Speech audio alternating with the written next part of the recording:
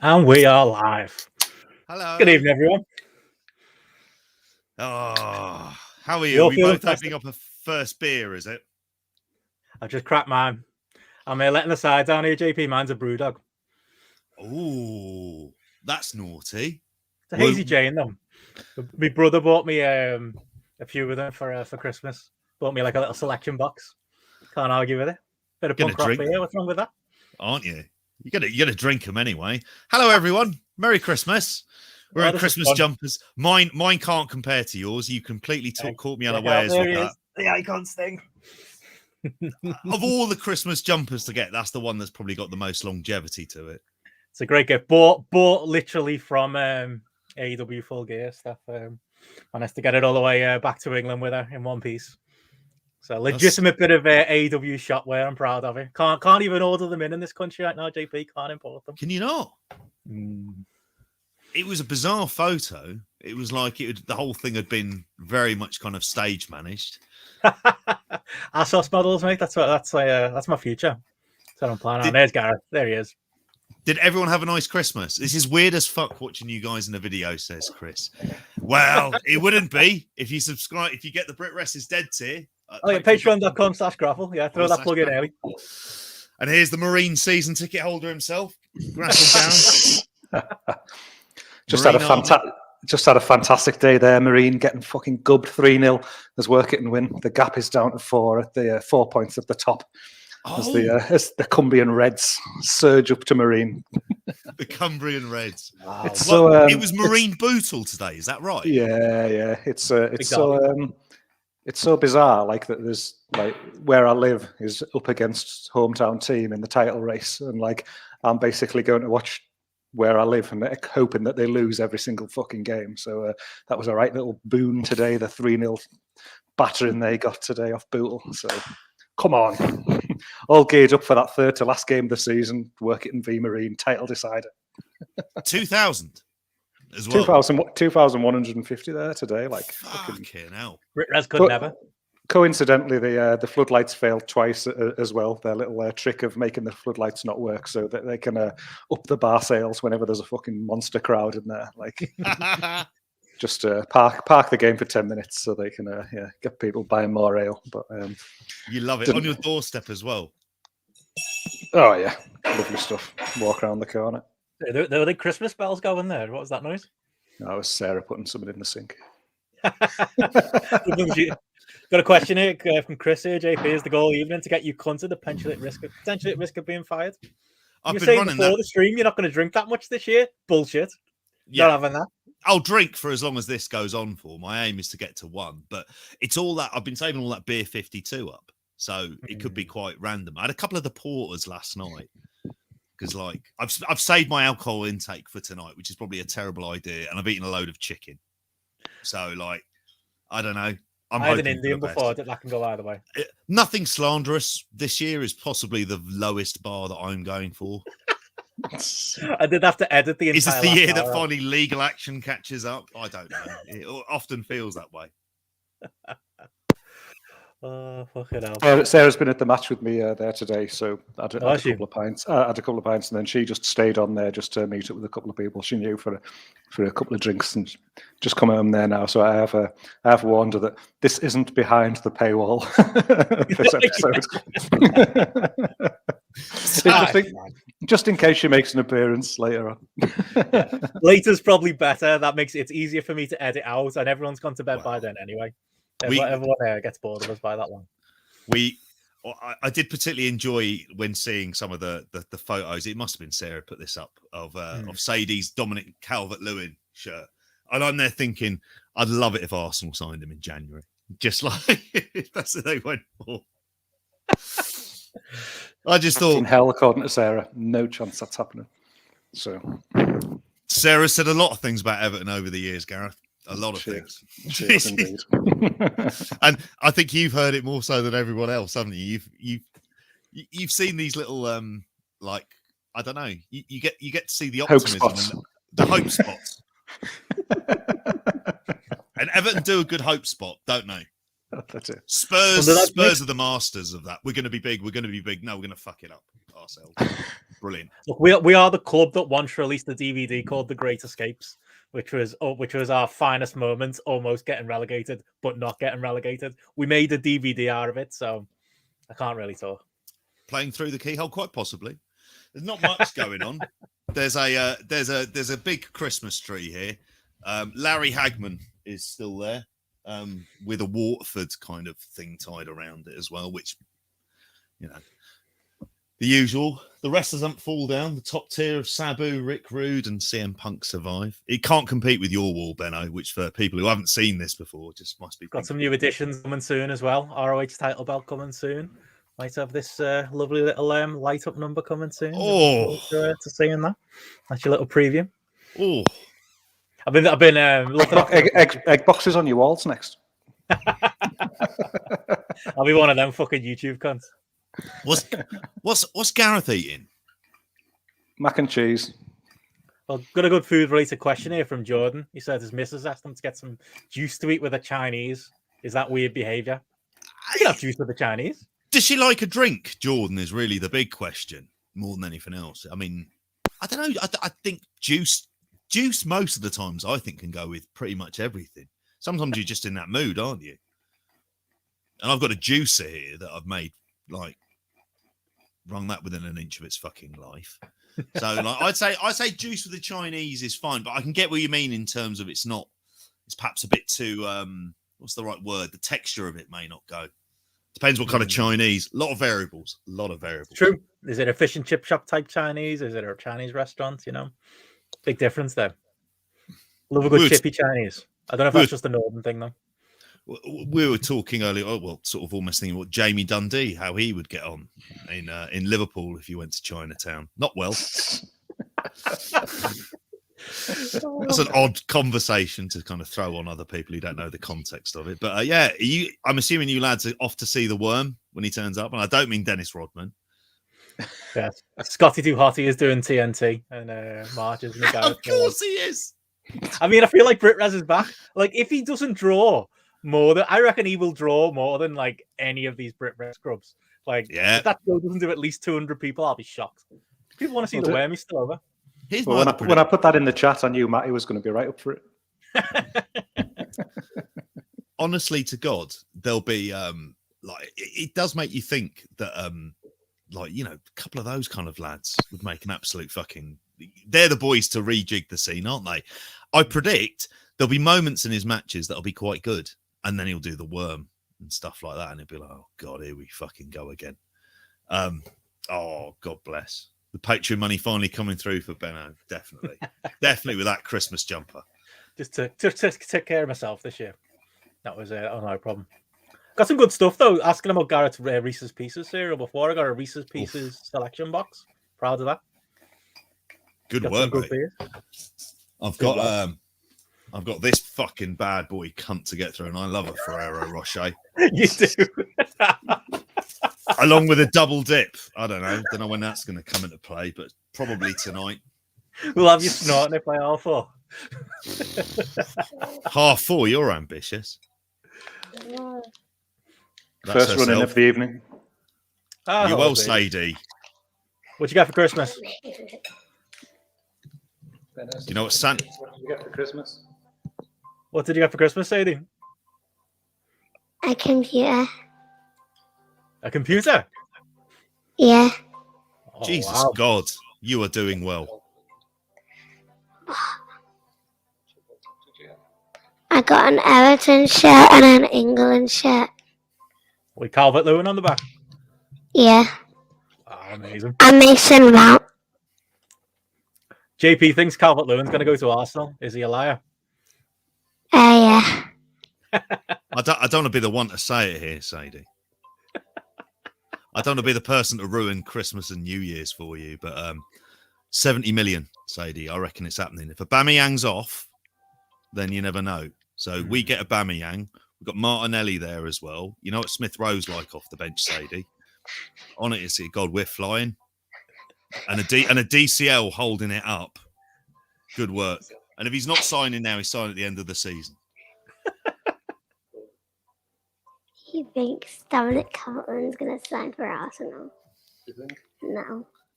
No chance. No. What do you think about Scotty Too Hotty wrestling in the town, Sadie? You gonna go watch him? Driven, the chat's going wild for Scotty Too Hotty, yeah. How many needs a draw? He's coming out with traveling tickets to a game. He's wonder if he's as cheap as D'Lo. Maybe he wants to go to the Marine game. Maybe he's heard stories from Gareth. Wow, he can have a box at the Marine game, can Scotty Too Hotty? If Jarrett can turn up to Tranmere, someone's able to do Marine. 20 quid. Exactly. Class traitor, JP with his Ferrero Rocher. I'm a class traitor in a number of ways, mate. I live in Oxford. What can I say? Did you have Did you have dark Ferrero Rocher there when I saw that tray? Yeah. And is there white Ferrero Rocher? I don't think I ever had a dark Ferrero Rocher or a white Ferrero Rocher. Mate, you're letting the best in life just pass you by. The dark Ferrero Rocher in particular is special. Too special for your standard 8-pack, which I also ate yesterday. So, by myself, by the way. I thought Christmas face, you're allowed. I'm not sharing those cunts with anyone. Not having that in the slightest. I did that. I always do this every Christmas. It's just me in the flat, and I will go to Tesco on Christmas Eve and buy so much Christmas food that, like, when am I actually going to eat it? I just end up with a freezer full of just shit. I've got like loads of pigs and blankets. I don't even like them that much. Why are they here? Loads of pork pies, like festive ones. Got little festive sausage rolls. It just isn't the time. Is it not all marked? Is it all marked down? Yellow label stuff last thing Christmas. I've got a couple of yellow label ones, yeah. Good. Mate, I was in Aldi on Christmas Eve and they were 75% off turkeys. Too big for me fucking freezer, though. Don't ask Gareth. Tory chocolate. Everyone's calling you a Tory in the chat. I'm a Tory for eating Ferrero Rocher. Is that where we're at? Is it, people? You and the ambassador. Well, do you reckon they'll sponsor us? Ferrero Rocher? I fucking hope. Honestly, like I could only drink. That would be it then. I do a lot of things for like a Ferrero Rocher sponsor. Probably not. I'm going to go into not at this particular time. Give it 4 hours. I'm sure I'll come up with some things. Oh, there's WH Park. You better be ringing in tonight. Who scored for Newcastle? It doesn't really make any difference for me, other than my draft team, which is on a 7-game winning streak at the minute. It's just kicking all manner of arse. There's WH. He's asking if Will's here. Listen, we have got some guests. We're gonna have some friends of the show calling in for little segments, but we'll also be taking some questions from patrons if patrons can find the link on the Patreon page if they want to ring in with individual questions or help us answer a question. But I have scheduled Will Cooling for as late as possible. He's not until 11:30. So you've added in for the Ashes slot, so you're basically going to be watching England lose the Ashes in real time. That's the possibility for any of you who are interested in a watch along with that. Right, is that when me and Benno go for a kip then? Yeah. No, we get Sarah versus Will again. And the great debate that took place behind the Patreon paywall takes place in public. That's the plan. This time it's personal. Video, all sorts, kicked off. God. Don't need to explain Tories to WH. He knows. He's in our group chat enough.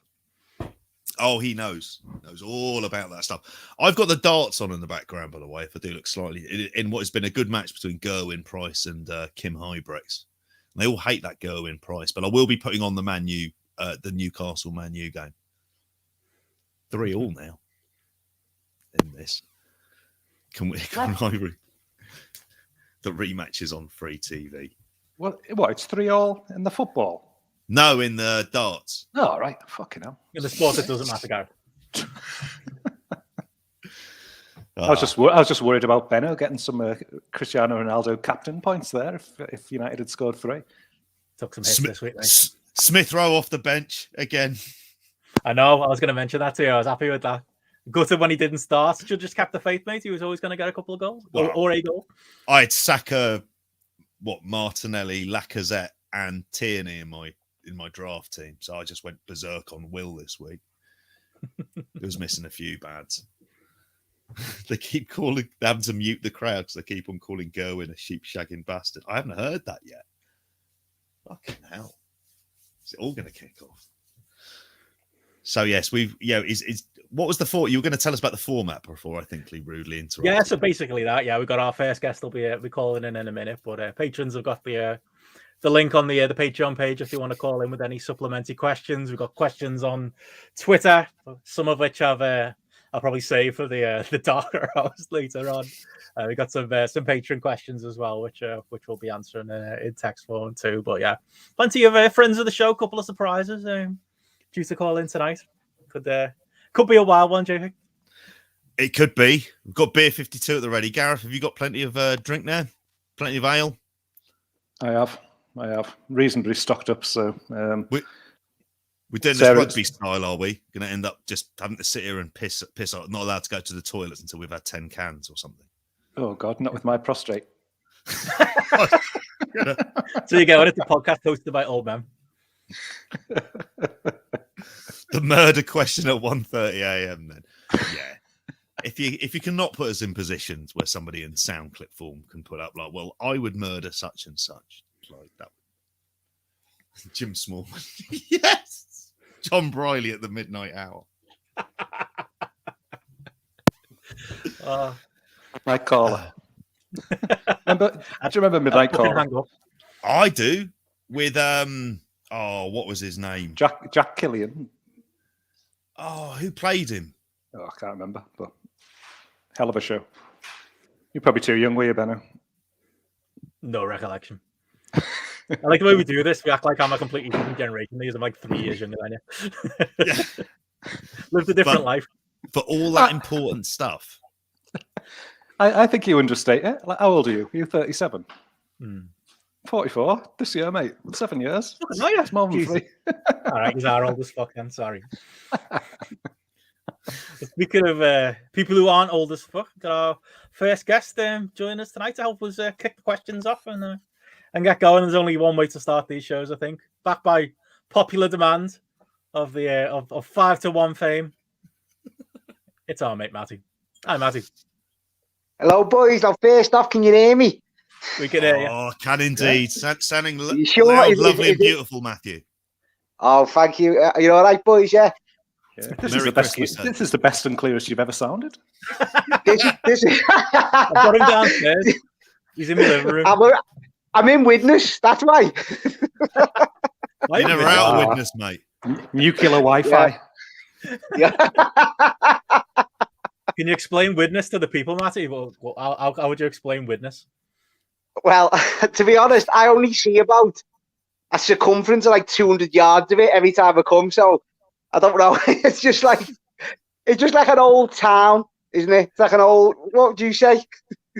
Yeah, it's like I don't know. It's like it's not even old, is it? It's kind of, isn't it one of those newfangled ones they built just to kind of in the middle of nowhere and made it like a travel into actual cities? Yeah, but it is. I'm totally wrong. But when you're here, it is like you're in 1992. You know, and that's a good thing. You know what I mean? For you, yeah. Think of all the videos and DVDs and physical media you can buy. Oh, I've got my man in the market who will get me DVDs off of that, so he's sound like, so we're all good. Amazing. Blu-ray, is it? It's not, unfortunately. His name's Keith Power Play. I'll give him a cheap plug there. You know what I mean? He's on Facebook if anyone wants to check him out. If anyone wants any VHSs, does he do cassettes? Has he got any Silvervision shit? He actually does. Best of the USWA. He's got a JP. Yeah, he has. You know, he's got a. Yeah, he's got. Now we're fucking talking, aren't we? What's he got wrestling Definitely. Wise? Like proper obscure shit. He's got like a few old WrestleManias and a few old like SummerSlams and that. Yeah. Oh, right on the bottom though, you've got to root for them like they're tucked away at the bottom. It's only like literally a little indoor market, and he's got a stall, and it's just honestly floor to ceiling is just you just can't see the walls for stuff like. Is it buried away further than the porn, or like what's the thing he's supposed to change his selling? Porn has he got or a bit of blue, is he? Well, I can't actually see any porn when I'm in there, and I don't want to ask because I usually go in with Steph, like, so I don't want to. I don't want to ask, but I'm sure he's got some. I'm sure he could get his hands on some, like. Ask A for the copy of special stuff. Emmanuel. Oh, He's selling Keith. like kind of videos, isn't he? Emmanuel. He really is, isn't he? Yeah, oh yeah. Has he got any The confessions the of a window classics. cleaner? Next time I go in, JP, I'll ask him. Please do, mate. Particularly the And US. Brit Reserway's got a question for you, Matty. Any Laserdisc going? Laserdisc? Have I missed that format? What's that? Oh, don't worry. You'll get to it in about 4 years, Matty. Right, okay. Was that one that he tried to get off the ground, but it didn't work? Was it one That's of them? the one. Yep. So Right. Like mini discs. yeah, Yeah. or like the Sega CD. Yeah. Okay, I'm on it now. All taped off Friday nights on Channel 5. So how was your Christmas, Matty? How have you been? Yeah, sure, mate. Yeah, just quiet, really. Just, I say, up in Widnes. Just took it easy, really. How about yourself? Who made the Christmas dinner? Oh, Steph. I mean, Steph made all sorts. To be honest, boys, I haven't lifted a finger. To be honest, I've only done one lot of dishes as well, and that was tonight. So Classic 1992 there, Matty. exactly. 1952, JP. The big question. The big question, though, Matty. How are them Cheetos? Oh well, Gareth. To be honest, mate, that picture was took on Christmas Eve, so the green ones are well gone. They're all gone,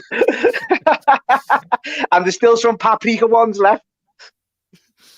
Paprika. They're lovely though.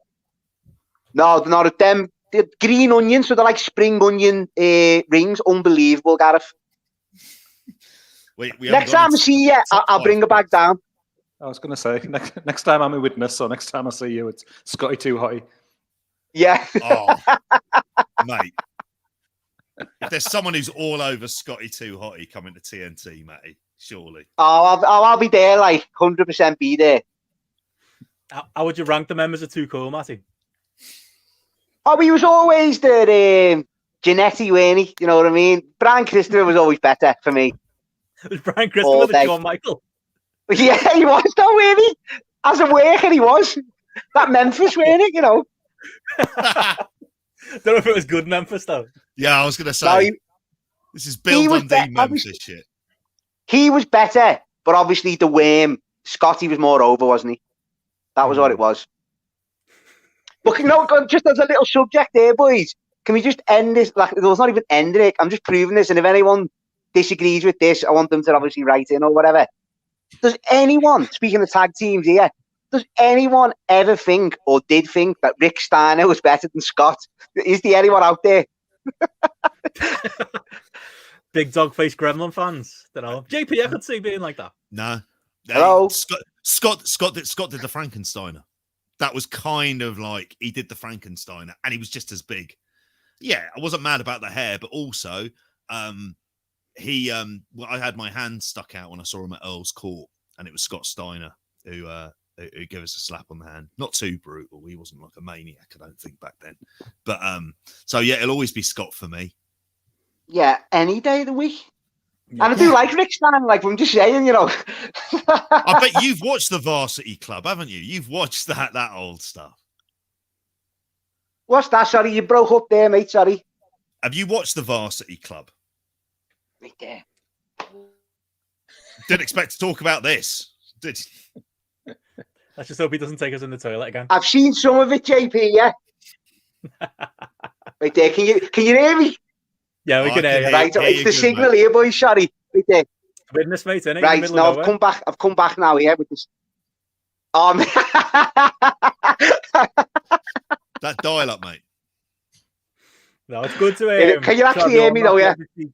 You were very popular with the patrons in general, having you on that 5-1 list. I think you blew some minds with some of your choices. Like I wasn't shocked, although I was a little bit shocked by the Undertaker. Having known you a lot of years now, I didn't realize you were that big an Undertaker fan. But you believe in all your choices, mate. So people should. I think once people listened to it and understood, they saw the logic behind it.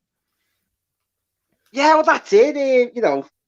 As I said, that's That's just me. You know what I mean? And that's I'm not gonna. I wanted to say, JP, I'm a shepherd, not a sheep. Was that the line? There was.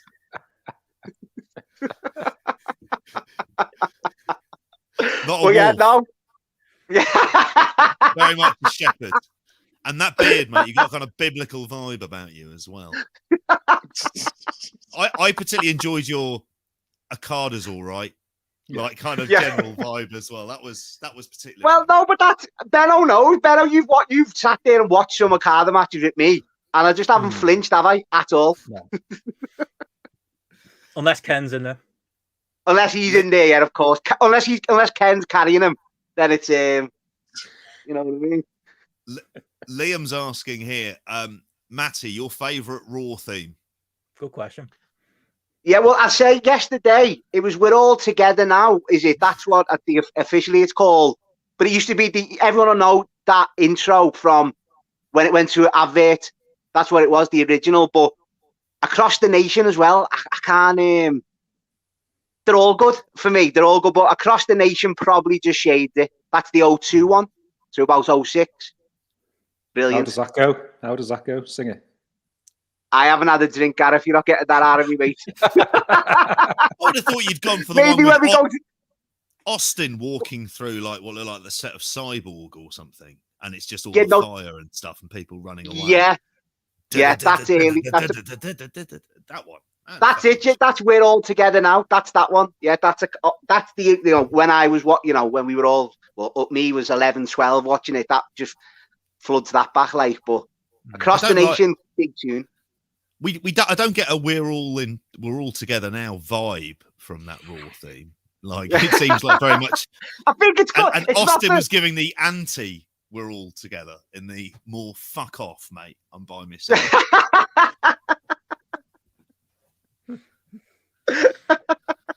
Amazing.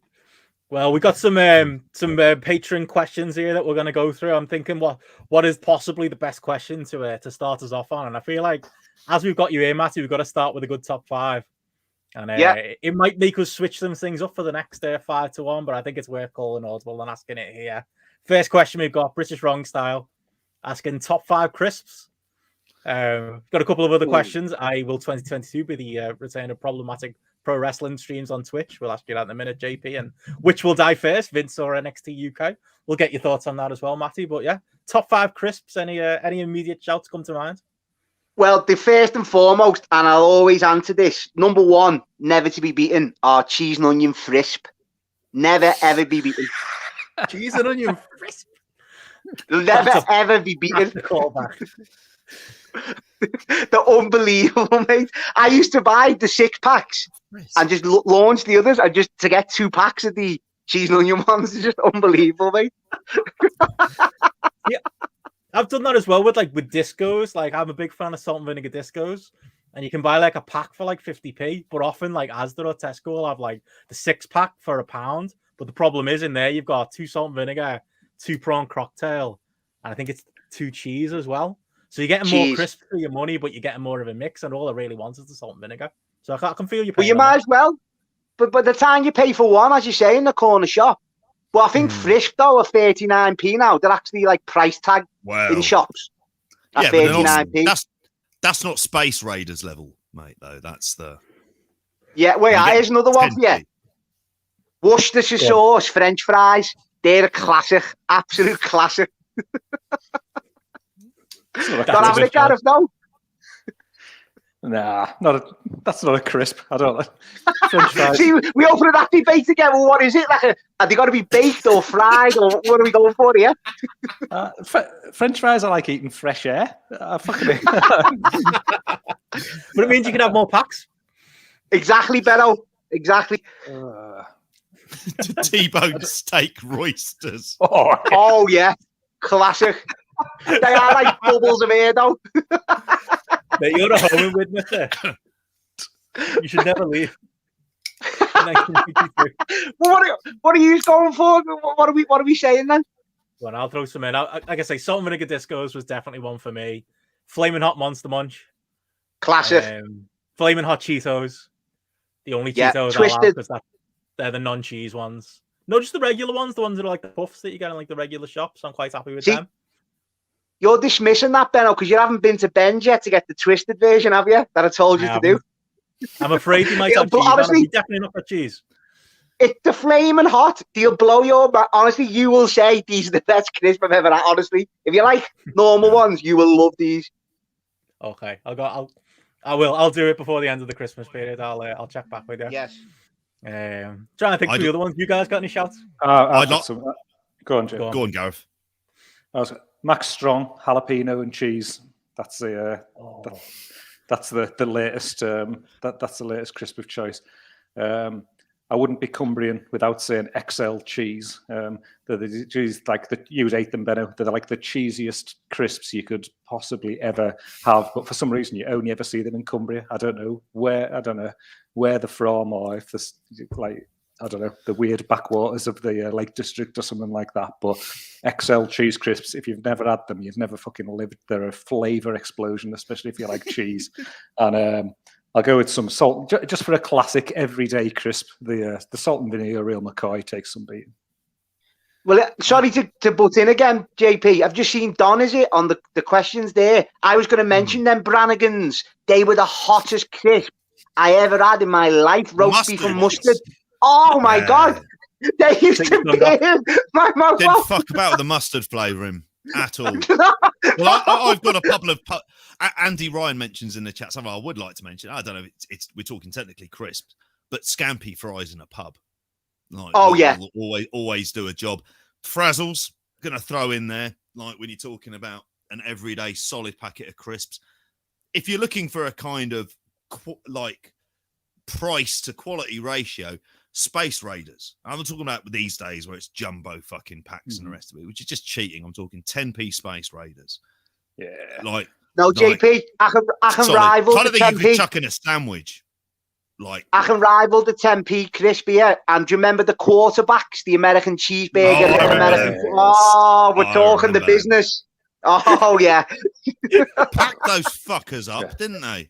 What about a Transformer snack? They were always a good one back in the day. Again. Yeah. I mean, I'd like to throw in knickknacks as well.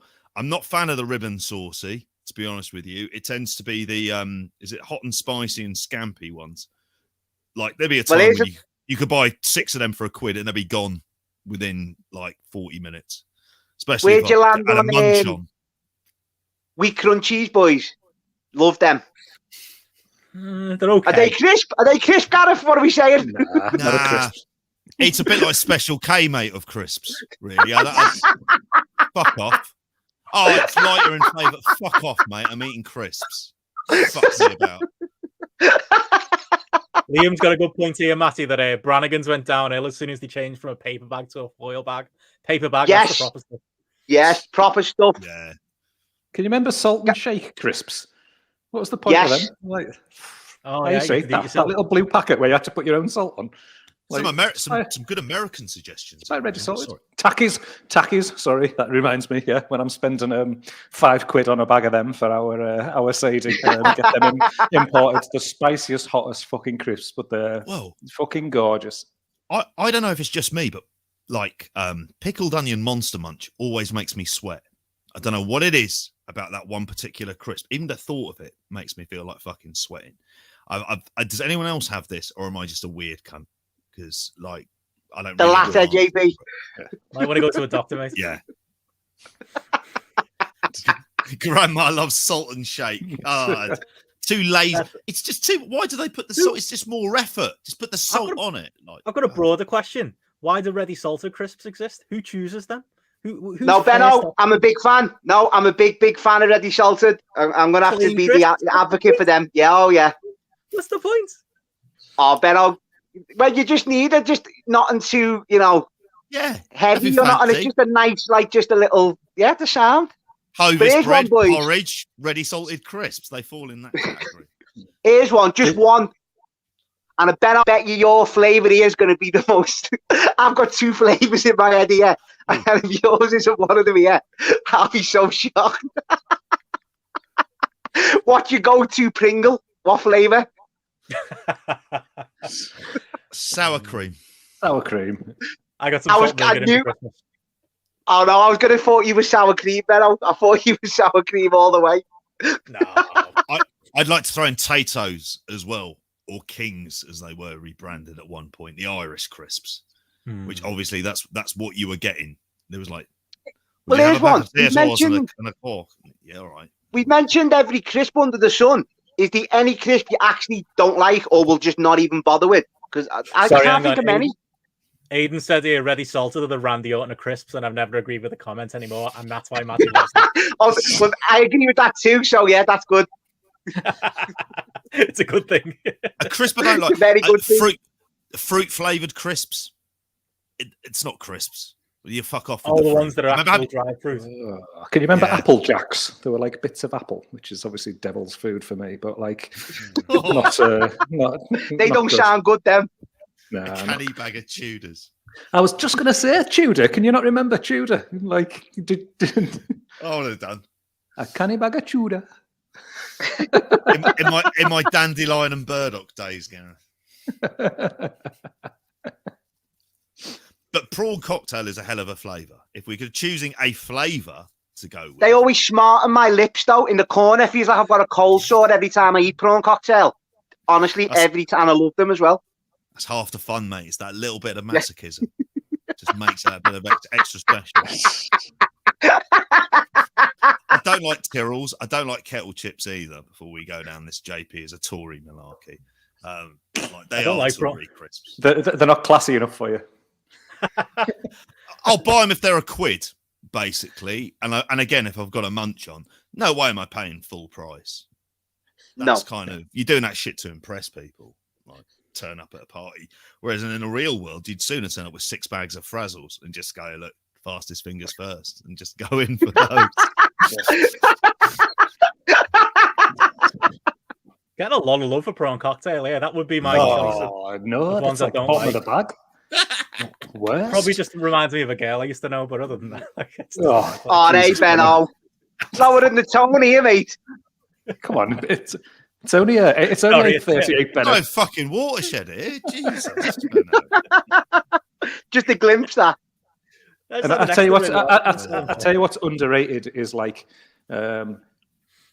as Sarah would call them, biffy crisps should go. If you go at Sainsbury's, get us some biffy crisps, and it'll be like onion rings, salt and vinegar, like sticks, like the bake, like just where it's like supermarket own label party crisps. Supermarket Watch-Its. They're good. Classics. Like, yeah, like your cheesy puffs. Solid shit.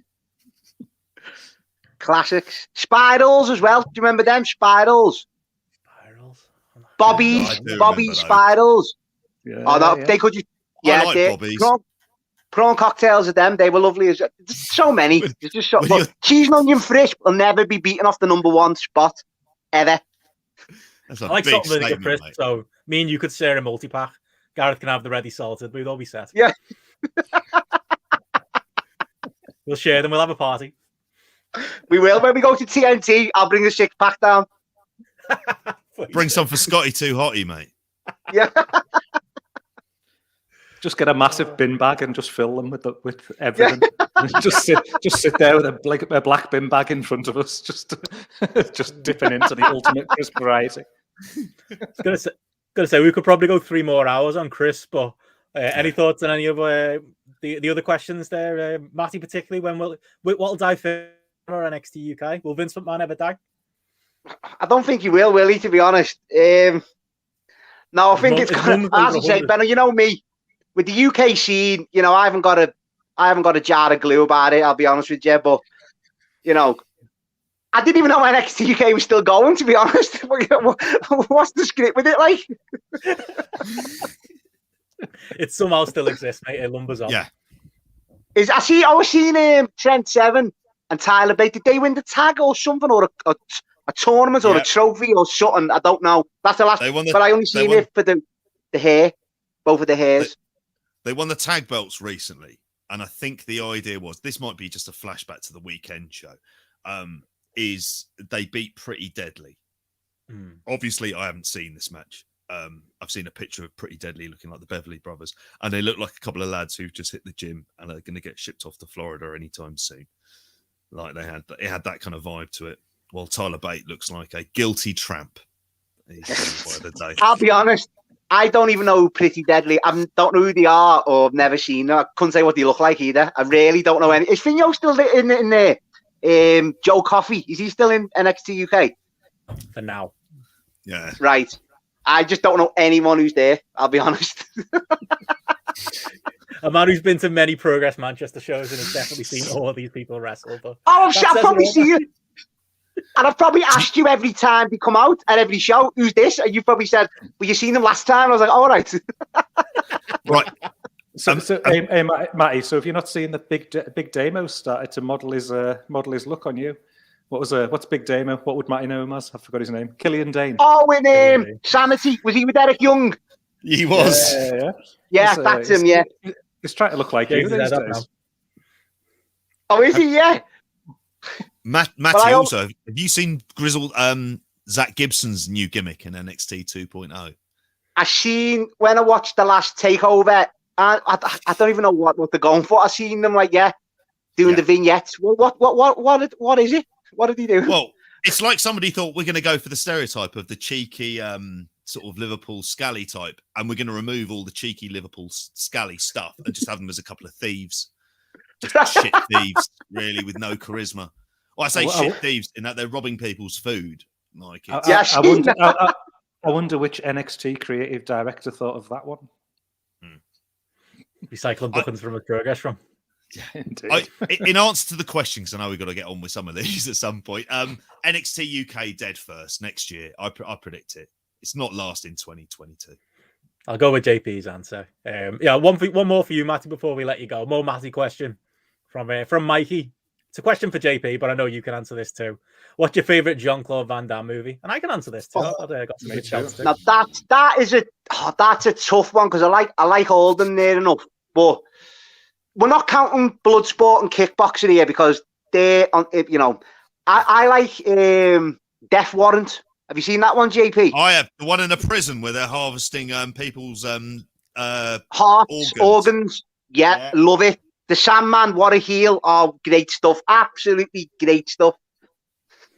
I'm a surprisingly big fan of Sudden Death, the Die Hard. Oh, what's that the week? Oh, JP, the best of all time is when obviously Van Damme didn't make it as a goalie, and he ends up in goal somehow. Yeah, and he saves a shot at the end of the first period. He brings the game into extra time so the bomb doesn't go on. Because it's supposed to go off when the game ends, but somehow, if extra time happens, we can't, argue with that. Doesn't that type of stuff into the roof doesn't exist though in cinema. To me, that's proper cinema. That doesn't exist anymore. It get laughed out. Obviously, it gets laughed out then, but you should have stuff like that nowadays. It's unbelievable stuff. But the helicopter comes through the roof, doesn't it? At the end as well. I mean, if you're asking me, there's a part of me that will, of Van Damme films, I'd like to throw in a shout for Cyborg, which doesn't hold up, obviously, like very few of this stuff does. I think that one's good. I mean, Time Cop would be like the kind of what I thought was the first big, mainstream Van Damme film. And I'm trying to think. Universal Soldier, JP. Oh, yeah. It's fucking great. It's got Lundgren on top form as well. In the second one. In the second one, that's rough. Yeah, that's not I'd as go good. with him. I'd go with what Liam's got here, The Quest with Roger Moore. That's my favourite one. It's kind of got a similar vibe to Bloodsport, Kickboxer-y. It's basically UFC 1, this Quest. I've always described it. It's all these people from different backgrounds and it's very, I don't know, it feels a little bit Street Fighter as well, which I also love. That's one I watched a lot when I was a kid, but The Quest is probably, I think that's the best Van Damme film. Have you seen No Love for AWOL? That's my favourite. Oh, classic, Gareth. Love that one. Is AWOL known as Lionheart as well? That's got a different name, yeah. It's where he escapes the Foreign Legion or something like that, and then his brother's dead, so he has to win fights to financially support his whatever, his brother's family or something. Love it. Mm-hmm. Great film that. I haven't watched that in 20 years. I'm watching it in the next couple of days. Have you seen Knockoff? I have, yeah. Is that the one about hooky jeans? It's one where Rob Schneider and knock off jeans. He went through that period. It was like somebody had mentioned that there's Double Team with Dennis Rodman, where I think they end up rolling down the hill and a big inflatable ball at the end survived the explosions. I have time for Double Impact, where he plays his twin brother, who's just him with slick back hair. I also remember a massive one of those crates you get at shipyards falling on someone, and just thinking, is that the way you want to go, or is it not the way you want to go? Because it's over very quickly, but for that millisecond, it's just horrific, isn't it? Being literally crushed to a pancake. Anyway, sorry. Well, legend. Yeah. WH. One more question there before we let you go, Matty. Go ahead, boys. Get on with your day after Boxing Day. You got work early in the morning tomorrow, haven't you? So appreciate. I've got to get up at 7 a.m. boys. That's an early start for me. That. Well, I'll leave you on a big one, mate. Fuck, marry, kill. From Gunny, Vince, Eric, Heyman. Oh, right. Heyman's a goner. I'm gonna marry Vince, and I'm gonna shag Bischoff. It's the hair, isn't it? I'm gonna marry Vince for the money, obviously, and I'm gonna Heyman. I mean, with the wife, Benno. I like Heyman, but Bischoff, he's just got that. You know what I mean? That like Filth, that charm, hasn't he? He could get you like proper sleazeball. He knows his way around the bedroom, Eric. I was going to say, think all the keys that have got in them bowls. He's an experienced man, you know. He might have got up to all kinds. He could teach you a thing or two, couldn't he? I think that's the answer, isn't it? I think you're right. Like, why you wouldn't fuck or marry Heyman, would you? Like, they're going to lose all your money, or you got to fuck Paul Heyman. There's no win, is it? You'll definitely get screwed over on your money. Yeah, conversation would be interesting, but how often would he just be lying to you on a consistent basis and be like, fuck off, go off and edit the program downstairs and piss off and leave me alone? Lying sack of shite. Don't think there's an argument, is there, lads? I think we're all going to go the same way. I think that is the answer, isn't it? There's no other, like, I'm trying to like weigh it up in my head, and there's just no other choice there for me. That's it. The only potential Heyman thing is that he might accentuate my positives in the bedroom and hide my deficiencies. Hide your weaknesses. But I'll stick with the original answer. It's definitely the right one. Amazing. Well, before you go, Matty, we'll let you. We've got a bit of crossover here. We'll let our next guests on. You can say hello and goodbye, because joining us, our next guest here, it's the Ogden boys. Hello. Hey. Hello, boys. Hey, Matty. How you doing? All right? Yeah, Sam, mate, you're okay? Not so bad. Not so bad. Yeah, doing well.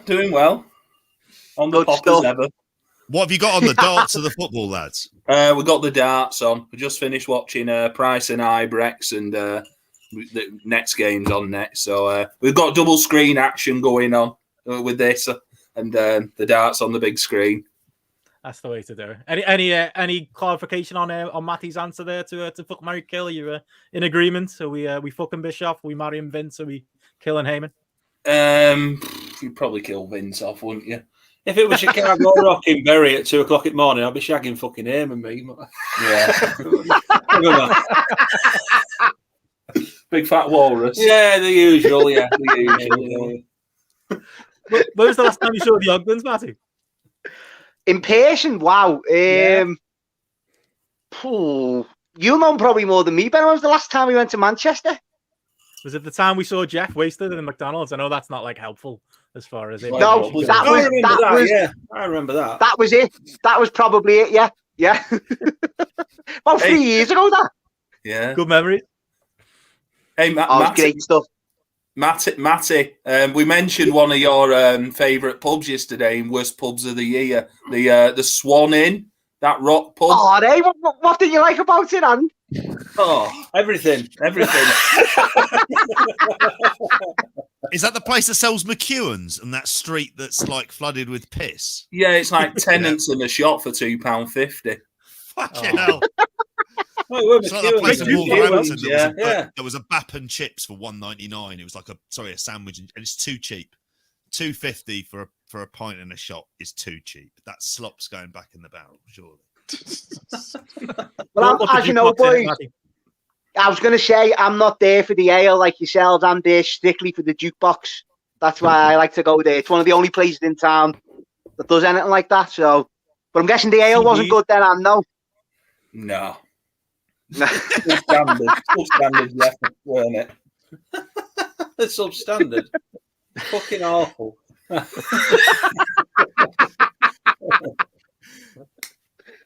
Fuck off, Wilson.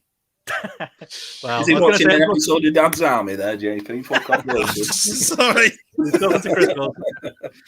doesn't mean he's in my draft team. It's more for the future than anything else. Right, Matty, we'll let you go, mate. But anything you want to plug? Anything you want to mention?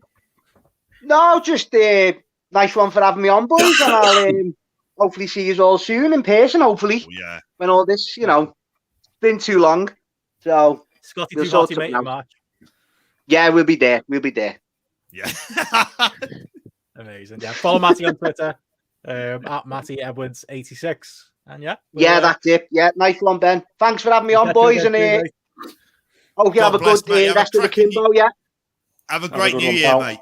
See you, Matty. All the best to you. Ta-ra, boys. Cheers, Matty. Ta-ra. Cheers, mate. Bye-bye. And there was Matty. Oh, my boys. Did you have a good Christmas?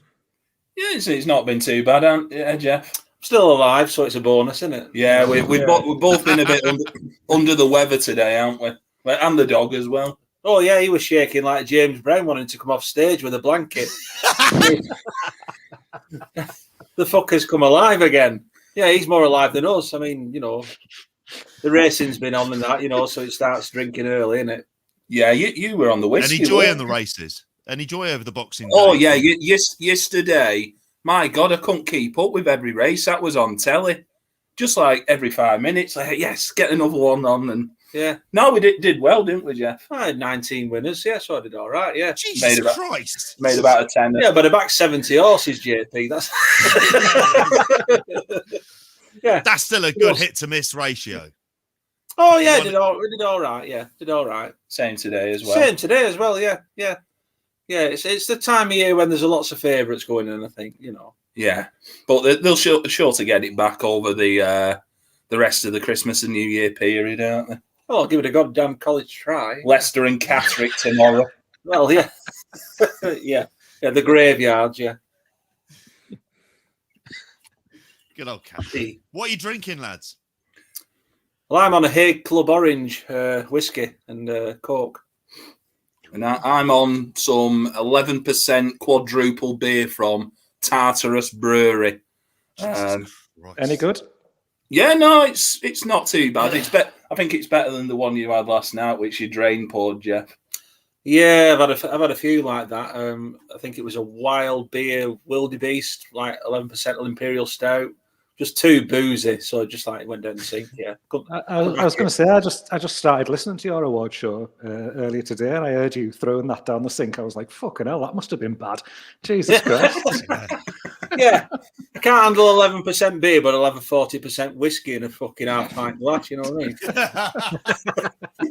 mean? I've got standards. Unlike Will Cooling. I'm on the he's not.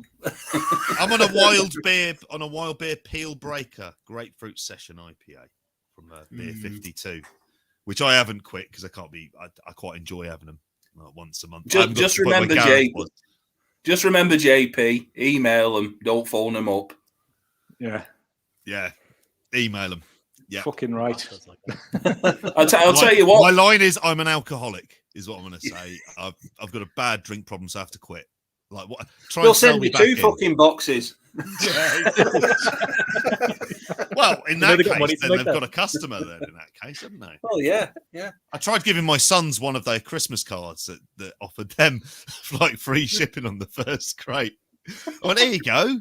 I get a little bit back. Everyone's a winner. Yeah.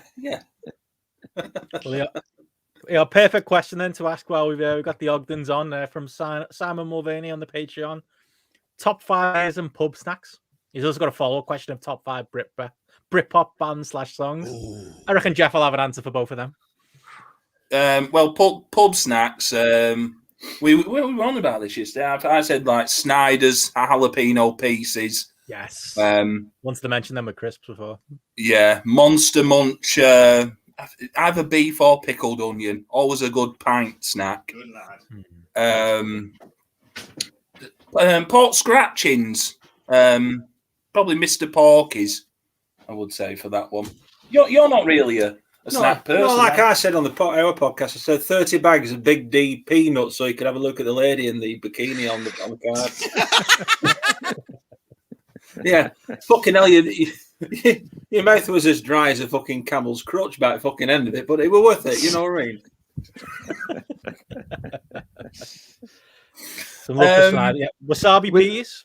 Wasabi peas, yeah. Oh, you like them, but they're fucking hanging. I always used to get them when we went to Progress every month down London. Always on the trip back going to Martz's, get some wasabi peas. Oh, they were amazing. Yeah. Also in get the taste of disappointing wrestling out of your fucking mouth by wasabi peas, isn't it? Bit of Bombay mix. Bit of Bombay mix, yeah. I'd still shout out and steer it on your arsehole. That's all you have to do, isn't it, really? You know. Yeah.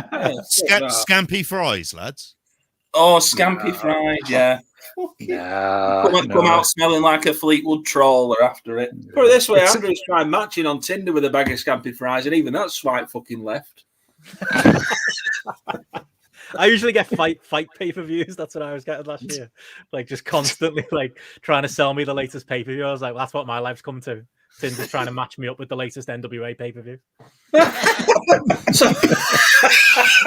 So how's it going with the NWA, Benno? It's complicated. You've got some very problematic quite like their wrestlers, isn't it? Most of them, yeah. What was the other one about Britpop songs? No, Britpop. Yeah. This is yours, yeah. This is me. Oh, fucking hell! Like what's it called? Gene. I think Gene, Oasis. No.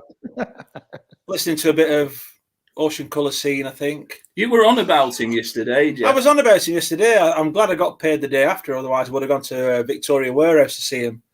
Just for some disappointing cans of Red Stripe and, the rest of it, whatever they have on there. But seeing him, like the lead singer, and he looks like somebody he's piled the weight on. He was just wearing the same clothes that we're wearing throughout. I've seen like videos of the previous gigs, and he just has the same clothes on all the time. So he looks like he's probably sleeping on them on the tour bus. And I think his voice has gone as well. So it's just like, hold the mic out to the crowd sort of thing, when the high notes come or the chorus. Yeah. Yeah. He doesn't look in the best shape. Yeah. Yeah. Mm-hmm. The Jericho trip. But yeah. I mean, he probably sings some of it. I mean, Jericho is just all on tape, isn't it? Yeah. I'm led to believe. Last two. Would you count Manson as Britpop? Oh yeah, they are Britpop. Yeah. That's wide open space. That's more my thing. Wide open space, yeah, and other assorted it. When I saw him, Cooler Shaker. Cooler Shaker, yeah. Fucking hell, you're under the dregs now. Yeah, any like Elastic or a Sleeper. The Boo Radleys, come on. Yeah. Oh, that used to be the GMTV Get Up and Give theme, didn't it? Wake up, it's a beautiful morning. Yeah, but it's 3 in 10 by fucking Boo Radley, isn't it? This is like my hell playlist. Fucking hell. Garrett's a big Oasis fan, so I know there's plenty of stuff. I'll always shout up a definitely maybe as being the kind of that's I don't know. I think What's the Story is Columbia, the best album. Yeah, Columbia. Yeah, but that's for other reasons. JP. Yeah, very true. Mid-90s, mate. A lot of stuff happened then in the mid-90s, and there were no fuckers. There were no fuckers with a camera phone either. Still going on for you, mate. Yeah, you might shout "fuck off" Wilson again, but Chris Wilson here's got a top 5 Britpop bands: Supergrass, Lightning Seeds, Pulp, Oasis, Space. We should be fighting the corner for Lightning Seeds and Space, no, Gareth? Yeah, Lightning Seeds are very good. Fucking Lightning Seeds. Well, match of the day, fucking music. They're not. Gareth's more about Ocean Colour Scene. Oh, I fucking am not. Chris has Go on, got then, mate. two of the five there. Pulp, Yeah. number one. Supergrass I'd have in there, but after Oxford based. Suede. Yeah, definitely Af- af- Suede. Yeah. after I Should Coco, that's shit. But after them, next two Supergrass albums, but I'd have Suede in there. I'd have that might be it. Elastica. But Blur. Did I say Blur? Blur. Blur, Oh, fuck off with Elastica, Blur, Sleeper. no. Blur space Pulp are there for reasons. Sorry, Blur, Pulp, and I'll say Oasis. Like, I know later album stuff, and I know you think they're the least talented. Just a Chimps Tea Party, basically, to you, aren't they, Gareth? A Chimps Tea Party that's doing a Beatles impersonation. Yeah. Daytime TV themes with some whiny mank over the top of I it. used to love speculating what Little James would sound like before it came out. The one song that Liam wrote, because you just thought this will be shit. He's better. He's the better of the two now, isn't he, Jeff? Liam. Yeah, I've got stuck with what he knows, isn't it? I think. I've got a soft spot for the Blue Tones. There used to be a small festival in Cumbria called Cock Rock, and Cockermouth, and the Blue Tones were the headliners, and it was. I went to see them, and I was on the front row and the back row at the same time. There's literally one row of people watching them, and I kind of felt a bit sorry for him for that. And then the fella next to us shouted, "Play Slight Return" and "fuck off."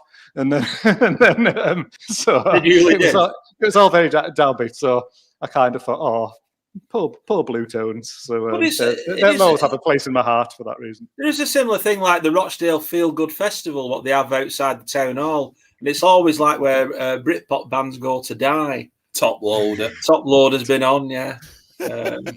Feeling's been there. They're not Britpop. They're not Have Britpop. Cast been there. Cast have been on. Badly Drawn Boy. Yeah, all them.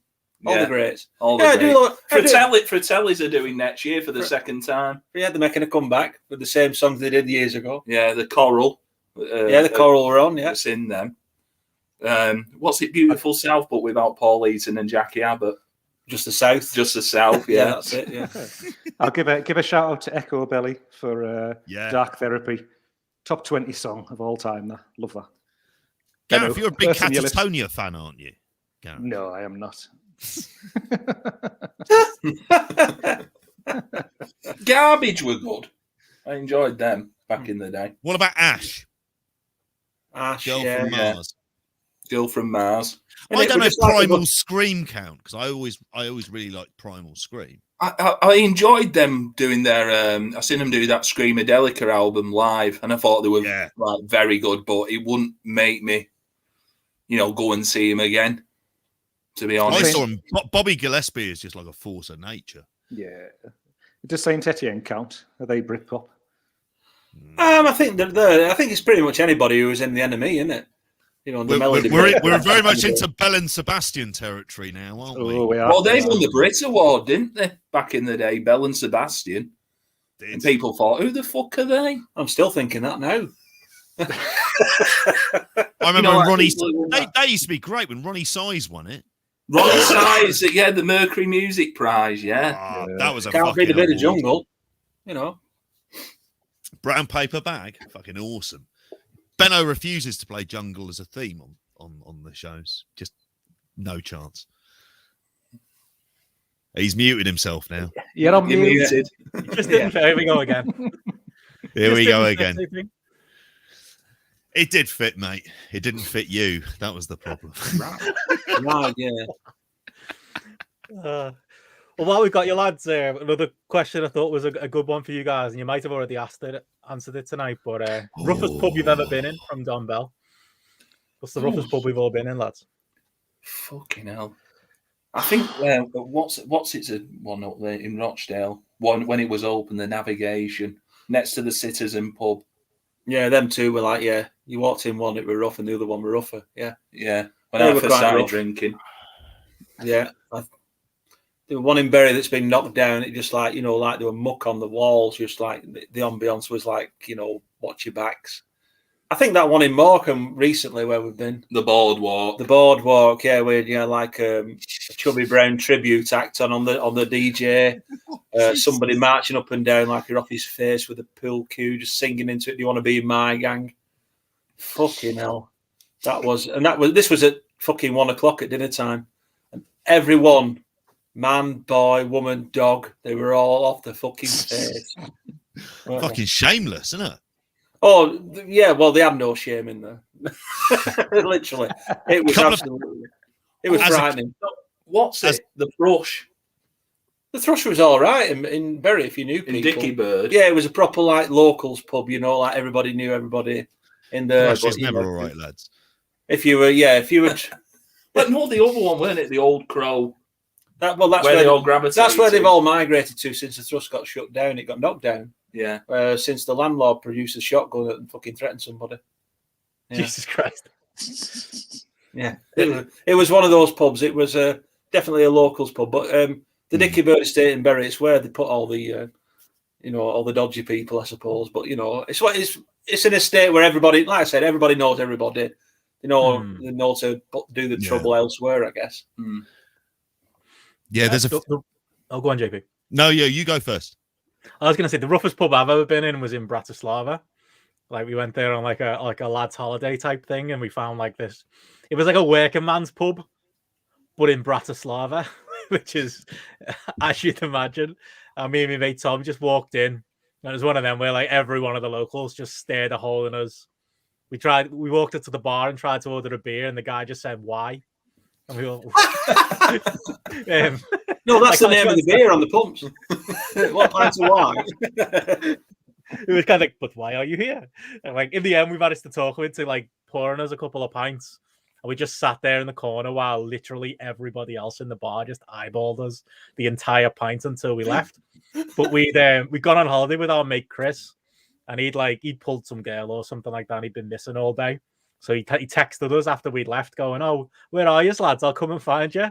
So we'd moved on. We were like 3 pubs down at this point, but we just texted him, told him we were in that place just so he'd go there and get the fright of his life.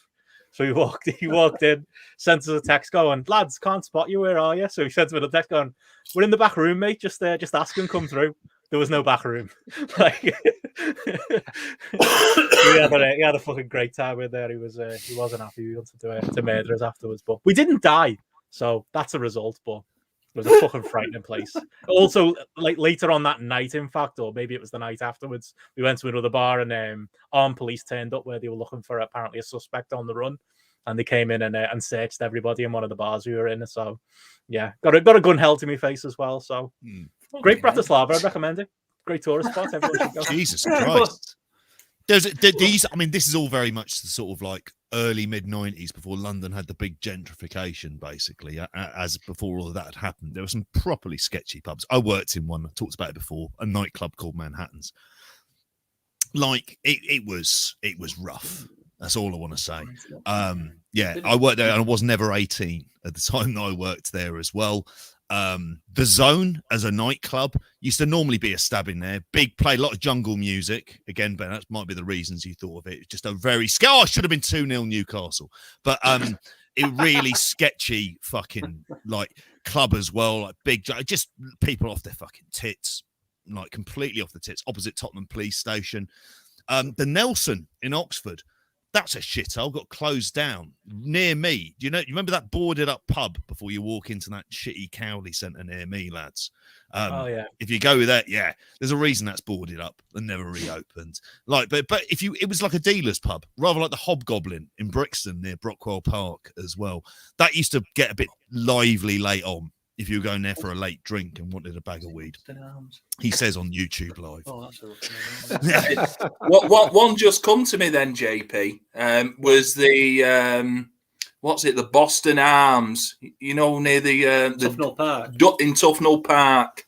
Oh, fucking hell, that was dicey walking in there after like WXW and some of the shows that they held there. Some of those pubs just have never been gentrified. Like it's just not happening there at all. And like there were fighting pubs, basically. But there's also a thing about these kind of rough pubs where they've got their own ecosystem going on. So if you go in there and you get involved, you're in for a world of grief because it's like a fucking episode of EastEnders every fucking day. Just drama. And if you just avoid it and play pool or darts or watch the football, generally you're fine. That's always like the kind of rule of thumb, I always think, as much as anything else. Yeah, I would have thought as, like in Bethnal Green, the salmon and ball is very similar to that now. That used to be always like one of the first pubs we'd go, but now the Dundee Arms got a bit tarted up. That pub in Blackpool we went to. Oh, Shenanigans. The one that was playing Zombie. Oh no, the karaoke What a shithole that was. On a industrial scale. It's like you've read my mind there. Yeah, we won't let the Ogdens go quite yet, but our next guest is going to have something to say about that, I'm pretty sure. Joining us for the second year running, it's our mate. It's Allan Cheapshot. Oh, how you doing, everybody? Happy Christmas, guys. Hello, mate. Get a cut your greasy scruff. I don't, mate. Love that hair. It's like Benno's beard. Don't be touching it. It's gorgeous. Looking good, mate. I know. Where's your t-shirt? Thanks, guys. How are you all good? Oh, my t-shirt. I still got to send you the money for that t-shirt. I just remembered. I remembered yesterday. When you told me on the GRAPPL app, I was like, oh, my God.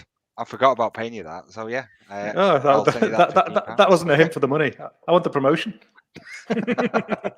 Oh, no, I should be wearing my Talk t-shirt. I'm into Talk at the moment. Great band. Great band.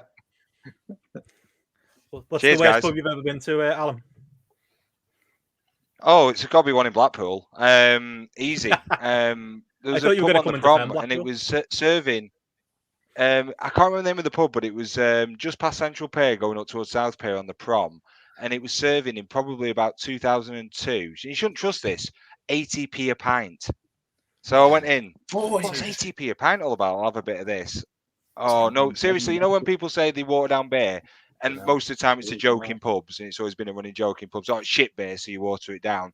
That was definitely the first place I've been to where they've watered beer down. It was grim. Weatherspoons near me was doing 99p Ruddles, which I thought was too cheap. It tastes like you're drinking an ashtray. We've got places like that in Manchester. Bar Wave, which is now shut down, and Friday's Bar, which was like £1 a pint. All those bouncers on the door at 11 o'clock in the morning. Fridays at Liverpool, it used to be 50p a pint. We used to go in there as students all the time, and we'd all be in there. And Dominic Matteo, and you'd be thinking, like, surely you're a Liverpool first teamer. Surely you don't need to be on the 50p pints, Dominic. But clearly his wage wasn't that good. Amazing. We haven't seen you in a while, Alan, by the way. I thought I was worried about you after that Manchester night out, mate. You disappeared after that one. You had oh, God. What a show. It was a great show. Yeah, for the amount of beer we had, it was fantastic. The one place I'd like to go back again, guys, was there's a place that had about 25 beers on tap, and there was about Society. 3 or 4 little takeaway places inside with the benches. Yeah, that's a great place. That's brilliant. I enjoyed it in there. It was very strong beer, though. I don't remember too much after it. It was good. The show wasn't great. The show wasn't great at the time. I just remember me and Will Cooling meeting in a cobbled street on the way into the venue, and I'm shouting at him something about Tories, and we go in, and then I didn't believe the thing. I thought everyone was joking. Who was on the door? Who was the bouncer on the door? You remember? Sheikh El Sham. What wrestler? Sheikh El Sham. Sheikh El Sham. Big Joe. I couldn't believe it, because I was just like, I was quite a few sheets to the wind by that point, and then I was reading somewhere earlier, when he goes into a blur, and then he was there on the door, and I was like, fucking hell, it's you. And he was like, I didn't know what to make of that. So yeah. And he's just a nice lad. You were a bad influence. You fucking was drunk enough, and then you're dragging me over the road to do a quick shot, and then leg it back into the queue to get back in there as well. I don't know if you have. No, that was the other show in Manchester. That was one. That was the Cat show. Yeah. There you go. That's how pissed I was. Yeah. Yeah. Maybe it was bad influence at both. Hopefully, anyway. Are we doing anything? Are we talking about any wrestling? What's going on? We can throw a wrestling question in before we let the Ogdens go. Let me see if I can dig one out. How was your Christmas, though, mate? Been good? Been okay? Yeah, it's been great. I had a couple of friends round. We're trying to not go out too much over Christmas because I don't want to get ill in any way, shape, or form. So we had a couple of friends round. That's it. I've not been out at all. And we had played a few board games. Articulate and what's the one where it's quite risque cards they have to say, and it's answers to questions. Cards Against Humanity or whatever. Cards Against Humanity. Yeah. Yeah, it was fun with a few drinks in us. It was quite fun, especially when certain cards came out, like the Madeleine McCann card. It was a bit, way dropping that. Oh, what did you say? Got quite dark on a Christmas night. Yeah, it was getting quite dark on a Christmas evening. But yeah, we had a we'd ever make a apart Matty from that, joke. yeah, we had Not a really as good dark time. as the back of the van, mate. It was pretty dark. Fucking hell. Oh, not that bad. You too. Well, on that note, got a great question for everyone before we let the Ogdens go. I think we can all answer this one. It's my favourite question of the lot so far, from Chris Wilson. In the spirit of Jimmy Havoc working for DPD, which British wrestler would best suit working for DHL, Yodel, Royal Mail, UPS, or Parcel Force? And he says, for example, Chris Ridgway could work for Hermes because he never fucking shows up. Chris Wilson's words, not mine.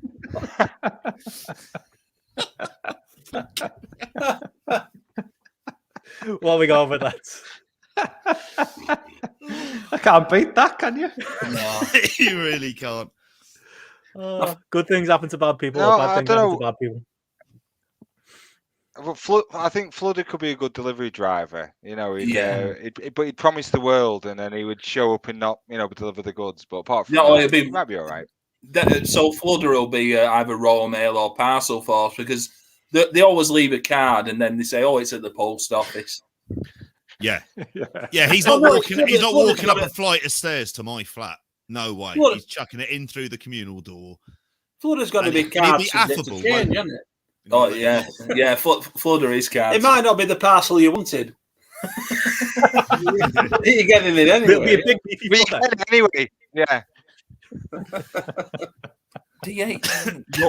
Yodel, they usually throw stuff over the fence, don't they? Throw things a long way. Are they still existing? I haven't seen Yodel shit around the place for a long time. No. Or is that just a southern thing? To be honest, I've not had any bad experiences with Hermes. He always turns up at 8 o'clock at night, fucking banging the door, leaving your parcel on doorsteps. They've never been too bad. He doesn't want a conversation, and neither do you. It's I'm all right with that arrangement. Yeah. We just have a gentleman's nod, like cheers for delivering that one. Fucking Ridgway's got to be. He's got to be Royal Mail and Parcel Force not turning up. No, I they think Chris always Egan's got to be Royal Mail. Yeah. Someone we all know. Just trying to think. Big Guns Joe. Because he would turn up. Works hard. He'd deliver. And he'd be working for all of them. And he'd be a bit like, oh, fucking hell, not you again. But ultimately, you'd be thinking, he is working hard, bless him. He's putting in the hours. And maybe I've been a bit cruel to him until the next time he turns up. And you're like, oh, for fuck's sake, it's not you again. And you just do that in the vicious cycle that we have with Big Guns Joe, who is genuinely very good. I like that. We definitely talked up until he started getting booked everywhere. That was the problem. We set a rod for our own back here, didn't we? But again, nice lad. He is.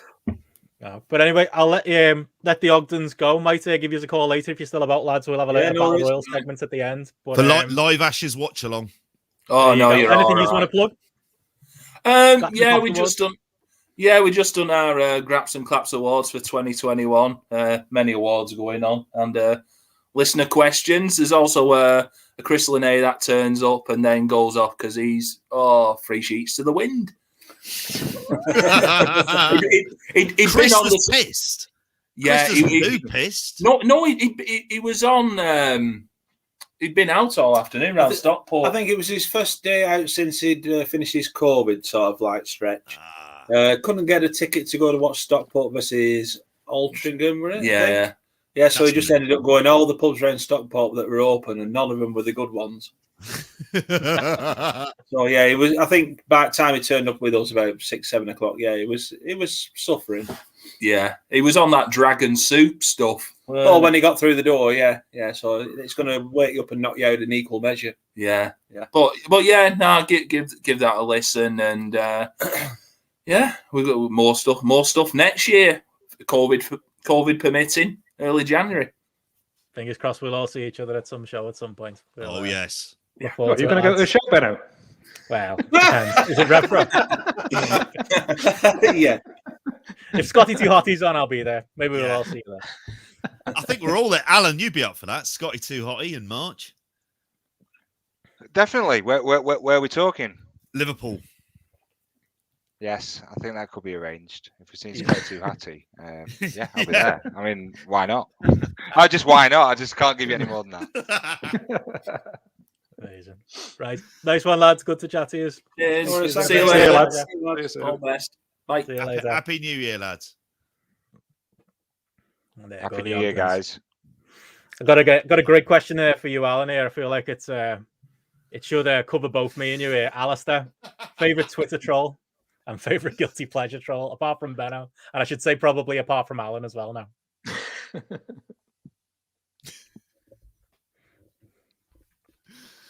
Oh yeah. Oh, I don't know who's my favorite Twitter troll. I mean, there's good followers and bad followers. I like the wrestling cringe takes at the moment. That's good for knowing what's out there in like La La Land, like real, out the bubble La La Land, because there's, I don't know, just crazy tweets. I saw one the other week or the other day even, that someone was trying to drag up a post that Meltzer someone wrote into the Observer from 1984. So that proved Meltzer meant something in 2021. But it wasn't even him that wrote the piece. It was a letter he hasn't to learned him. Or grown or changed as a person since 1984. I just don't know. I just think in terms of trolls, though, it's I don't know who's a troll. You get Rover. He's not a troll. He's he knows. He knows his bits. I don't think he trolls. I don't get the Elgin thing at the moment. Can someone explain that to me? What's going on? That's how those lads felt that. Like Christmas Day was spent by not just Michael Elgin, but Robert as well. Them having a feud. Like even I heard John and Way making fun of me on the Christmas show that I always get involved in the kickoffs on Twitter. I'm not getting involved in this one. I'm not getting involved in fucking all of this nonsense about Hook. Yeah, I don't know. Something to do with like Elgin's literally like making parody Robert accounts on Twitter. Like I'm sure we all see that coming when he was doing well in New Japan 3 years ago. Like how I was going to say how the mighty have fallen, but he was never that mighty. He's Michael Elgin at the end of the day. But I'm Team Robert on that one. We've had our run in. They loved him. I do love Trevor. In New Japan. They really liked him. Strong G. Who, Robert? No. Yeah, they loved him in New Japan. Michael Elgin. Like, didn't he? I mean, he was US champion and all the rest of it. I mean, not US champion, Intercontinental champion.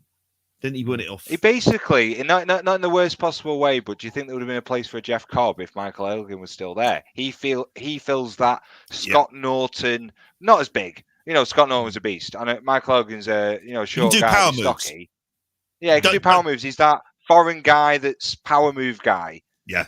They have one of those in the promotion. So I think, if Elgin was still around, I'm not unfair to Cobb. I like Cobb. He's great, but maybe he wouldn't have been there. I'm seeing a lot of comments in the chat. Snowboy's a good one. If I was going to vote for my favorite, yeah. I don't know if he's a Twitter troll, just a great Twitter account. Big fan of Snowboy. Worse, Louis Dangle. Bowling. His bowling teammate. Snowboy. We go back. Me and you. Yeah, that was the dream team. Yeah. So normally I wouldn't class him as a troll. We met the guy. He's your normal quote unquote wrestling Twitter troll is someone that you've never seen in the light of day. Maybe that's the former person we spoke about, but not definitely Snowboy. He's a person, a nice guy as well. That's good from Liam. Rovert's sleep pattern confuses me. Yeah, he's one of them people where you'll see him tweeting at 10 p.m. and you'll see him tweeting at 8 a.m. and you'll see him tweeting at lunchtime, and it's like, where and when does he sleep? My favorite He's story. Got paper around. That's all he's got. Sorry, that must be how he funds himself. My favourite story from back in the day is Barry and Bo's Johnny telling me that you'd be wandering around the Tivoli shouting Trevor, just to see who'd react to it, to see if they could catch him off guard during an OTT show. Talks of somebody talking about women's wrestling in a news agents in Kildare. Just brilliant stuff. Glorious stuff. Speaking of truth to tell, Big Dave's in the chat there. I'll throw a shout out for Dave O'Neill. Good man, Dave. He's a patron now. We love Dave. Yeah, Good yeah. lad. It was always my favourite. put the work in. Even when he was going to murder me at that Progress Wembley show, still a good lad. I mean, the worst of them, yeah. I would say someone like Is Louis that you? Dangle, because he just exists to it's just stirring up like kind of nonsense. Brad Shepherd. For the sake of nonsense. Brad Shepherd's at a level above. Yeah, that's true. He seems particularly vile from what I've seen. It's just everything is like the worst kind of edgelord kind of bullshit as much as anything. I have sympathy with none of them. Obviously, when this stuff goes bad, like, don't fall on the mental health hobby horse, because it's like you will have been fucking told, boys. So, yeah, I think they're my favourites, though. I'm trying to think if there's anybody else who's a bit of a dickhead on Twitter. That's kind of it, really. Whatever happened to hairy wrestling fan? Sex Pest, mate. What's that guy? Sex Pest. Oh, sending out dick pics. Who would have guessed? And that was him gone. I assume those were hairy as well. I don't know if he was following him. US. Or the gift guy. Do you remember the gift guy? You know, I do my gifts, but the 50 frame per minute gift guy who was going to charge, $1 a gift or something. I don't know if anyone remembers that in the chat. NFTs before they were NFTs. Oh, yeah, maybe. It was a wild time. Here's a question then, Alan, as like one of the most prolific wrestling Twitter people, like what goes into a day of Allan Cheapshot on Twitter? Because like I think there's a lot of prep and a lot of work that goes on behind the scenes to keep your brand running. You just cut out me there, Benno. Repeat that again, mate. Oh, just saying, like yourself, you put a lot of work into that Twitter account. There's a lot of work going on behind the scenes that people don't know about.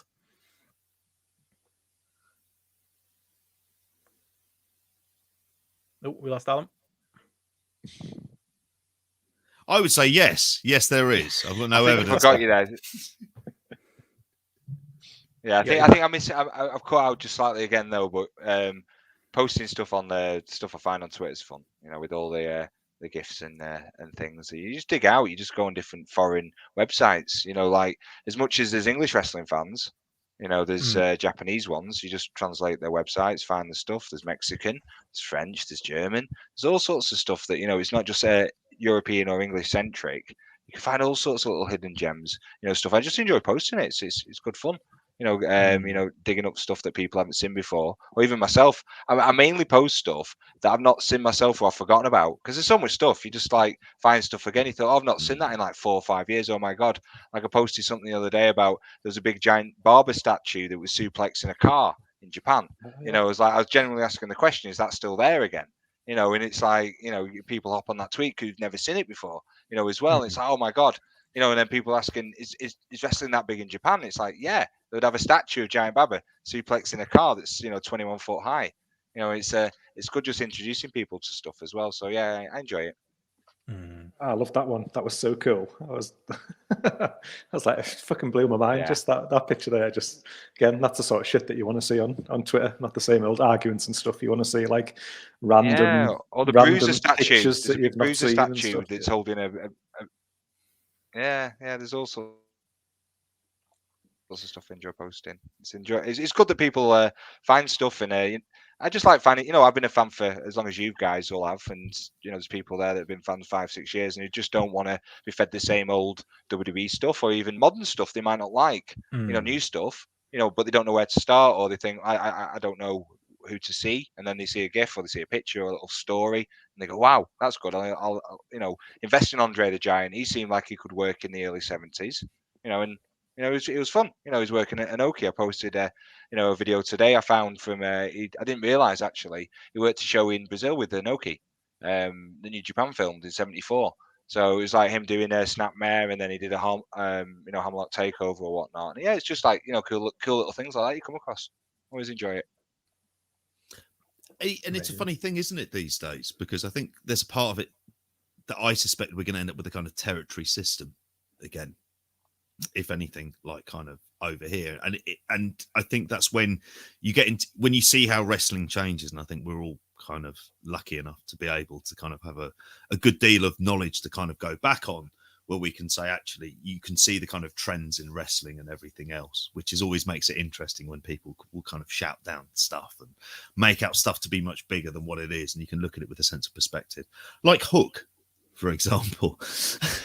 Don't get me wrong, I'm enjoying, but like there's a bit of like, just a little bit of cool down. Let's not go completely berserk about this stuff. But I always enjoy looking at Allan's, just for like that kind of little step into wrestling history and things that I wouldn't have known from a period of time when I would have been first getting into the Apta mags. So they provide like a kind of perfect accompaniment with that. Because you used to read all the Apta mags, didn't you, Allan?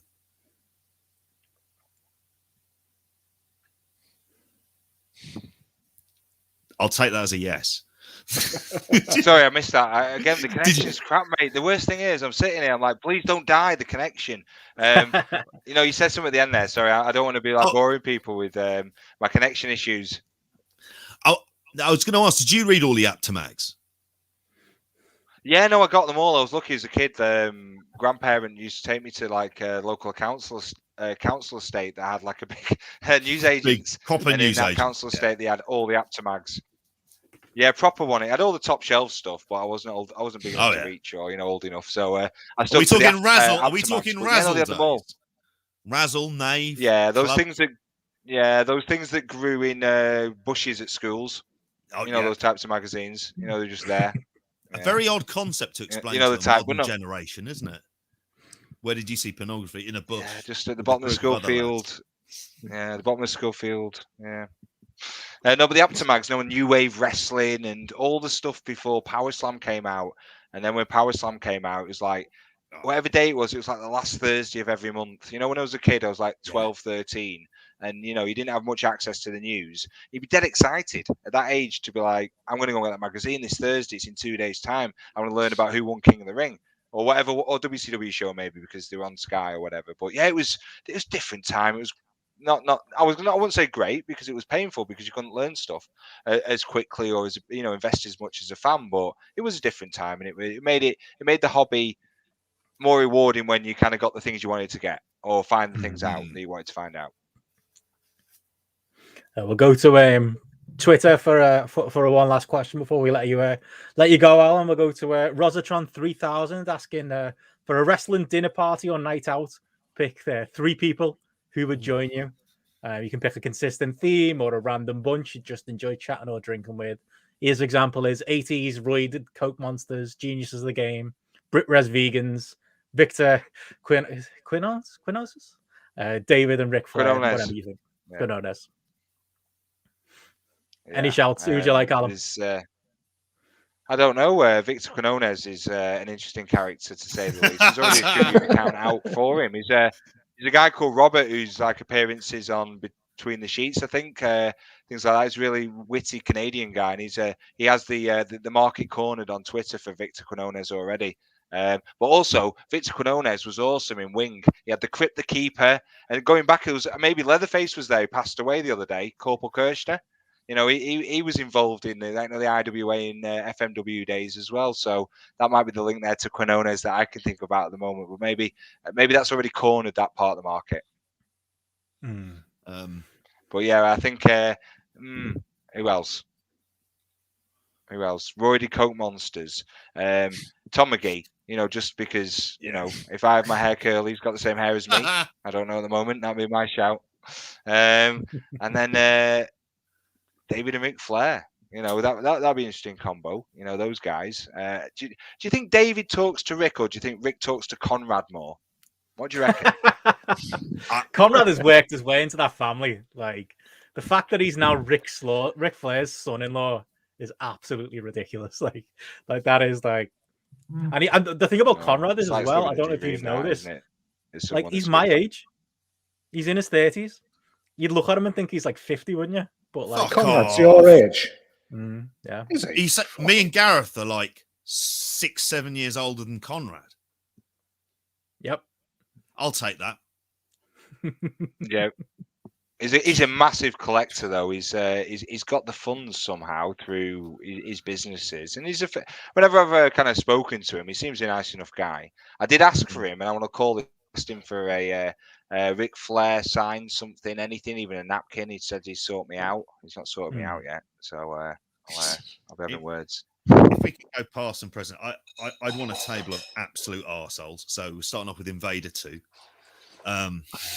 Like first up, Antonio Pena. I imagine there's a story or two that he would have to say. Obviously, the translation issues. I'll need a Spanish translator during all of this. So I'll say Jack Evans for a laugh because he can speak Spanish. And he appears to have all manner of kind of mad stuff. And Jimmy Snooker. Just to ask him the inevitable question at some point later on in the evening. I'm not even that drunk, and already it's coming out. Keep your family away from him. Fucking hell. Who are you going for, Gareth? What a table. Someone's dying. Someone's dying. It's either me or Antonio Pena. Can you hear that kettle boiling in the background? Is this like JP on a politics podcast? Yes. I missed the whole point of this then, guys, haven't I? Cut into the conversation. I'm saying Tom McGee, but horrors of wrestling. I don't know where Tom McGee would fit in that. I think I missed the point before. Didn't Be quite a nice bloke, wouldn't he? Tom McGee. I'd be purely good. I'd want Vince, Shane, and Stephanie. I think as my three. I'd want to observe the dynamic between the three of them. I just want just chatting to them about certain things, seeing where they paused on certain things. Putting a few questions to them about some of the stuff from over the years, and just seeing how they react differently. That would be the dream for me. I was surprised JP didn't include Kevin Nash. I feel you've got to have Kevin Nash at this thing. Yeah, you'd have to stock up on red wine. That would be important. Fine, but I think you'd have Big Kev there. Yeah, along with Invader 2 and Jimmy Snooker. I think I'd just take Big Kev. I think they've teamed in war before, those three. Probably sounds like a war match, would have teamed in Hustle. I'll tell you that they would have. Yeah. Good old Hustle. Fucking state. Oh, see, Rory said his question between a gag about Victor walking over David Flair was asleep when he went to IWA. Yeah, don't know what went on there. Wrestling sleaze. Like in a Tony Atlas type way. I was going to say, I'm guessing walking is a typo there. Is it not correct? I think it's supposed to be. Is he one of those lads, is he? Sleaze thread, lads. Thank you, Coach TK, for that one. Oh, apparently, Big Kev entered the streak 23 years ago tonight. Wow. Should have had a celebration. It's the patron. It's St. Kevin's Day. The patron saint. I love how he explains it as a good booking decision. I will always admire that. Yeah. Mental gymnastics, my friends. To do that, absolute mental gymnastics. I still get annoyed. I still get whole annoyed by the whole thing. But at least, I take solace now, just moving it to modern stuff.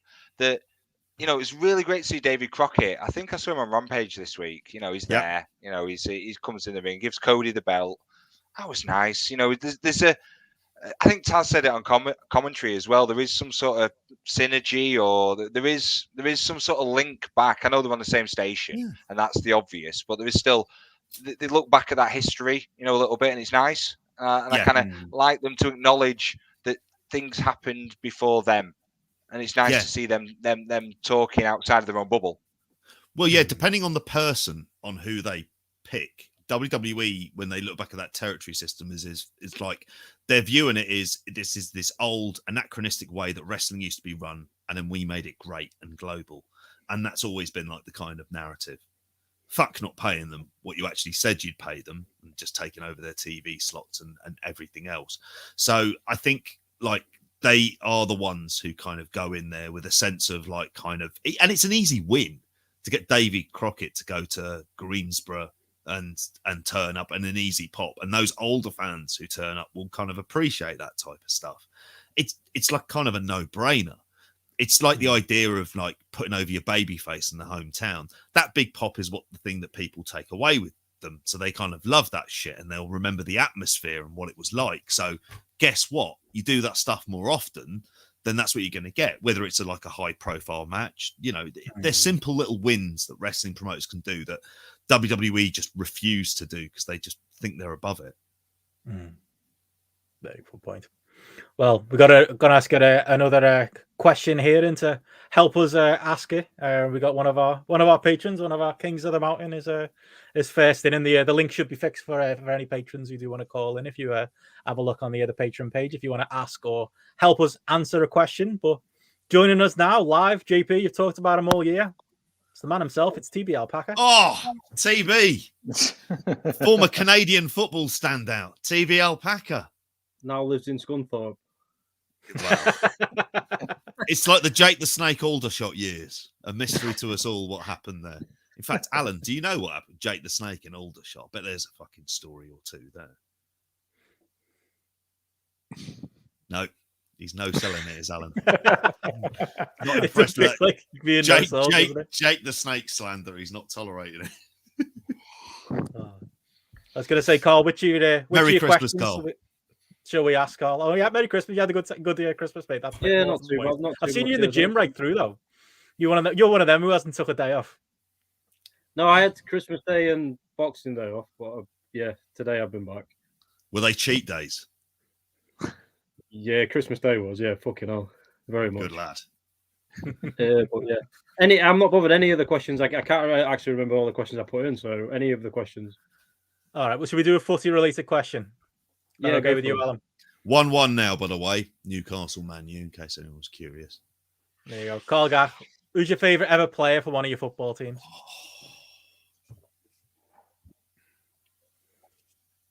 Oh, there's several for me. I'll start. That's a good one for me. Brett Omerod, Blackpool. Fair shout. Brett Omerod played in all 4 divisions in league football. He had a little foray with Southampton. We thought that was it.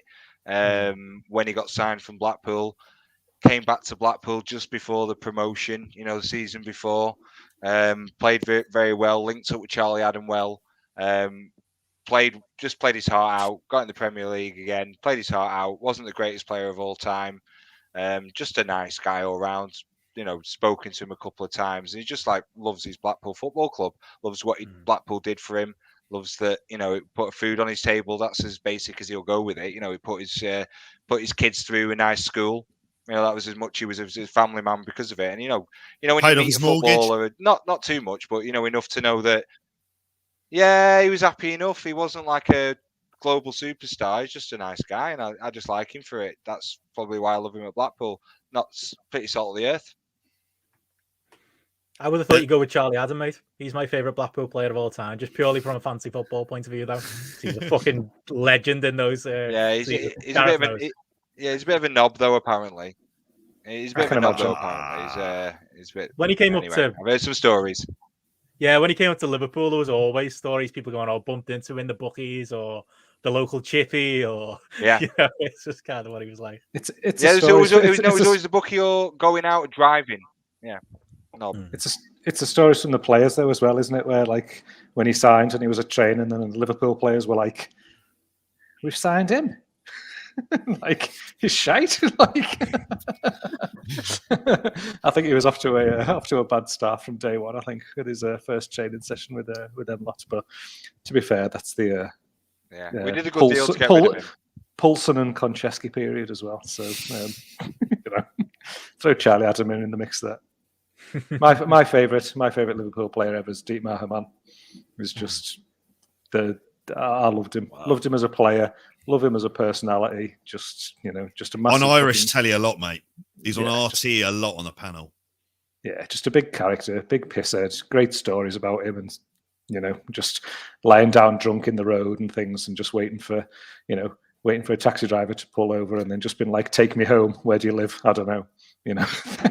Things, just expecting that the taxi drivers would know where he lived. But he was just on the pitch. I loved him. He was just like my kind of player. Just neat, absolutely just neat and tidy. He was, for me, just broke up play. He was just like basically played with a fag in his gob kind of thing, and in the way that he just sort of strolled about the place, fouling people on the halfway line. Absolutely critical. Second half in Istanbul. Yeah. His substitution changed everything about Liverpool in Istanbul. Yeah, and you can go for your Gerrards and all this, but like Herman will always be number one for me. Like when I had my season ticket, the fellow next to me just used to say, "The German. If the German's playing, you know we're going to win." And then and he would never call him his name. He was just the German. I'd go for me, Andre Kanchelskis, just because I can remember being a kid and just being shocked that like this player who I thought was like the best player in the world when he played for Man United was coming to play for Everton. And Everton at that point in time as well. You know what I mean? It was like, we already had Anders Limpar, so like we had our flair. We didn't need two flair players. Like we had the Dogs of War, you know what I mean? We couldn't have a right winger and a left winger. Was this deep like, in that the Howard Kendall era? Yeah, that was kind of how it worked out. Like Limpar ended up just getting dropped, or he couldn't play. Like that was football at the time. They couldn't find a way to justify playing both attacking wingers, so they'd have to like Limpar's minutes started getting limited. So yeah, Kanchelskis was the one because it was just those step overs and stuff. It was just amazing to see him playing at Goodison Park forever. I mean, it was purely because he didn't want to move out of the Northwest when Man United wants to get rid of him. He just didn't want to move house, so we got lucky and we got him, and it was just amazing that he played for us. Carl, as a West Ham fan, it's a controversial one, but it's Paolo Di Canio for me. I can get that, like from a football perspective as well. He was presenting with Vialli, like he's a slightly controversial figure nowadays, isn't he? So, yeah. Was he one of the biggest heels in the Premier League ever? He was. He was a great heel. He was a money heel. Limited working ability, like he wasn't top class, but he was a hell of a heel and he knew his role. And he could pick his spot really brilliantly, Di Canio. Good shout. I'd say for Arsenal, if we're going to throw in Ian Wright. Yeah, because when we were shit in a time that people can't remember, and I don't mean like modern shit where we're just the banter club, although not these days. That's all I'll say, folks. Points on the board. That's what a 5-0 win away at Norwich will do to you. I'd say him because when we were shit, he was the only good player when George Graham decided that we didn't need any kind of creative central midfielders and he decided to fuck all of them out. Ian Wright was the man who was there. Don't get me wrong. Love Dennis. Love Thierry Henry. And that's even as an Ireland fan as well. And that's fucking hard grounds to not get upset over. But yeah, Ian Wright. And Tony Adams, because if you read his book, he was like, whoa, say he was an alcoholic, like, fuck me. He was, you know, crashed his car, all the rest of it. He was absolutely like off it. And then he started going out with Caprice and writing poetry. Just a wild story. Wearing funky suits and managing out in Azerbaijan. It's just getting some great shouts in the chat here. Davie Portman saying Freddie Ljungberg. Yeah, like the horse. Gilles Gramondi. Filth. Amazing. Gramondi. Loved him. Well, 1 goal a year, but absolute filth for the rest of the time. Well, I was going to say, Carl, if you want to hang on, we'll have, ask one of your other questions. But our next guest is dying to answer this next question, and so Alan, we'll let you go, mate. I was going to say, do you want to plug? But everyone knows where you are on the internet. But you should anyway, mate. If you have any parting words. Yeah, give me a follow. Yeah, give me a follow, Allan Cheapshot. Cheapshot on Twitter, guys. I post shit all the time. You know, it's good fun. So good to see you all. Thanks for having me on, guys. It's a yearly tradition now, and I've enjoyed myself again. Brilliant. I'll see you at the shows next year, my friends. Catch you soon. Cheers, guys. See you soon, sir. Hopefully see you soon. Oh, fucking cheers, guys. Bye-bye. All right, mate. Oh, it's a brilliant save from De Gea. Sorry. On that note, joining us right now, we have the 4Ls. Hello. Hey. JP, you got me. I am not a Newcastle fan anymore. They're scum, they're corrupt, all that. But they're playing Man United. And I have in my DNA, if Newcastle are playing Man United, I am emotionally invested.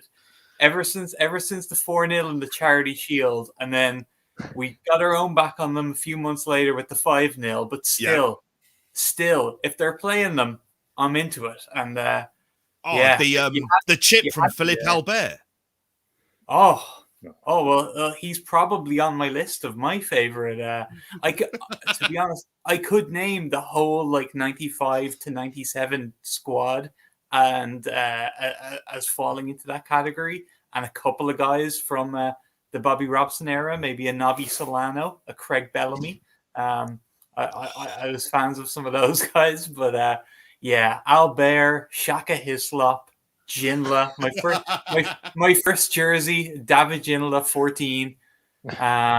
Rob Lee, I think, was my first favorite player though. I think Rob Lee was great. He was great. I used to root on England when Rob Lee would play for them. Yeah. Oh mate. Big John Beresford man. Oh, I had a John Beresford mega poster on my wall from Match magazine.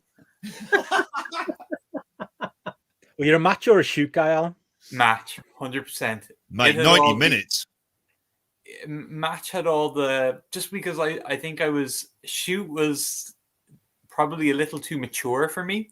And match with the neon stickers and the just the very phrases that would appeal to 10-year-olds was more kind of my speed. So... What about you, Sarah? Favourite Waterford United player? Oh, I can't name any of them. There was some Waterford United gifts given in my house over the Christmas, but none two are from me. So, awesome! First division, Ian Morris. They might win this year. Yeah, they might win this year. They managed to get themselves relegated in spectacular fashion. Yeah, because the chairman. Get this, lads. The manager wouldn't play the chairman's son in a big match to keep them in a playoff to keep them in the division. And so they appointed Ian Hendon, who you've probably heard of at some stage in your life, looking through teletext. Well, he managed the side for one game. They got relegated against UCD. Their former manager was in the crowd with the fans. Yep. Up against UCD at the my school. I think it was at Tolka. And they got relegated. The fucking idiots. That's all I'll say about it. I had an impassioned chat with Jamesy about this. It's poor. So what do you think? Should I become a St. Pat's fan? That's the nearest club was here. You go Waterford United or St. Pat's? What do you think? My home team or my local team? St. Pat's are in Europe. So you got a good chance of a big draw going there at some point. We could get a nice away trip to... I don't know, Croatia or somewhere. Yeah, nice. Norway. Yeah, get a couple of good trips out of that. Now, your brother was a big Liverpool fan when you were growing up. So didn't you tell me that you had some Liverpool players posters when you were a kid? No. He just make me wear the jersey, the Liverpool jersey. There's loads of photos of me very small. My brother is 11 years older than me, and he always made me wear Liverpool jerseys. But I have no interest in soccer, I'll be honest. I was explaining to her what the Spice Boys were. I think it rang a bell to you a little bit, but those white seats. It wasn't something you were overly familiar with. No, bad enough in wrestling. Don't need to like football though. And at some stage, just to throw out that the dream team watch and podcast is gonna happen. Connor's asking here, is this dream team a real life? It is real life, but could be dream team. You're fascinated by this, Benno. You haven't seen an episode of it, am I right? No, but I know Alan's a big fan. Well, only the first I'd say only the first 3 or 4 seasons, maybe, and then a lot of years. A lot of the crazier stuff that I've heard of happening in the later seasons. My mom was the only person I knew of that was still watching it. This is the one TV show other than the news that my mom ever watched was Dream Team. Tried to watch an episode of Curb Your Enthusiasm with my mom and dad after Christmas dinner, and my dad liked it. My dad he wants to start watching it. But my mom literally every 20 seconds hitting my dad. What's he from? We know him from something. What's he? Rewind that. Go back. What did he say now? I was like, oh God. Sarah can visualize this. No, my mother. Did you say you converted him on wrestling though with Hook? Did I see you tweet that? He so yesterday morning I sat down with the breakfast and he was just sitting there on his laptop and he wasn't watching TV, so I was like, can I chuck something on TV? Didn't want to intrude on whatever he'd have normally been watching, and he said, oh yeah, fire away. So I put Rampage on, knowing my dad hates wrestling, and he'll always make comments, and so if I put wrestling on, it's like he'll act like it's still 1991 and I'm watching wrestling for the first time, and he's trying to prove to me that it's not real. Like Jake the Snake and Macho Man. Jake the Snake and Macho Man snake bite angle, he was like, that's tomato ketchup. Like that's I remember specifically watching that and him just being like, that's tomato ketchup. And so Rampage starts and he's not saying anything. I don't even know if he's watching it. He's behind me. And then I just hear, Jungle Boy is going to win this. Do you know that? And I was like, oh, why is that, Dad? And he goes, because so the match started off with Isaiah Cassidy beating down Jungle Boy. So he was getting the heat on him, and Jungle Boy, so my dad's like, yeah, he's getting beat up there now, but he's gonna make a comeback. Just watch, and then he's gonna win. That's how they're gonna play it. Telling his son Alan Farrell this, and I'm like, oh yeah, well we'll see how that turns out. So Dad, knowing full well he's gonna be right. And so he made a bunch of passing comments like during that match, and I can tell he's watching it. And then I see Hooks coming up next. I'm like, this is interesting now. So Hook's coming out, and I go, oh, here's Hook. and I kind of, because I wasn't really massively into it for the first match. So I said, I'll act like I'm really into it now. And Hook comes out like this is a big deal. So I'm like, I put my laptop down. I'm like, here's Hook now. And so my dad's more keenly invested in it then. And there was a bunch of things. He was like, oh, okay, that was good. Oh, that was good. And then at one point, Taz was like, they showed Taz or something, and he goes, who's getting paid more now, the commentator or the wrestler? And I was like, well, actually, funnily enough, Dad, the commentator in this instance is the wrestler's dad. And he's like, huh, all right. And but yeah, I could tell he was very impressed by Hook. And then at the end of the match, he goes, oh, Hook. They're gonna make him a main character now. And I just go, you're probably right, Dad. He's got something, doesn't he? He's like, yeah, they're gonna make him a main character. And and then he goes, but watch, he'll lose his next match now, and then they'll have him do the big thing where he has to get the big win then after. And I was like, oh, I don't know, Dad. Now I can see him not losing for a while, but and then please tell me he's going to watch Dark and Dark Elevation. Just to check this. No, I don't think so. My dad's going to get cancelled because when the next match, they went to an ad break, and then Layla Hirsch and Chris Statlander, I think, was on next, and he just got up and walked out the room. He said he was going to go for a walk to see if Aldi was open.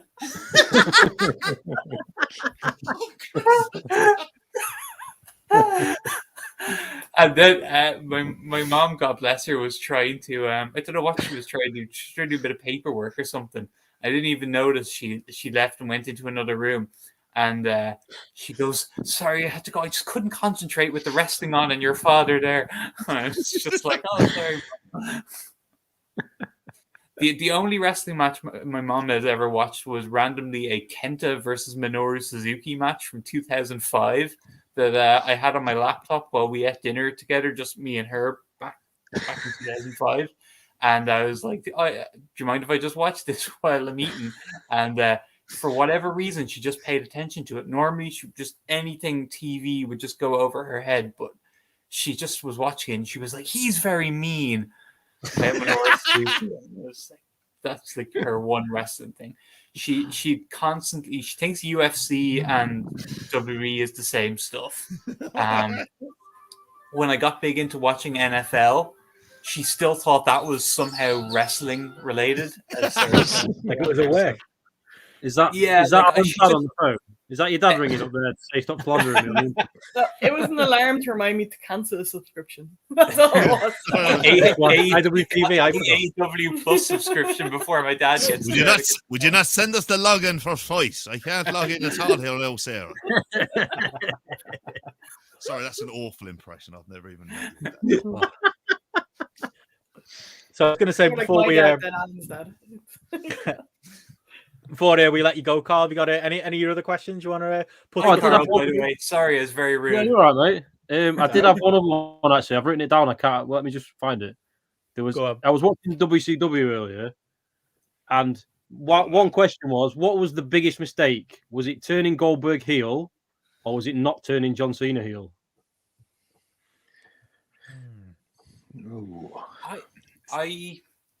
It's funny because I think by the time they Goldberg turning heel was obviously ridiculous and should have never been done. But by the time they did it, it was already kind of too late. I think it was worse than not turning Cena heel. But I don't know if it would have made any difference. The Cena thing might have made some difference, but I don't know if I don't know if I agreed that they should have done. I think Cena kind of I know he was such a big deal as he was that I'm not sure if it was the right thing, but maybe if they did turn him, it would have led to this amazing thing. So yeah, the thing with Cena for me, it's less the money on the table of him being a heel and just more the actually listening to your fans' point of view. Like, I think that the legacy of Cena was to turn WWE's hardest core fan base against the company. It made the company the heel, didn't it? I think that's the biggest thing that turned most hardcore fans off over the last 10, 15 years or so, is that refusal to listen to what the organic response was. Obviously, there was money to be made with merch and stuff, and Cena was great with Make-A-Wish and all of that stuff. But I think that personified the whole company versus the people kind of thing. It was symbolic of it, but I think just if they gave into the fans on just that one thing, okay, you want Cena to turn heel, we'll turn him heel, we'll do it. And if they did it, I still think there would have been so many other things they would have been doing, which still would have been exactly what you're saying in terms of them against the fans. That was just how they were, and he was just kind of the symbol of it. But I think if it wasn't that, there would have been something else that would have been the symbol of it. Yeah, I just think it was a miss, that one, just because it would have actually been interesting. I think he would have been good, especially at that time. Obviously, he'd been the heel initially, hadn't he? And then he got himself to that level as the babyface. I just think there would have just been some good shit there, and there'd have just been some good different feuds and things that would have been a bit more interesting. Whereas I'm the same as Alan. I think with the Goldberg one, it was too late. I think that the horse had bolted at that point, and I think that it didn't. I don't think it would have made that much bearing on things, but kind of. I think we probably missed some good stuff there with Cena, because you feel like if he'd have gone heel, he'd have invested in it big time, and he'd have had the pull to actually do some decent, interesting stuff as well, and kind of have control of his own narrative of what his character was going to do if he was a heel as well, which could have been interesting. But yeah. I think with Goldberg as well, I enjoyed the Goldberg heel, at least the idea. It probably wasn't the time to do it. You probably, there was a lot of juice to be squeezed still as a babyface. Yeah. But I wasn't entirely against Goldberg as a heel. I didn't see that as this red line that should never be crossed. It was more a timing thing and more a follow through thing. It being Russo era WCW, although maybe JP can defend it. Oh no, I can't defend it at all, because at the time when they did do stuff with him turning heel, it was already too far gone. And the rot had really kind of set in. I always looked at the Cena turning here. It was just the possibilities were there from a creative perspective, and you would have got some real juice if you'd had Seal Hina versus a face CM Punk and stuff like that. There's so much you could have gotten out of that that they didn't do. And it's kind of a credit to him and how he reacted in situations that he managed to make it work, which makes me think for those last couple of people in AEW who think going with Cody Rhodes as a tweener, it's just no, come on, we're setting the template for him as the mega heel, and I think that's kind of it. It feels like we missed the boat in the Roman Reigns mega heel run, because it happened during a pandemic. So we're never going to know what that was like. So yeah, I'd have had no faith in WCW getting a Goldberg heel run. But in terms of the worst mistakes WCW made, I come back to the end of the undefeated streak is one that recently came to mind. And loving how Kevin Nash defends it. Of course. With a glass of wine in his hand. And he damn well sells me on it because he's a charismatic fucker. What can we say? Can I just ask one more thing quickly? Yeah. Gareth, why do you hate EPW so much? That was on the question list. I don't hate EPW. It is. It's just EPW might even be on the app already if it wasn't for JP saying that he would make it happen. Wow, that's it to spite me. Yeah, Mate, yeah. If I can, I heard that. I heard that, and I just thought, he's blown it. They're not going on for 6 months now. Yeah, fucked it. It's my own fault. No, to be fair, we've had PWA on there, we've had MCW on there, and no fucker rates it. So I don't know if I want to be wasting my time adding more Australian wrestling to the app for nobody to rate. Go ahead, busy enough. I'm too busy.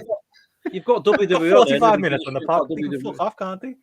WWE's in there. Nobody gives a shit about that. So, well, thoughts on Aussie Graps, Alan? I right before the pandemic started, they had a show. JP probably remembers it. I think it was MCW, and it was a really, really good show. Bunch of really strong matches on it, and I thought, I'll kind of follow that this year. And then the pandemic hit, and it was like all momentum gone.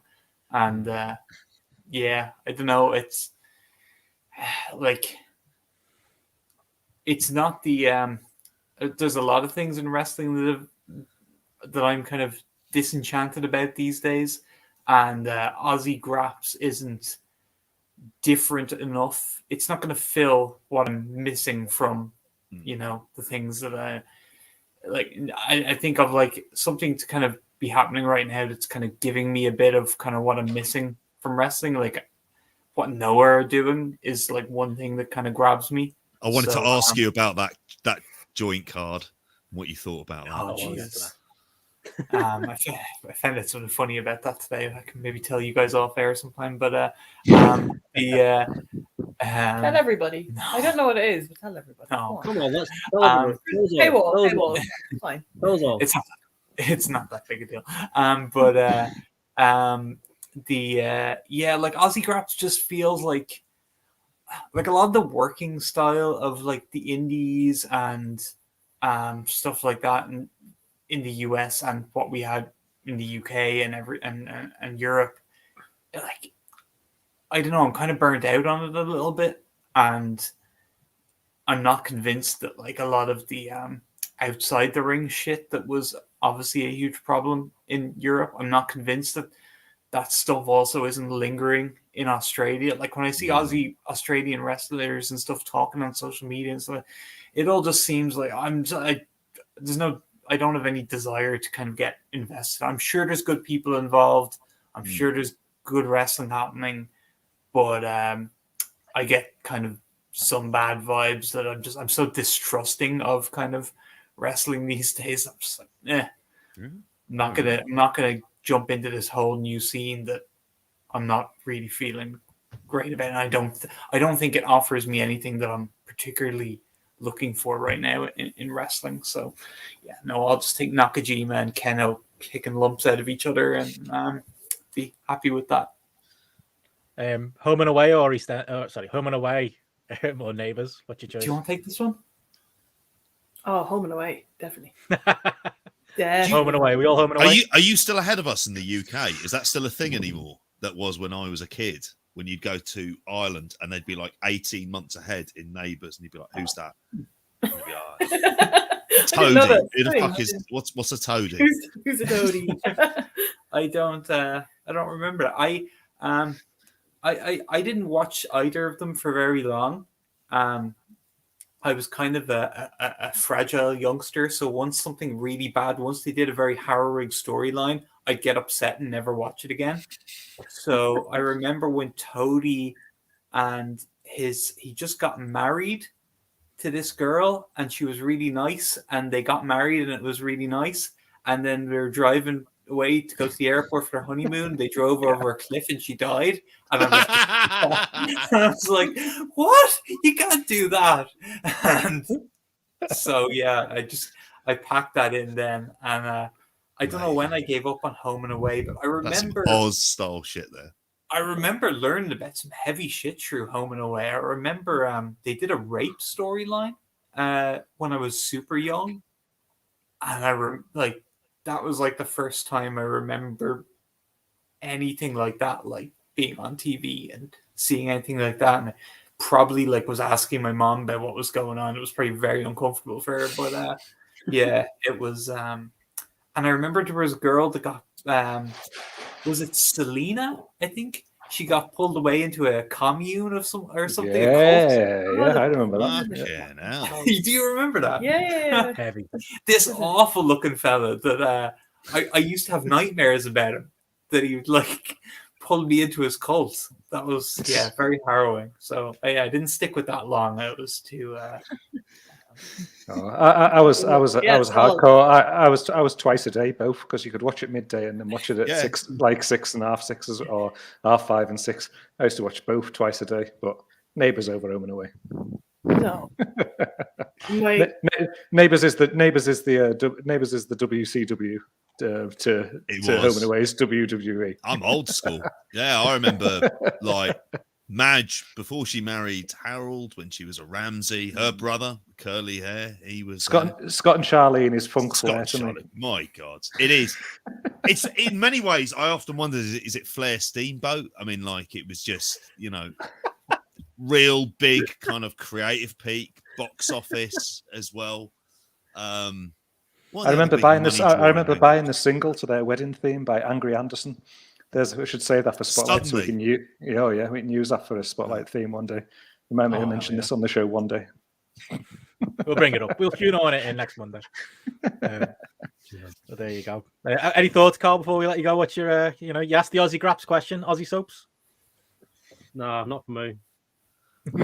You must have watched Neighbours back in the day. One of them, surely. Yeah, when I was a kid, I probably did, but I didn't even know the thing till you after Biker Grove, mate. Come on. That was the one. But I didn't know it was a thing till you lot talked about it the other week. I thought it died like years ago. No, always going, mate. Like wrestling, never dies. Still shit then. Like wrestling. It's not 3 hours though, is it? 3 hours of Neighbours every week would be probably a bit of a hard slog, wouldn't it? They know the limits. I was going to say it was a great day in my life when I went to Australia and I got to sit on the beach at what was like Summer Bay. I was like, oh, I'm here, I've made it. Kill me now. Did you guys ever watch the American soaps that were on so they didn't get as much kind of exposure on TV, like on TV3 here in Ireland?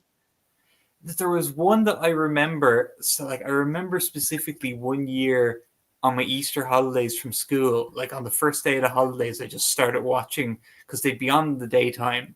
So I'd normally be in school and I watched an episode. And every day for that Easter holidays, I watched an episode. And then at the end, I was like, this is the worst shit ever. It was so bad. I think it was called The Bold and the Beautiful or something like that. Days of Their Lives. Because I always thought that wasn't real. I thought that was just the thing Joey was in Friends. And then I found out it was actually a real show.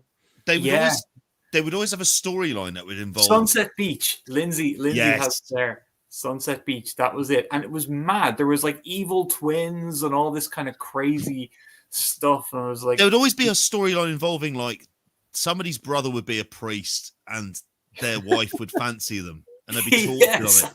And it just lasts for years. And he's put it on and it's the same. I mean, I'm sure you were Sopranos. No, well, they did it. In Sopranos, at least they cut to the chase at that point when your man got drunk and had to throw him out the house. Like, they would always be doing that. I mean, daytime, I mean, I know this isn't soaps necessarily, but while we're talking about Going for Gold, what a game show.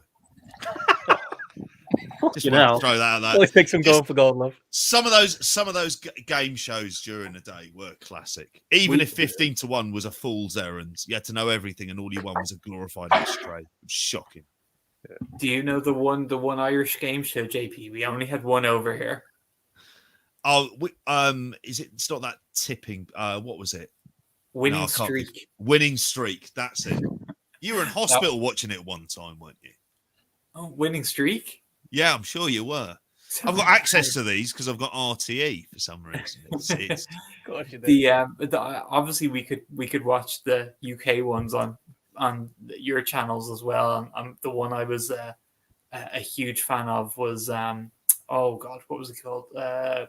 Big Break, the snooker one. Ah, yeah, that was great. Classic theme song, just amazing. But the one lad in there was he was a bit of a nonce, right? And the other lad's okay. Is that correct?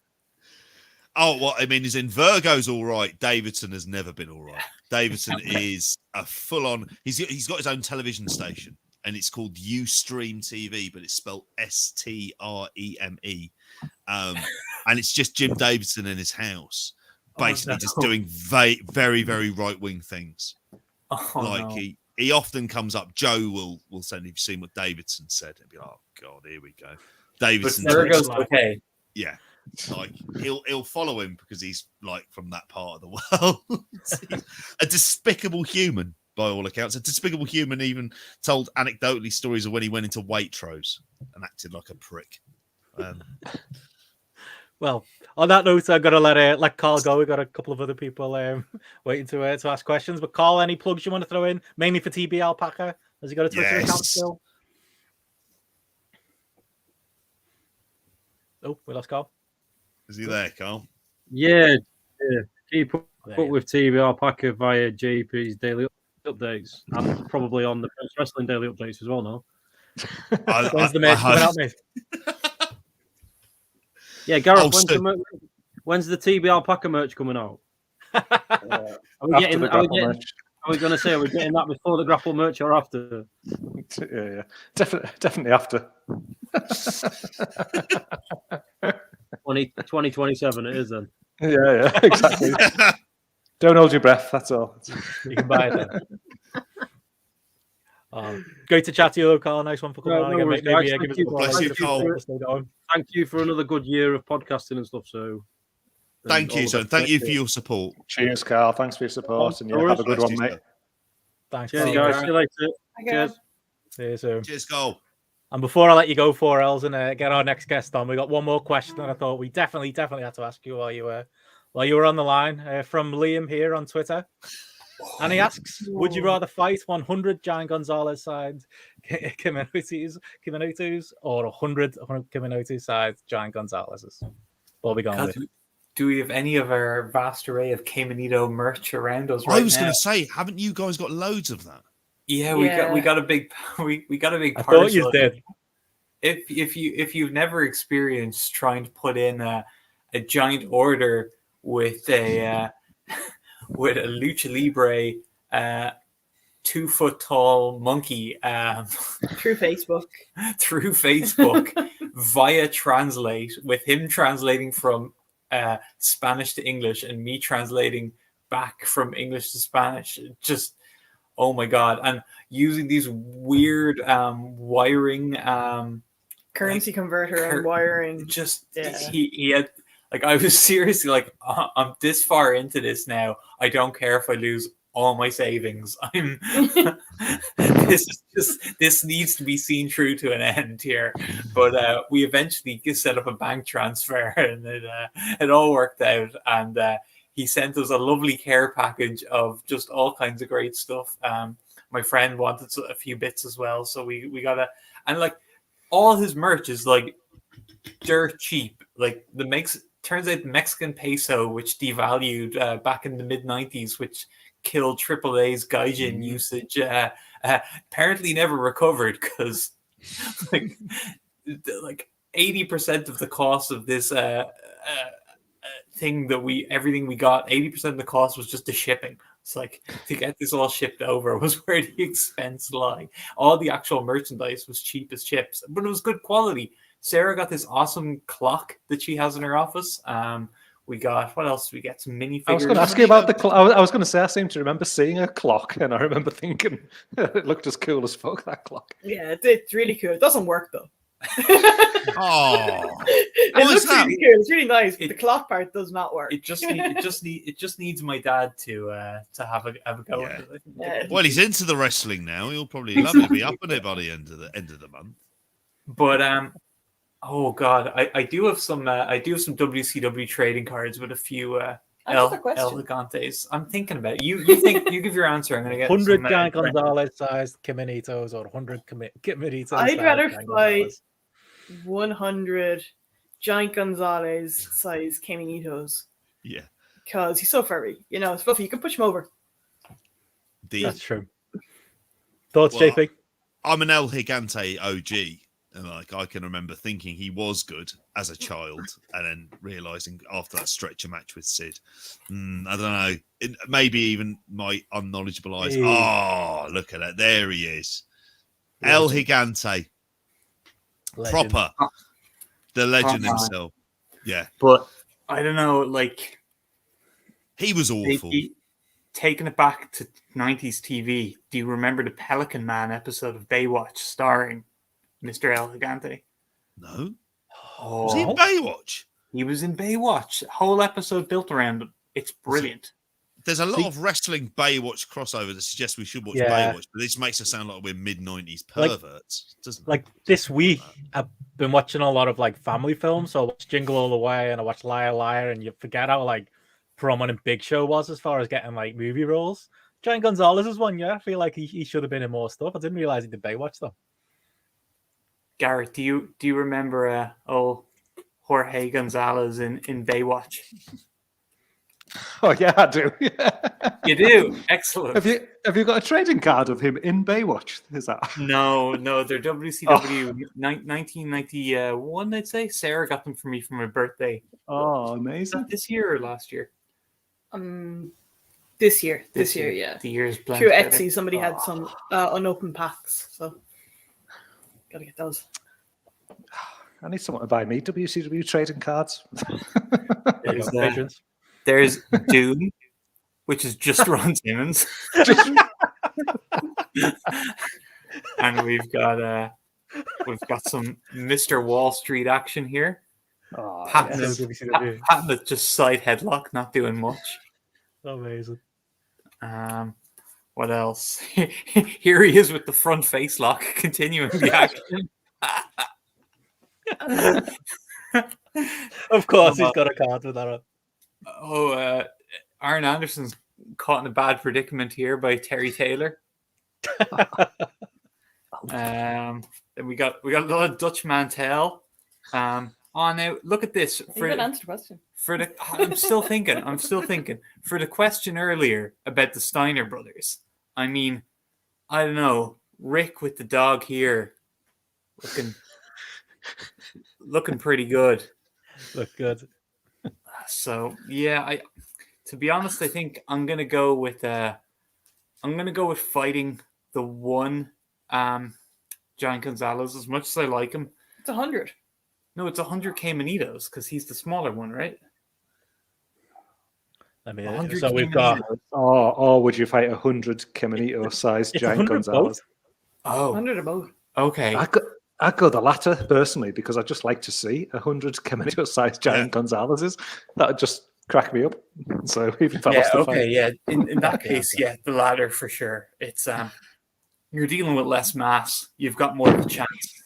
Either way, it's 100 things swarming around you, so it's better. They're nice and low to the ground. You could be kicking them away. It'll work out all right. Have you got to book some off card? There you go. There's a good closing question from Mikey. No, sadly not. Yeah, they should be cancelled. Oh, there's a few cards. There's Sarah got some WWF cards like stickers as well. Snooker. I actually, I one that obviously is very cancelable. The Hulk Hogan one. I stuck that on the outside wrapper of my work, Chris Kindle, this year. I just like shoved it under the tree in the office with a Hulk Hogan sticker slapped on it for no reason whatsoever. Well, on that note, we'll let you go for else. But yeah, anything to plug, anything to mention before you go? No, just thanks for all the great content this year, guys. Oh, thank you, guys. Cheers. And have a fantastic New Year. Are you doing anything nice for New Year? Or are you just staying in?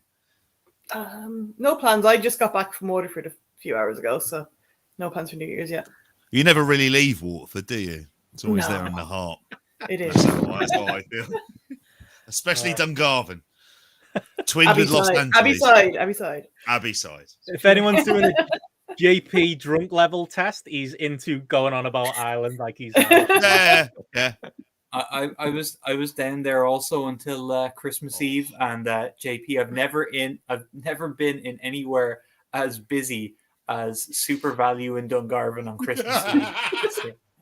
Oh my god! I thought I was gonna have a panic attack. Do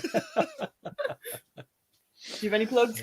Oh yeah, the ECW draft show. All my Christmas shows over. PW Torch Yes. VIP. The ECW draft we did with the guys was a lot of fun. The show I did with Justin Shapiro, all about the letter S in professional wrestling. It's basically us just doing satire. A lot of ripping the piss out of a lot of very popular wrestling media people these days. And then the coup de grace was a show where the lovely Sarah joined us, and we talked about, what did we talk about, Sarah? Your request? Paddington, the movie about the bear. Hell yeah. Yeah. That's why he's dressed like Paddington now. Look at his red hat and his blue hoodies. He's got into my Pancras hybrid fighting hat. Thank you very much. Pancras Paddington. It's give or take the same. Pancras Paddington. Alliteration. Perfect. Do that when you do the letter P. Yeah. Cool about. Oh, well, nice one, guys. Thanks again for joining us. Always appreciate you jumping on. Cheers. Lovely to see you again. We'll chat again soon. Happy See New you Year. guys. Happy New Year. And on that note, joining us from the Up Next podcast, it's Davie Portman. Hello. Oh, David. How you doing? Hello, David. How are you? The big stars are out now. I'm pretty good. How are you guys? Not Getting too by. bad. I've heard JP, I'm a little you've been working away, disappointed. I was hoping you'd be a little Like shit a little more on your way by now. Yeah. Got a couple of these bad boys about to. So when the screen goes dark, don't worry, I'm here. I'm literally just hanging outside of my back door. But yeah, no, I would say join when the test match kicks off. I'll probably then start to lose it. But at this point, I haven't gotten onto the really strong beer 52 stuff that's there. The sort of 8% big can stuff that they sent 1 month. It's just like, Jesus. When am I going to drink this? What, when I fancy a fight or something? Because it just seems like that kind of rocket fuel. How are you? How was your Christmas there? Because obviously I know Braden's stuck in Mexico. Is he still? Yeah. So it's definitely been a different Christmas. I tested positive for COVID on Wednesday, so I've been self-isolating since then. Braden is now stuck in Mexico under similar conditions. But honestly, I know I shouldn't say this. I'm having a great time. Yes. Is that because Braden's not here, or just? I'm sure it's not. I mean, I work a very social, like I work in a bar, and obviously I podcast a lot, so it's kind of actually nice just having this time to myself, having the place to myself, and luckily my symptoms really weren't bad at all. I had a few days where I felt a little off, but honestly, I felt way worse when I had the vaccine, and it just shows that I guess the vaccine's working, and it's helping, because I feel pretty good, and now I've got no symptoms whatever. I'm having a beer, I'm chatting to you guys. I just can't go outside, but looking outside, it's grey and windy and full of snow, so I wouldn't really want to go out anyway. So it's not been bad. Definitely a different kind of Christmas, but I can't complain. Braden's people are feeling sorry for Braden, but stuck in Mexico, it could be worse. It could be worse. It could be worse. Yeah, he gets unlimited room service. He's in a room with his brother. They've just been watching movies and stuff. definitely could be a lot worse than it is, and luckily He'll be he's all not right. feeling too under the weather either. He's concerned about getting home. Had to have some people fill in this week with our show Up Next and our show BD Elite. Believe it or not, it's a lot harder to find people to talk about NXT 2.0 with than it is to talk about AEW. Shock horror. I've got to be honest, lad, you might have backed the wrong horse there. I'm just saying. A bit like, I can't talk. Me and Martin back Brit Res, so like as far as like test go, like we're bottom of the pile, but he's on far ahead. Yeah, no, I know. We've been talking about trying to do a bit of a rebrand next year, but that's proving difficult as well. Like we'll always cover NXT and we want to, but we just don't want our whole identity to be associated with that brand at the moment. Sensible. Good plan. Yeah. Like us with Brit- except for the horror at the end of a 3-hour show we do every now and then. We let Garrick talk about Alexis Falcon once a month. That's the ratio. And I get sweaty Aussies, MLW and Stardom, don't I? I get the charity. Just we've got a cavalcade of badness. We've got a few questions from the patrons to go through, which you'll help us answer, Davey. Right. But we're going to go to next to Simon Mulvaney, but we actually have him on the line. He can ask himself. Simon, how's it going, mate? Oh, hey, hello. Simon. Hi, mate. How you doing? Very well, mate. All right. Good. I feel I missed some of the best topics though. With home and away and going for gold. Yeah, they've all been covered now. So. Oh, we need to ask Davey about the neighbours home and away. Oh yeah, go on, Davey. Oh, home and away for me, definitely. Yes. Alf Stewart and who was his wife? You had Elsa. You had, and I had the best theme song as well. You also had he also had the ghost of Bobby appearing in a fridge at one point. I remember that. That was very odd. Who was the school teacher who had like the young wife? Donald, Marilyn. Didn't she? Married Matt Started Letitia seeing a from- ghost of her. Yeah, she was with That's Letitia.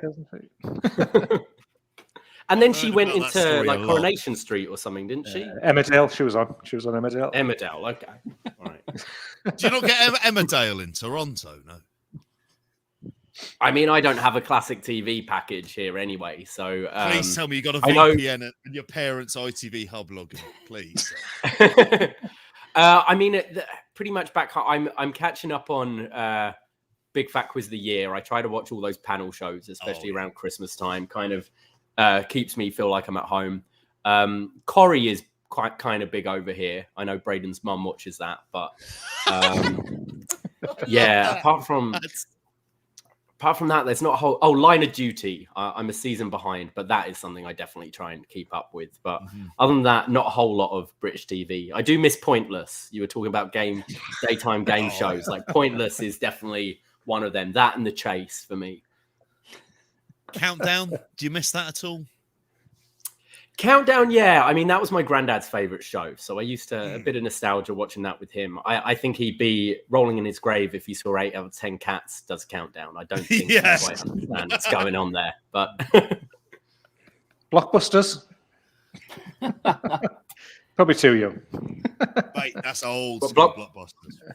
Bob oh, Hold's. with that. Oh, yeah. I had the board game of that. Is that Like the little hexagon grey-haired squares. guy, right? With the Yeah, glasses. Yeah. Can I have a pee, please, Bob? Ha ha ha ha. If you talk about daytime ones, I used to enjoy. Do you ever see Chain Letters? That was on. That was. I think it might have only been on in the ITV region. Is that I'm not Tom sure. O'Connor? No, that's Crosswits. You're thinking That's of. Crosswits. It had a good Similar. theme tune, Chain Letters. It did. It was good. You just had to change a letter of each word to make a chain, didn't you? Daytime Dave game Spikey shows. hosted it, I think. Who? Oh yes, he also hosted the reboot of Bullseye, which obviously never lived up to. Oh the yeah, original. shite. You want Jimbo and you want Bullseye. You want Bowen or you want nothing. Like, Yeah. and I'm saying Yeah. this looking at a copy of Bully's quiz book that I played Oh, on Christmas Day. I've got that same I've got one that too. behind us. from the works, £6. That's where your hard-earned Patreon money has gone, listeners. Getting a lot of quiz book and double dips. getting a lot of Letitia slander in the chat here. Letitia has become a proper maniac. Oh yeah, he's Chris proper was telling me he's anti-vaxxer. losing followers because he's talking bollocks. He's gone off his head. He went from someone who scored great goals into just becoming a tit, basically. Yeah, but he did, you know, like Tony Adams and Caprice. He ended up with Marilyn at home and away. So I mean, there's always that to take to his grave. You mentioned the Bullseye quiz book. I got this a couple of years ago from a friend of mine who got it online somewhere. Supermarket sweep quiz challenge. Oh, that's a game show. Book, that is. So, Dale with if you're a big fan of the 90s, you'll get all the questions in here. It's fantastic. It's so dated. Saw him once off Oxford Street. Genuinely looked orange. I'll throw that out. Didn't look like a real human. Him or Gokwan. Completely thrown it. Didn't he marry Melinda Messenger for like a laugh? Or something like that? Did he? Yeah, he had like surely not. Swindon's finest. Yeah, no, and it was just like it was some sort of prank or something. But I'm pretty sure it was Melinda Messenger. Do you remember her and Leslie Grantham in Fort Boyard? Nell McAndrew. Nell McAndrew in 2003. Davey, we're at the 2000s British supermodels. I'm loving it, mate. This is what happens when you get a group of Brits on a podcast. That's it. I always like that. You always say that about us. They remind you of back home. That's our goal. Oh, absolutely. Make you feel warm and fuzzy. I'm exercising demons here. People just look at me like I'm crazy if I talk about Nell McAndrew over here. Well, on that note, you had go on, Sam. I was going to say I do have something on the shelf for you, Benno. I did. I got something. Copy of Razzle. No, you'll see.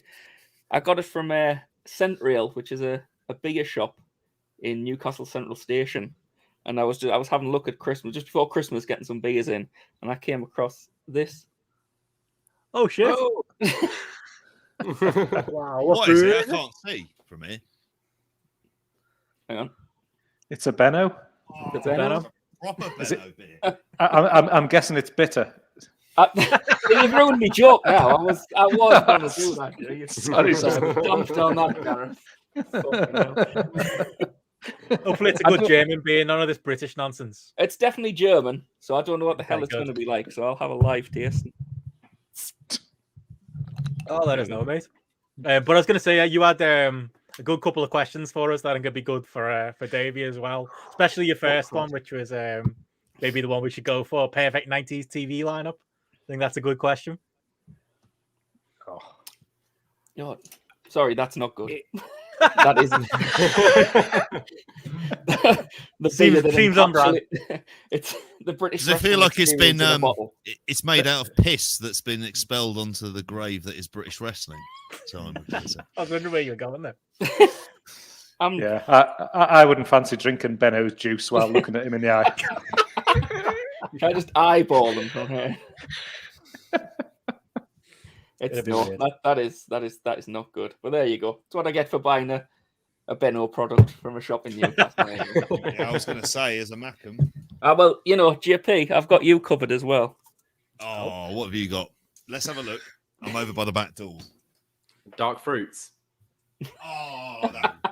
What the beer of Fight Club Pro? There you go. Fucking the taste of Brit Rest. The taste of honestly, Davey, that's what you missed during the Brit Rest boom. Strongbow dark fruit on fucking mass. One of my friends from the US came over a few years ago, and we went to some progress shows and stuff, and he was just obsessed with those things. Strongbow dark fruits. You can get Strongbow over here, but you can't get the dark fruits. And it was like the one thing he took away from the UK. It was like, UK have that dark fruit Strongbow. I can't wait to go back there. What? Just loved it. Yeah. Jesus. Was he fond of fighting people as well? Because it has that stellar effect.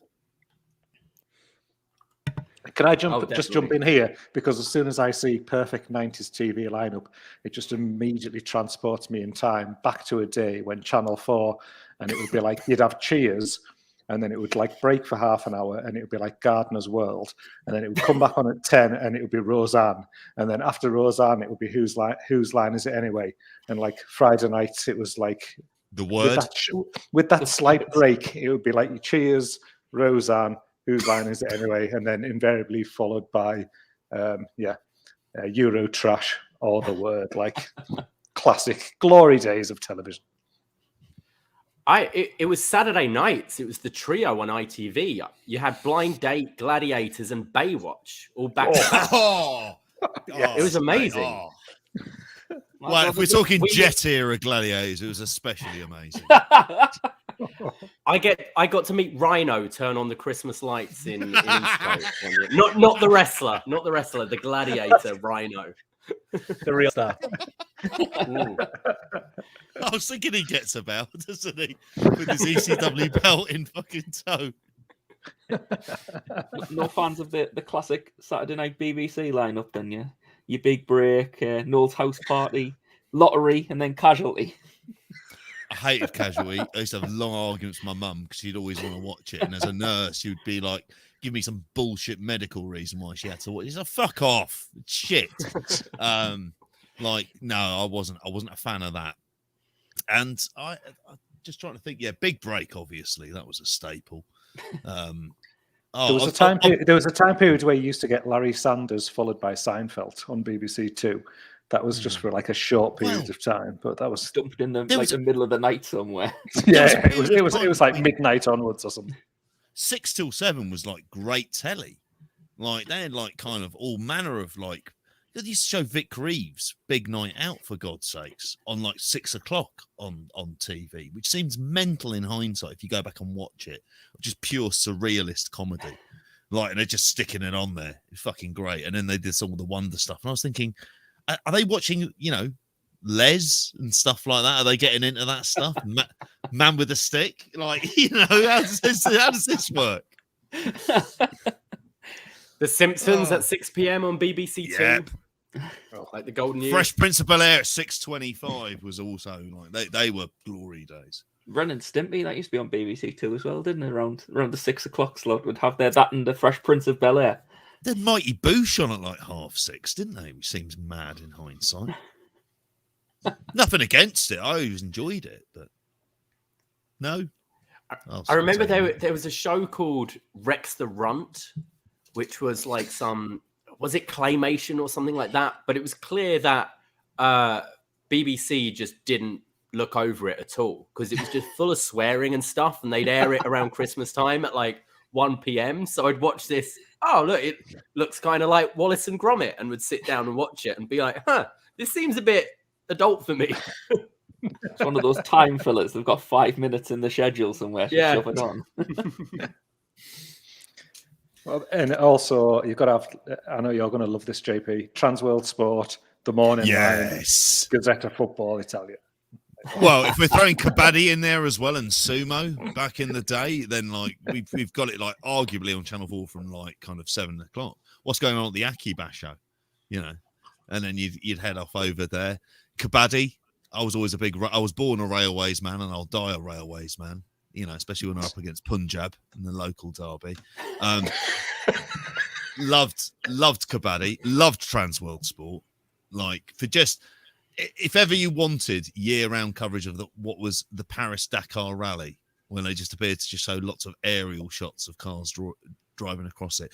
Morning Line, I mean, for Andy Ogden on the other hand, he'd have been absolutely loving it. It wasn't really for me, but in a family surrounded by people who fucking love horse racing, and I'm just not into it because I'm too scared to gamble on the reg. What about Hale and Pace followed by Spitting Image? Yep. No, I could go along with that. Big fan of Norman Pace and Gareth Hale.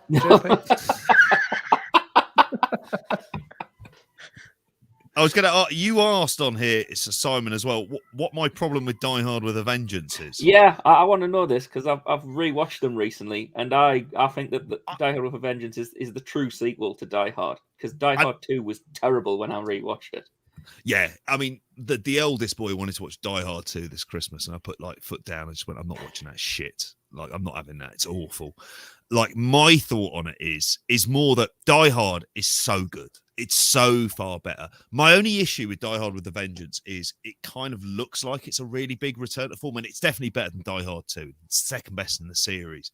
but I don't think it's as strong ultimately because it's the build up of the stunts, it's the structure of it, it's the idea that like very early on he's kind of surviving big stuff. Whereas what I love about Die Hard is how gradually he gets the shit beaten out of him along the way. So it goes very kind of early, and then really ever since when the explosion happens and he drops down the C4 explosives, at that point it's kind of kicking off. So it's not anything that's bad. It's more that in my head when that came out and they had the trailer come out and it was like Summer in the City and it was going to be a return to like proper Die Hard after Die Hard 2. I think in my head, and I was probably massively at that point, like going to the cinema like every single week. I was just like kind of devouring like Empire and like every other kind of film magazine under the sun. So I just don't think it ever hit those levels for me. But I understand like it as an action film, it's like it's good, but I'm not in the it's great category. No, fair enough. It's a fair enough explanation, I suppose. But I'm yeah, like you say, it's definitely the second best. The first, you're not going to top the first. Yeah, I don't. Davey, have you reviewed Davey? We've not done any of the Die Hards actually. There you go. I think we will down the line. Yeah, I can't remember the second one at all, to be honest. Like I know, obviously the first one says a lot, mate. And then with a Vengeance, that's with the brother, right? Isn't that the bad guy? Yeah. With Jeremy Irons, and then I've seen 4, and I think that's it. 4 is where he kills a helicopter with a car. Yes, like it's all to do with hackers. Die Hard 4.0. Yeah, that's right. But no, I remember liking the first and the third one. I've actually got a story about Jeremy Irons because he did a play at the theatre I used to work at. So I used to see him pretty much every day. And he'd come in always wearing like this hat and sunglasses and his scarf and a long raincoat. Like he tried to be very incognito, but he was doing a play which was like a modern telling of King Lear. And we just kept on hearing about these nightmares going on from rehearsals and that the show was clocking in at like 6 hours. Like it was fucking long. So they kept on like cutting a bunch. And I went to see the first preview and they'd cut the dress rehearsal was 6 hours long earlier in the day. And they managed to cut 2 hours out of it. And Jeremy Irons is pretty much on stage throughout the whole thing and didn't have a fucking clue what was going on. It ended up clocking in 4 hours and just so much like swathes and swathes of dialogue has just been cut from this thing. And you just saw the poor guy look lost the whole time. But his voice is great and it's Jeremy Irons, so he kind of gets away with it. But yeah, just I remember that was probably one of the worst things I've ever seen. And I was sat in the middle of the row and about 10 minutes in, I was like, I need a pee. And it was a good 2 hours before the interval, before you had to come back for another 2 hours of this shit. But he was a nice guy. He's a good actor. Just didn't know his lines at all for this. I always like the idea of actors trying to hide themselves by making themselves look as obvious as possible by, like you say, a hat, glasses, big scarf like thrown around. Yeah. Like, you don't stick out at all, do you, pal? Rubber nose. In July, like like he's like something from Toast of London or something. Benedict Cumberbatch came in wearing a motorbike helmet and would just flip his visor up to get his tickets. And would just take it off when he sits down.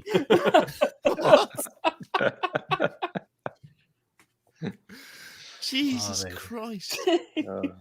What's the other question you got here, Simon? As well.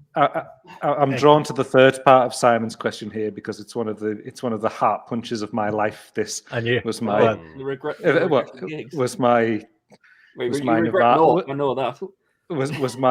my Nirvana tickets, and that selfish twat killed himself instead of letting me see him play live.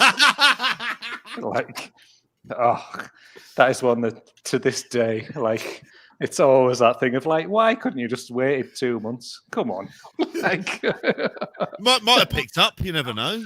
And do you know what? Do you know what the most annoying part of this story is? Is like my mate's mum had booked them tickets on her credit card because I think we were only about like 14 at the time or 15, and then she got the refund. So like she sent the tickets back to the thing to like get the refund, and it was like, God, you had these unused Nirvana tickets, like for sentimental value alone, how much of that would have been worth? But financially, that would have been worth something in like 50 years' time or something like that for me to have this Nirvana ticket that would have been used if he hadn't killed himself. Like, I was definitely earning a few quid off that. Will Calling's making a good point there.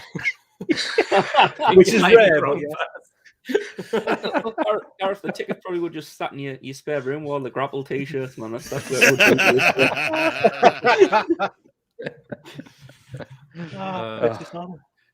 I can't think of any. Mine's pretty much the same as Gareth. I had tickets to a few years ago to an event called Welcome to Blinken Park, and it was going to be Blink 182 and Linkin Park headlining, and then Wu-Tang and Machine Gun Kelly supporting. Jesus Christ. It was going to be at Citi Field in New York. So I had my flights booked to New York. And yeah, like 5 days before Chester Bennington took his life. So it's like, oh, fuck. And Linkin Park are like a real, like, I love them. They're a real guilty pleasure of mine. And I'd never seen them live, and I was so excited. But yeah, and understandably, the rest were like, we'll call off the show. Yeah, like I love Linkin Park's like, it's like a guilty pleasure type of thing. If I do karaoke anywhere, it's always Linkin Park for me. Like, I need to see this. Which one? We'll do it, mate. You can do the singing bits. I'll do the rapping bits. Which one? Which one, Benno? And no, Carl, it's not the fucking copper box. It's not my answer. I still heard that I didn't go the fucking copper box. Did anybody in Ring of Honor use Linkin Park for a theme, seeing as you're the expert on these things, Benno? I feel like someone did, but I can't. I think it seems like it's that kind of era that someone would. I think that, yeah, maybe like a Special K member or someone like Lower Card. No one big I can think of. Alan can jump in the chat if there's anyone I'm not thinking of. But yeah, any gigs for you guys? Can I just pull you up on the term guilty pleasure as well? I hate the term guilty pleasure. It doesn't exist. You like it or you don't. Like it's a way of saying it's shite, but I like it. I like S Club. Just accept it. Just own it. I like the Spice Girls. I also like, punk and metal. I mean, we are all wrestling fans here, to be fair. I was going to say, you're talking glass houses and bricks here, aren't you? Really, at this stage with wrestling fans for the stuff we kind of accept. I can't think of any like massive gig that I missed out on that I would have done. I mean, I had a chance to go and see Bjork, which probably doesn't sound. It sounds despicably middle class, and I didn't go to see. It doesn't happen very often. It's like that kind of stuff. Like, for example, Hans Zimmer's playing over here, and it's like sort of 90 odd quid a ticket, and I'm going to go and see that.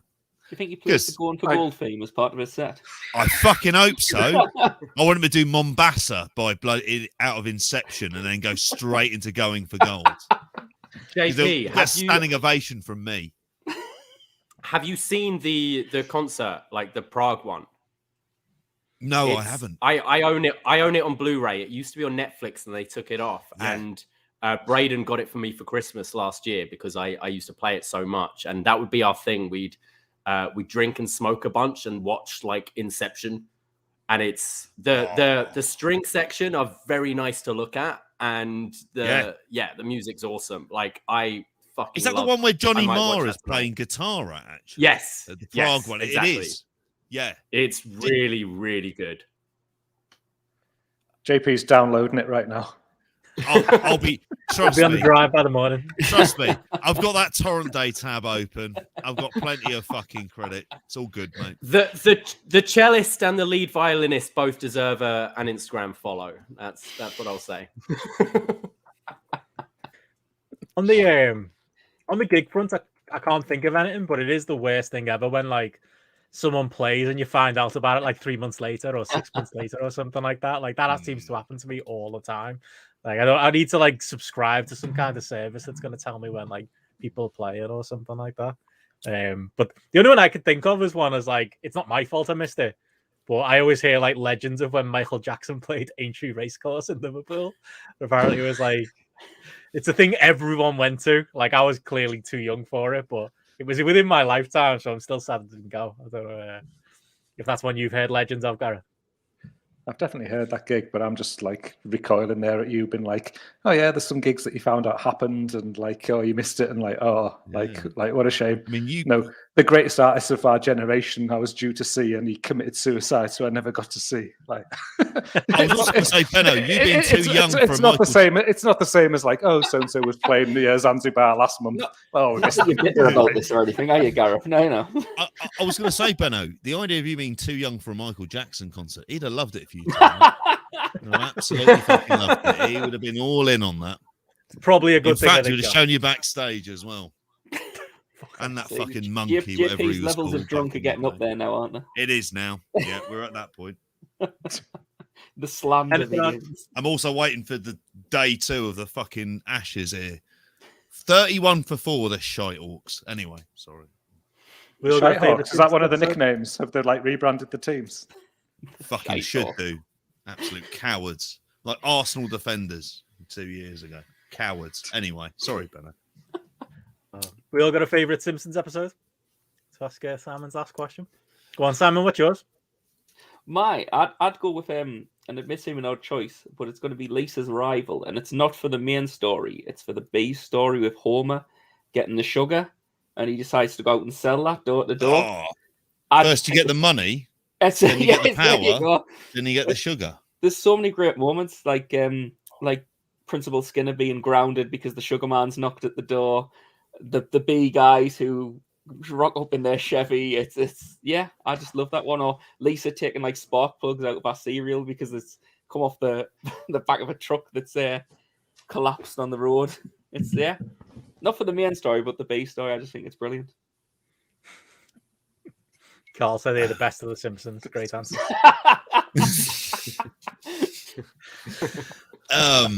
Favorite Simpsons episode. You've been rewatching recently, JP. I have been. I mean, the one that there's. I mean, it was. I was thinking of the Stonecuts one, but it really. Homer. I was going to say. If I'm going to go for it, actually, one that I remember watching at the time, thought was amazing was the. It's a bit of a cliche one, but the first one was Sideshow Bob, the Cape Fear episode, when he's not the one where Bart actually sends him to jail, but when he comes out, just because of all the nods to Cape Fear, which was entirely lost on my sons. They were just like, what the fuck is this all about? And it's just like, you'd have to watch Cape Fear. You'd probably think it's weird, but I love that episode. So I just think it's just the brilliance of Kelsey Grammer as well for that. But that entire run, like sort of season 3 through like 11 is just ridiculously good. I'm quite rubbish on The Simpsons, like in remembering stuff. Like when I read that question there, the thing that pops into my head is Mr. Plow, and I don't know if that's like a dead good episode. Name again or not. is Mr. Plow. But that jingle just comes into my head every time, and I love that. I don't know if it's a fucking great episode or not, but it's definitely Mr. Plow. It's monorail. Yeah, sorry, I've just seen someone say monorail in the chat. I was waiting till somebody brought. Love a bit of monorail, but it definitely wouldn't be my specialist subject if I was on a quiz. Can't remember the detail of The Simpsons at all. I would go with, I think the one that sticks out for me, the one that's most rewatchable, Homer at the bat, the one with the baseball team. Where like I don't even recognize half of these like American baseball players that they're referencing in it, but like there's so many amazing moments. The shave your sideburns stuff and just the whole thing on the tonic, isn't it? What's that? Is it Ken Griffey who gets the swollen? Ken Griffey Jr. I was going to say that. Yeah, his head just keeps getting bigger. Like I didn't get any of the references even as a kid, and I still don't really now. But it's just such a well written, like perfect little episode. I think it's like season 2 or 3 as well. It's very earlier on, but that's kind of my one. How about you, Davey? I mean, I always love the Treehouse of Horror ones, and that's something I do watch every year, even though I don't follow the series anymore. We recently reviewed a few Twilight Zone episodes and did the one with William Shatner where he's in the plane and you've got the little gremlin and they recreate it with Bart on the school bus. And honestly, the Simpsons version is better than the Twilight Zone version.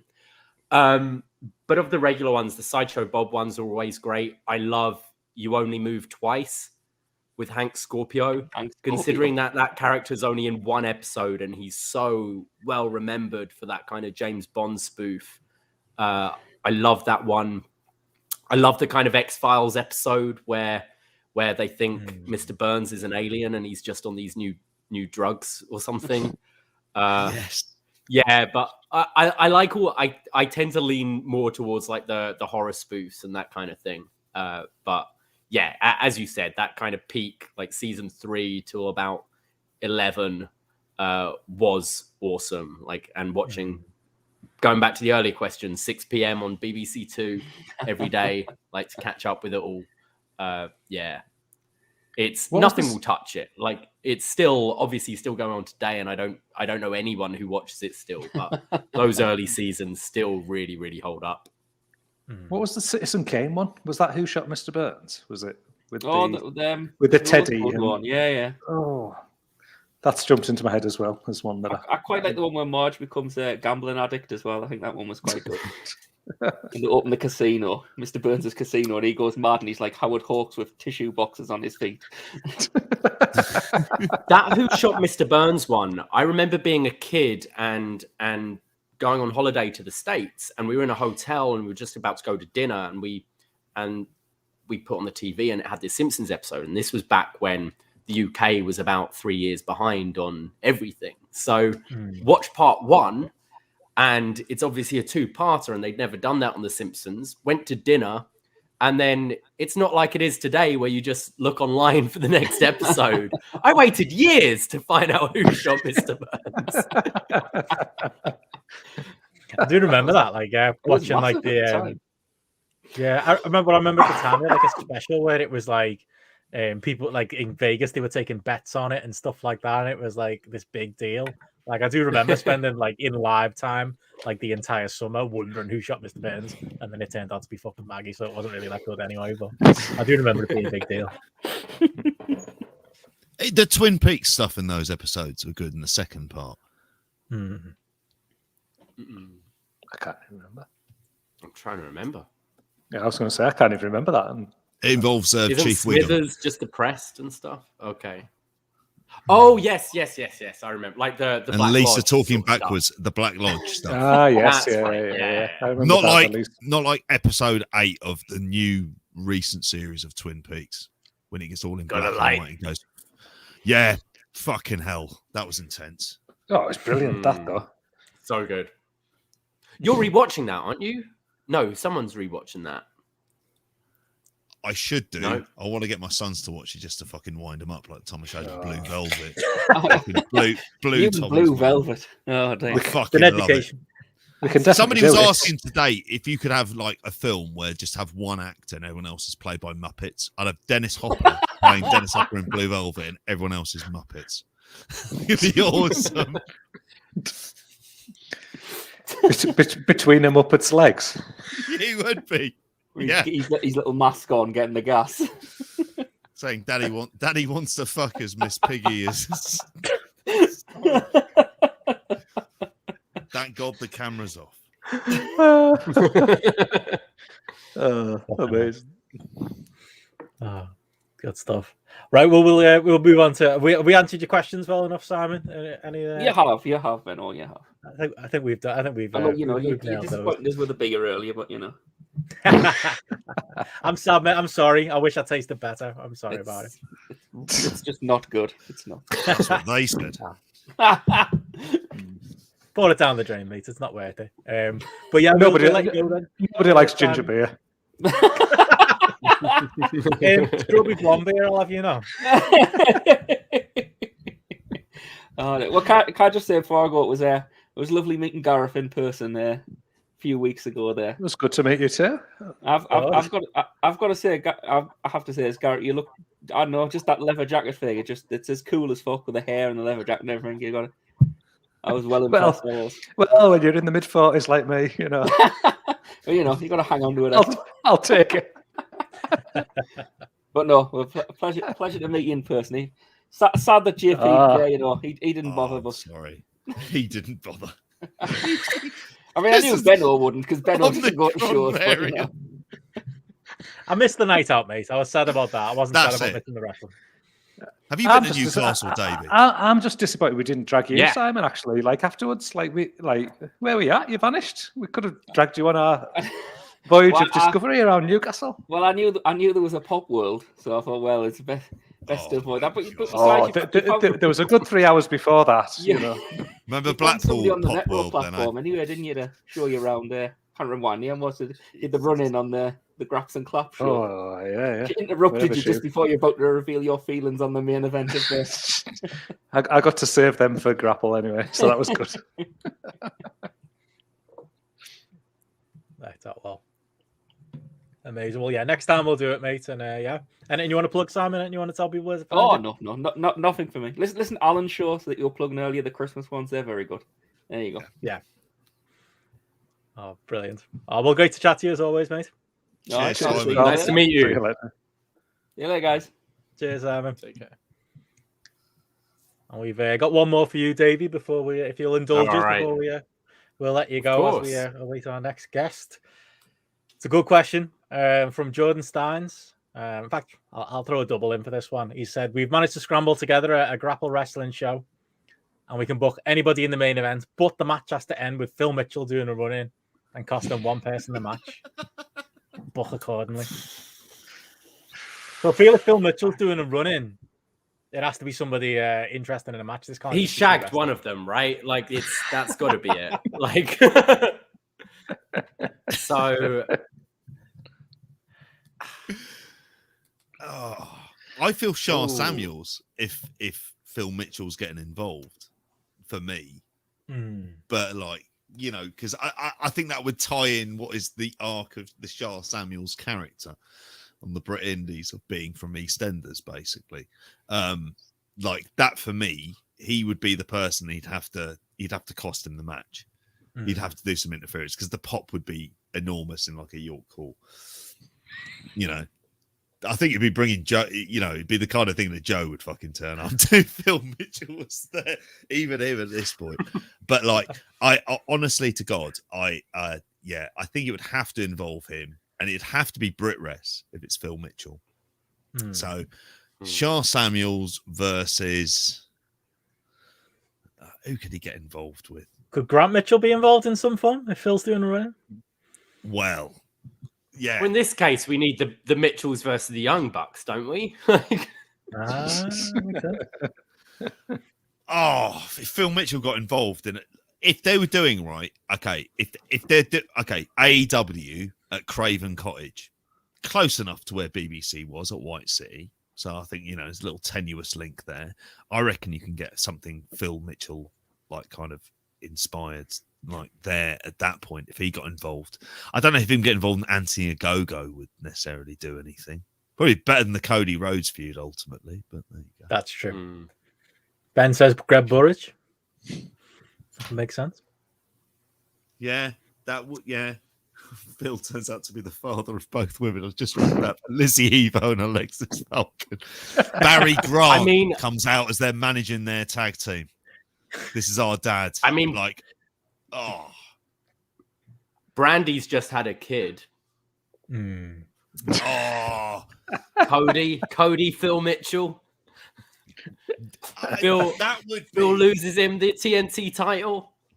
I'm into it. Oh, God. This the Mitchells versus the Knights from Dave O'Neill. Yeah, Dave O'Neill's cracked it there. That'll be Paige is the one who's gotten pregnant. Is it Phil's? Is it Grant's? No one knows. That's the story. Is it?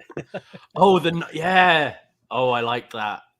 But if Phil Mitchell's being involved in AEW in a storyline, it's definitely Cody Rhodes. He's just fulfilling the Shaquille. He's our Shaquille O'Neal, is what it is. Yeah. So you could put him in a tag team. I know. He's our Shaquille O'Neal. Yes. Is he not? In the same way that Des Lynam became Princess Diana after she died, and a country needed somewhere to go, and they went to Des Lynam. Initially Jill Dando, but she got murdered, obviously. I was great, by the traveling way. through there on a train when that happened. I was not involved in any way, shape, or form, but I was going through Putney. Joe Mills, I've got a story about with all Phil the Mitchell at the against same FDR, theatre, Mitchell. actually. Oh, what's up? Oh, He was coming to see a play and was late, and there's like specific latecomer points where the lights go down and you can usher in people. And he said to the usher, "Look, I know you want to talk to me, but I'm going to see this fucking play." And just walked in and be like, "Well, Phil Mitchell's a dick."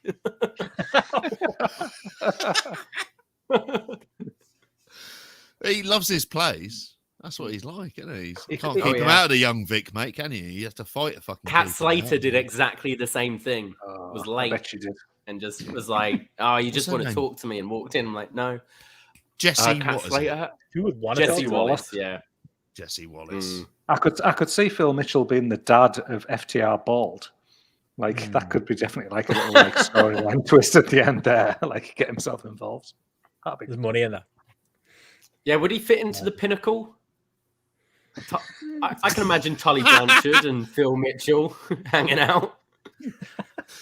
It depends if we get like a return to crack. Hey, and FTR were at one point the mechanics, weren't they, in NXT? Yeah, they were. Gareth, what are you doing with those scissors? Oh, sorry. Just you're talking I about was Phil on- Mitchell and you just grab a weapon. It's instinctive. It was that FTR Bald got me into Arn Anderson mode. And I just... MJF as Ian Beale. Yeah, that is a good question to piggyback on it then. Fuck, marry, kill. Dirty Den, Ian Beale, Billy Mitchell. From our mate Chris, our mutual friend of Up Next, Chris Elliott. This is harder than that one earlier. Well, Ian's been married enough times where he's surely just not got any money anymore. So I was thinking the same thing, Davey. And he's also so be that's right. disappointing. Marry, you're going to go for the riches. It'd be disappointing, Betty and Beale as well. Yeah. I mean, I guess fuck Dirty Den because I mean, look at his name. Well, do you know the story about Grantham when he got caught? He got sacked as he got caught wanking, didn't he, in the trailer? Yeah. It's a bit like the Gillian Tailforth story as one of those things that have kind of lingered on through my life that I somehow know and remember. Shout out Kathy Beale. Would you marry Ian Beale though? He's been a businessman. He's had some money, but he's had a lot of failed businesses as well. I'd kill him. He'd piss me off. Yeah, I think I'd kill Ian. I think I'd fuck Den, and I think I'd marry Billy. Yeah. Billy deep down's a nice bloke, isn't he? He's true. got his problems, but he seems like a nice guy. At least when I watched a decade ago, he seemed all right. Heart of gold. Isn't Grantham dead though? So you'd be fucking a corpse. He is dead. Yeah. Is that better or worse? Again, I'll stick with Den. We're learning some things about JP today. In for a penny, in for a pound, mate. That's where I am. Six cans in far too quick a time. What are you drinking now? I moved on to the fighting beer. Oh, are you? Yeah. Are you doing craft? Nice. Is there a good craft beer scene in Toronto? Oh yeah, this is my so. favorite. Collective Arts are very, very good, and their artwork is really nice. So I'm drinking something called Outbound from Gypsy Hill Brewery, which must be London. Yeah, and it's a black IPA. It's very nice. I've only gone for the 5% stuff. I know Dave earlier on said in the chat like 7.4 is nothing. It's not to me.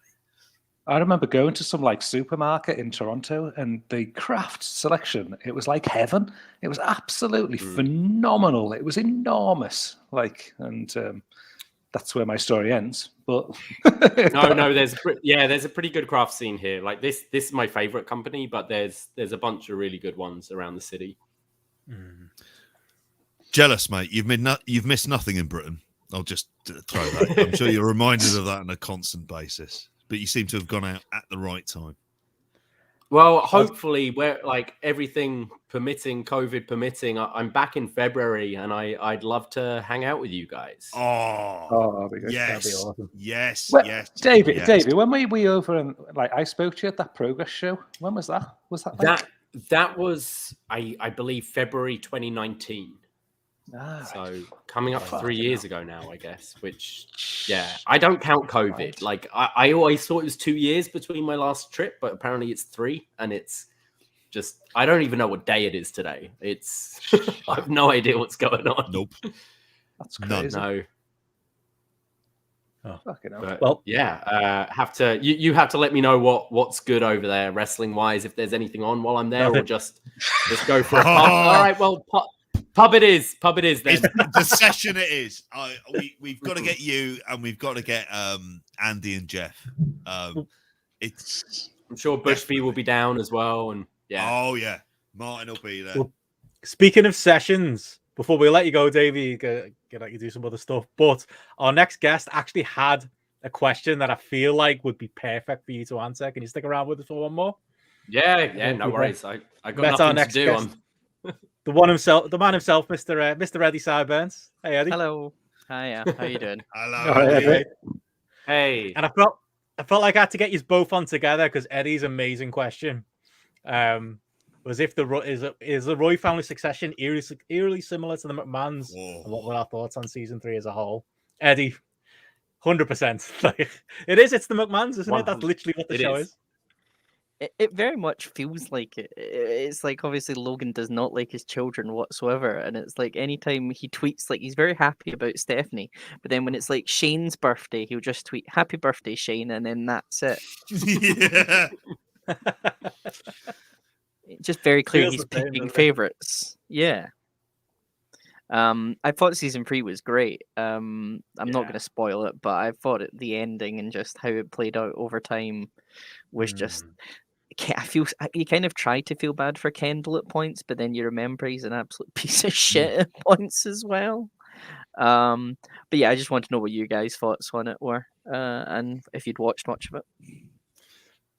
Well, yeah. I mean, I think for me, like it is like every episode, everything that happens, I'm making like a wrestling connection. But I know that was like a big thing, wasn't it, on your podcast, Davey, like covering it and talking about it with wrestling people each week. It is, the parallels are just everywhere. Oh yeah. So I'm Eddie. Who would you cast as who? Like if you were to replace like your Roys with your McMahons, who is who in what role? Well, definitely. I mean, obviously Logan is Vince, but yeah, Logan is definitely Vince. Shane is, I would say Shane is definitely Kendall. I would definitely have the 2 older guys who are with Logan, and one he doesn't trust is definitely Gerald Briscoe and Pat Patterson. There's just, and then obviously Steph is Shiv, and Linda's the one obviously doesn't, Linda's obviously Maria, but he doesn't really care about her as much. Roman is just, I don't know who Roman could technically be. Roman wouldn't really be Triple H, I guess, but that would kind of be maybe Tom.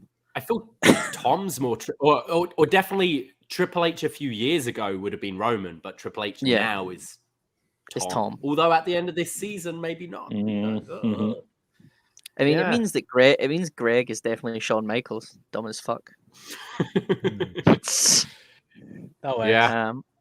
But yeah, it's just one of those things where it's like if he just gets Logan just gets so bored and change everything, like like Vince clearly can in terms of that. So I just was kind of starting to see eerie kind of conceptions of McMahonism and kind of Logan Royism as well. Oh, so Matson would be Nick Khan for sure, right? Yeah, absolutely. Yeah. It almost feels too easy at times to compare the two. But no, I loved season 3. I can't wait till the next season.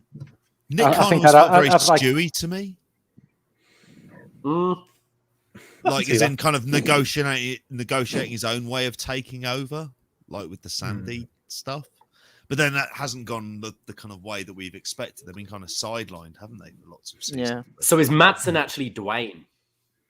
is Madsen the Rock. Ah, could be. Do you know what? There's a part of me that has wondered if you were going to get someone in there to go like, this person's going to run WWE, and you got the Rock in to do it. Like, to say you'd be fascinated is a fucking understatement in the extreme, because it just seems like it would be like, you just think, could he do this? If there's one person who kind of understands promotion on a very basic level through his grandma and the rest in Hawaii, like who has that kind of grounding in all aspects of the business, but has seen it at its biggest point and has also seen every other entertainment industry, and his hit to miss ratio, even for the stuff we don't like, is fucking great. It's a high hit to miss rate. Here's a man who smartly picks his films now, and even the films that don't work don't hurt him really in any way. Him running WWE, like, you think with the XFL, you kind of have a weird faith that he could make this shit work.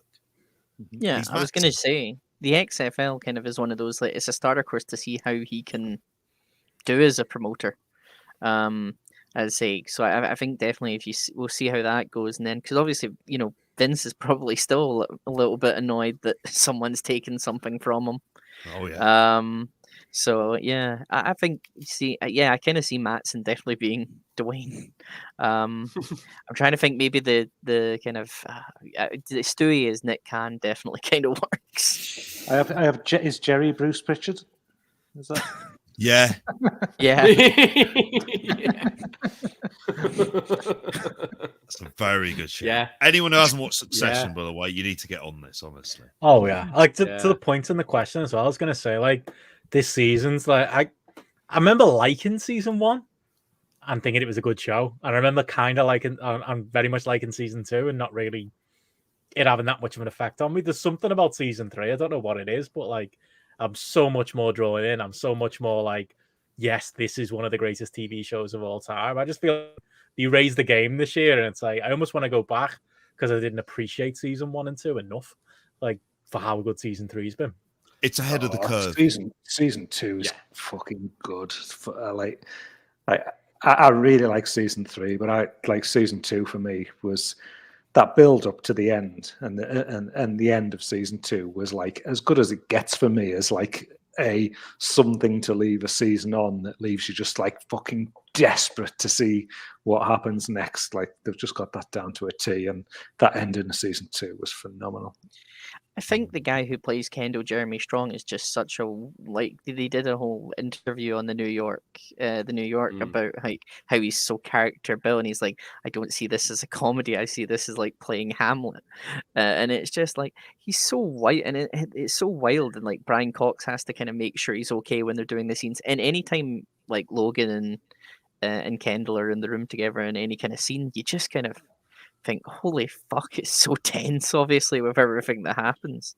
And I won't spoil, but obviously in season 3 when they have the dinner, and it's just like, holy fuck. It's one of those though. Like what I love about it is how many characters I'm just invested in. Like, I'm not going to like list them all, but there must be 8 characters there that like I'm strongly invested in all of them, which means that every single episode where they're coming at it from a different angle or a different perspective on different people, like I'm invested in that person as an individual. And I even get those points where, like, at the start of the season where you've got like Kendall obviously making the moves that he's making, that I'm finding myself like, yeah, go on, fucking like win, like fuck it up. And yet by the end of it, when it's coming back the other way and it's Logan fucking everyone, I'm like with Logan and stuff. And it's just like, it's so mad how it just gets you just like invested and just like roller coaster and different characters, like arcs within a very short period of time as well. It's so well written. It's phenomenal. The more that we kind of cover AEW, the more I've often thought that what makes a good wrestling program, they need to sort of learn from the great HBO stuff, the really kind of big long form dramas, and think of it as world building and character arcs, and those interactions become special, because even though it may not mean too much, like they're the kind of things that kind of get people going. Like if you see, it might be a Bryan Danielson Colt Cabana, where to a select group of people there is a kind of history to it, but you've built, like, or at least you've kind of invested in a world there. And I think that's what makes for that, and what Succession does I think better than any other program is World Build. It has complete credibility when you're seeing the ultra wealthy. You believe that this is how it is behind closed doors, and I think there's no kind of greater praise than that, where you're watching this and you're just invested that these are the type of the people who are there. And like I said earlier on, like it being just ahead of the curve. And hopefully AEW will get to that point where we've got like kind of JP, 10 characters we're ultra invested in. You make a good point though, because something I love about Succession is they're constantly swerving me. They don't necessarily go where you expect them to go, but when they do swerve you, to use a wrestling term, it makes sense. It's not like Vince Russo booking where it's like, well, he turned on them. It's like, I saw him got hit by a steel chair in the head last week by these people. What do you mean now he's joining them? That makes zero sense. Whereas AEW are good with that, because if you remember, like when Will Hobbs joined Team Taz, you look back throughout that story, Hobbs never put his hands on anyone. He was always like a second too late running out when he was a babyface or stuff like that. And so you look back and you go, oh yeah, he hasn't actually been involved in this at all. And I think that's where AEW, and I believe wrestling can, like, the fucking talent in the ring is there and has been there now for years. It's if we can get the writing higher, and patience is a whole part of that. You don't need to set something up and pay it off right away. And you see with fans, you see how divided fans are through Twitter and stuff like that. And it's like, well, give it time. Yeah. Sorry, when WWE says give it time, I'm like, no, because I know this script is going to get ripped up every week in this time. And then if you happen to make something land, like I think the best story they've probably told in recent years is the Daniel Bryan one. And we all know that wasn't a story they sat down and planned out at all. It just happened.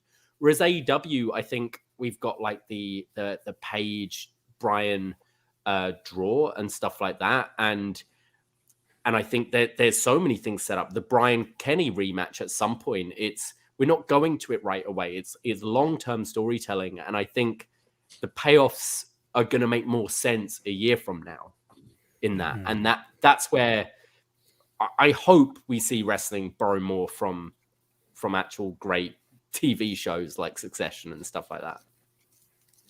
Yeah. And I'm sure Vince McMahon's watching it all. You know, I'm sure he's taking notes.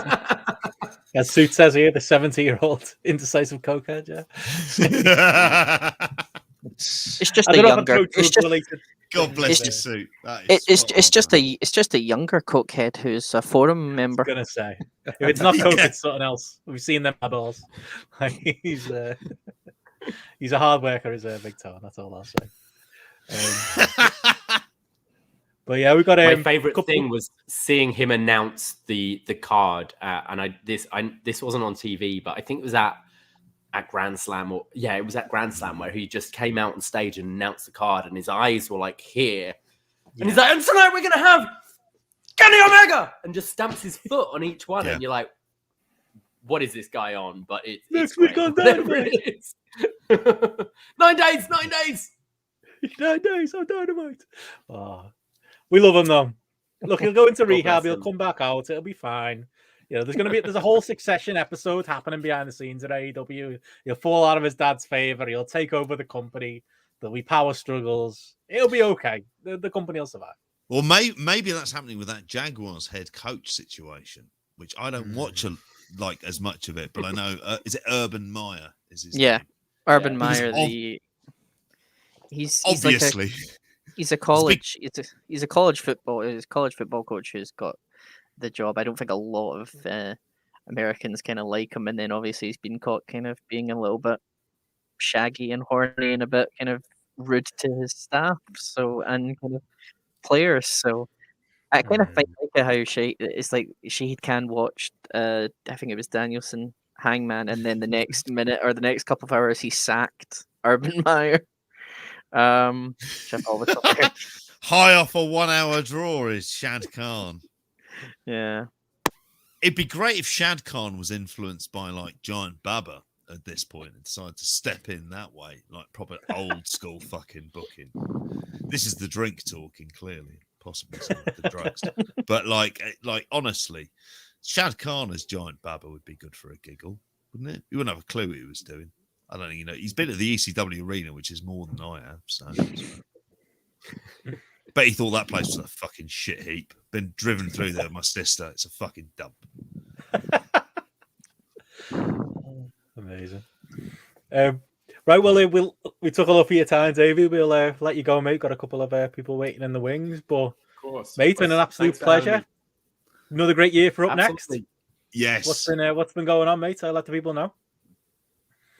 Yeah, I mean, things are a bit up in the air at the moment with Braden stuck in bougie Mexican prison. But we will be getting around to our best of the year show. That's gonna be pushed back a little bit, but obviously we do our our NXT and AEW reviews every Tuesday and Wednesday live on twitch.tv/upnextpodcast at 10:15 Eastern time, and then uploaded for free on our feed. And then on our Patreon, we do a bunch of like retro wrestling. We do a show called Was Next, where we're working our way through like at the moment we're like summer of 2013 NXT. We do random movie reviews and throwback wrestling. A lot of stuff on patreon.com/upnext.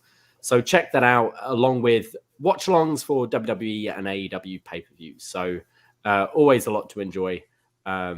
But yeah, got to somehow get Braden back in the country first. So it's going to be a lot of guests for the next week or so. Can you record while you do it? Because I think there's some prime like content there as well. Braden. Well, trying to get him to review stuff as he tries to smuggle over the border and all the rest. We did a little test today. Unfortunately, his internet's not good enough to really stream NXT or AEW in Mexico. But I think we're going to have him on John and Way's post wrestling best and worst of show. That's what he's aiming for, and he might be back in the country by then. But I'm not holding out much hope. But I will say it's been nice having a clean apartment for a few days. You should watch out. I'm just imagining him reviewing Dynamite as he's screaming, running away from border patrol guards at the same time with his phone there. Talking. He's best mates with Jack Great Evans trios, now. man. Amazing. No, I always say, Davey, like, you know, I've said it to you privately, but like Up Next is one of the biggest influences on what we do, and the Patreon and stuff. We take a lot of lead from what you guys are doing. So you're trailblazers as far as we're concerned. We'll absolutely have to do something where it's the three of us and you and Braden. We'll find an excuse, mate. We'll do a podcast. It's got to be done. 100%. And Gareth, I want you on the sesh for season 4. So 100%. And my brother-in-law's in Toronto, and I'm hoping to be back there in the next 12 months. So hopefully catch a few beers over there as well. So you got a big house, mate. Hit me up. It's got a nice flat. Has he got a decent floor? We'll just cut to that point. Are you coming? Fucking hell. Crashing everywhere. Crashing at WHs as well. All right. We'll see you guys. Cheers. Always a pleasure. Nice to chat to you, Cheers mate. to you. Take care. Take care. Davey. Cheers, mate. Nice to meet you, Mate. Eddie. Take care. Nice to meet you. Happy Take New care. Year, guys. See you, dude. And it was Davie Portman. Great man. Wouldn't know he had COVID. He's surviving. He's hanging in there well. What a trooper. I know. He makes Braden's the COVID trooper. sound fucking I love brilliant. I'll tell you. He does. Braden's on like a 5-star resort in Mexico. Like, oh well, I've got COVID, can't go home now. It's a lovely shot by Joe Root. Oh, look who we've got! I just realised, waiting in the wings, as Davey leaves. Hello. Is that do my eyes deceive me? Is that Deathmatch Richard in the same podcast as me? Hi, WH. Hey everyone. Hi, WH. All right. Hey, Gareth. Hello, mate. How are you? Hello, JP. You well? Hello, mate. How are You don't have to ask me, JP. You and I talk privately quite a lot. Well, I was going to say, for that, you'll be interested to know as well. The cricket's on as well. WH. I know you're a big fan. Real fucking cooling in the fucking chat then. Oh yes, as always. How are you, you? WH? Huh? How am I? Yeah, I'm okay. It's it's cold and gray, as Davey was saying. Like, our weather is oddly enough the same because we live in the same city, basically. But yeah, it's okay. Like, just busy with work but I had the next 2 days off, so it's fantastic. I could join you guys here on this, Christmas show gimmick thing that is actually live. Not like the other one I was on recently. I know we were on a live show. It was like 4 a.m. when we were doing the Hawkeye one. Oh, but no, I'm not talking about that. I'm talking about the thing that's supposed to be live, but it's actually not live. You know what I'm talking about. Oh yeah. Benno knows what I'm talking about. Oh yeah. Can I just say I recorded that my portion of that show in John Pollock's basement right after we did the ROH. No, just before we did the ROH review. And it was just like we had to pretend it was actually Christmas Day, and I was like, oh yeah, that's the gimmick we're doing here. It's like pull back the curtain here, but like maybe I shouldn't stop spoiling it. Stop spoiling it. No, fuck it. They're never gonna watch this, They won't know. Yeah, and I always I put it on. I listened to it on Christmas morning. Got to Arby. I've still got 4 hours to go. I'll finish it before next Christmas. Honestly, can I just say, without spoiling it, the highlight for me was the end. It was just the end. That's all I'm gonna say. The last segment is from Ireland, and he does this. Holy fuck, it's so good. I was fucking howling with laughter. Can I mention his name? You go ahead, JP. Neil Flanagan. That's right, their man Neil. Like, I can't say anything more, but he fucking cracked me up with what he did at the end of that show, that Christmas show. So yeah, he has the perfect voiceover voice. It's true. Big money. He's leaving money on the table. You guys should have him on your fucking show. Yeah, he's a patron. Yeah, not like the fake Irish fucking guy over here. Real Irish person. Come on. I've got a couple of tops. Come on, I've got a couple of Ireland tops, and I've been there on holiday. Is that not enough for people? I've legit got the passport, which I look forward to when I can never actually leave the fucking country. I just hope fucking St. Patrick's Day you're doing the same gimmick again with pretending you're your dad. Pretending I'm my dad, I will do. Yes, please. I might pretend I'm my brother-in-law and be from Northern Ireland. Oh, that's the one who lives out in the States. He's from Northern conversation. Ireland. Have like your dad does all the fucking WWE fucking update, and then your brother-in-law does fucking MLW. Could you imagine? All I would say is my dad, like current day WWE, he wouldn't have been tolerant of it. He wasn't tolerant of a lot of things. I'm going to be perfectly truthful of it. Like, he's as a kind of old school Irish Catholic man, there was lots of things about the modern world that he didn't quite get. Professional wrestling was certainly one of them. God love him. Like looking at it on there, but I will carry on that tradition, St. Patrick's Day, of doing that. So I want you to do do me on my birthday and do Benno on his birthday. Try and do your best impressions of us. Please do. Your accent, Gareth, is far too crazy because it involves a good bit of Scouse chucked in there as well. I'd almost feel, and it'd feel positively offensive. If I did Eddie's accent, I think that'd be the one that I'd possibly feel. I don't want to hear you attempt my accent while you try and awful, off mate. ICW spoilers with names that are made up. What, are you telling me that Chris Jizz doesn't exist? Who are the other lads, Benno? You never read them out. I can't remember now. There was the Jizz twins, definitely. That was one. The Jizz twins. Dave's got a question here. What does WH think? And this was actually the question I was about to ask. The prospect of TB Alpaca becoming the breakout star of 2022.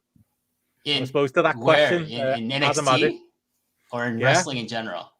Wrestling, so Adam asked the question. Brit Rez and internationally, both. We got you and Eddie on the WH. What's you guys' choice for breakout star in 2022?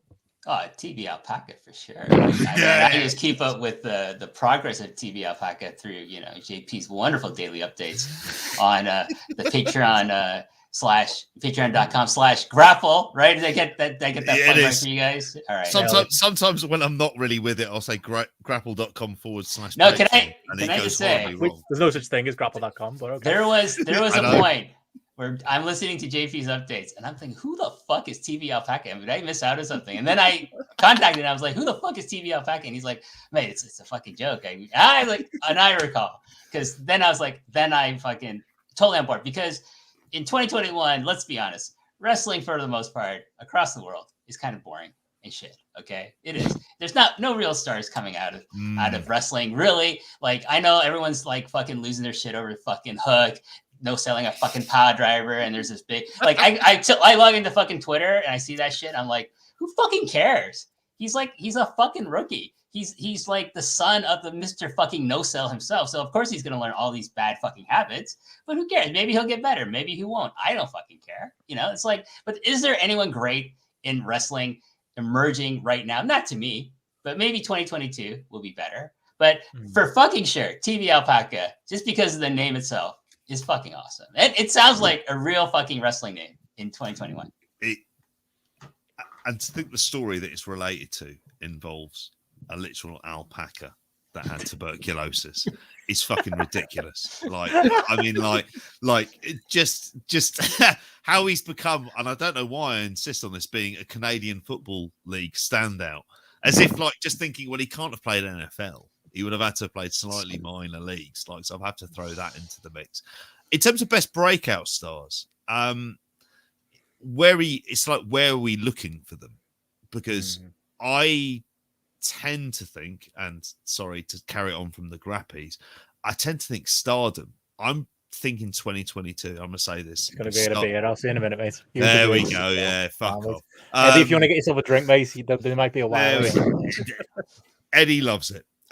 Sorry, Eddie, speaking for you. I'm going to say Starlight Kid. Yeah. I think Starlight Kid in the main event scene by the end of 2022 is not a ridiculous concept. I think she's probably the best heel, like pure heel in wrestling. You know, not these fucking pretend heels that like wink wink tonight. I'm an actor playing a wrestler. Bullshit fucking people in certain companies, right? Like, she's actually embraces being a heel and being mean and being kind of bitchy to extent as her character is, which is a far cry from what she was before. And you know, if we keep all we had to say to get Benno back is say death match, light tubes,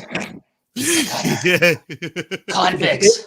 If you look in the mirror, if you look in the mirror and say deathmatch 3 times, Benno appears with a light tube. There he is. Can I just say, Benno, that beard is growing on me. I didn't really wasn't really a fan before, but like I gotta say, it really is really growing into you, and I think it's fucking. You should keep it. Definitely keep it. Don't let it get out of control like some fucking people do. Right? Just nice and clean. It suits the haircut. It's all good, man. Just keep it that way, okay? No, I love his hair. Like, honestly, like the only person with better hair that's been on this show so far is Davie. You know?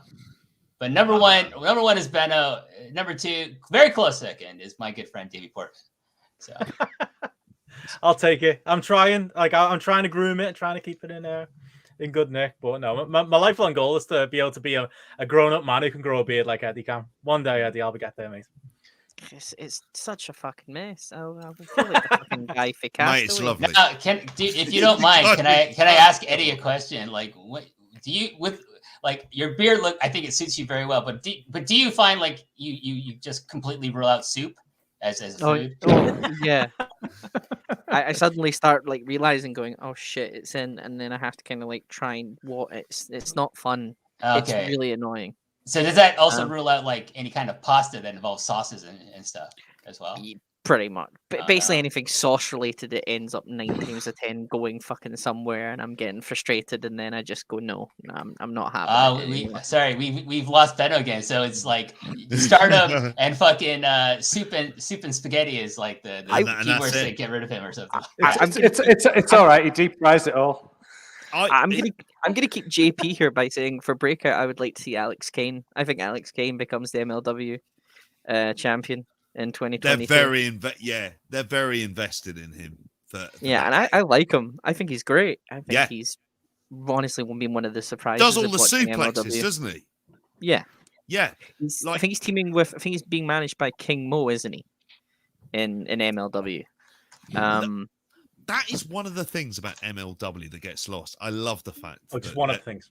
Yeah, Ben will run off again now in a minute. One that the way that they use established people to get over like using MJF was there to get Alexander Hammerstone over. That was the whole idea of the dynasty and everything else, and it did its job. And they generally do a good. Like King Mo is never going to get over as a wrestler, but he'll help get Alex Kane over. Now I have to admit I'm a bit slack on the Fusion Alpha stuff. Eddie, for shame. I know. It's okay. But there's so much stuff. Who was it? The other guy though, as well. Like MJF got over in there. Was it Richard Holiday? Like that was like good stuff as well, wasn't it? Using him on the way out there to get him over. And see, I do watch JP. I do pay attention when I watch. And they get crowds for it as well. That's the weirdest thing about it. But you never know how well they're done. But to tie it back to weirdly to Succession, I think they're funded by like it's hedge fund money that comes in like every once in a while. And I don't know if they know the fucking score of what's going on at all. That could be complete horseshit, but I've had a drink. So just the next person MJF is going to get over is Wei Ting. Oh, that's mental, him turning up on that. He has a feud. He's got like some beef against Wade. I just hope it plays out even more, like across all social media, Instagram, fucking Twitter, fucking even like fucking Mega Haven, fucking Facebook. Like I just want to see it for Wade King versus MJF. I just love that he's clearly a listener. Like, I wonder how much of the post stuff he listens to, though. Do you reckon MJF has ever listened to the British Wrestling Experience and listened to his review? He's listened to Post. He's listened to Post Pures. He definitely has. Can I just say, like, I don't know everyone who's a patron, but I've been told, inadvertently, like, oh, this wrestler is a patron. This wrestler was a patron. This wrestler, I'm like, whoa! I can't say any names, so I don't know for a fact, but you got to assume that MJF has like maybe is on some fucking tier or something at Post Wrestling, so he's been listening to everything. So there you go, makes sense. Any choices?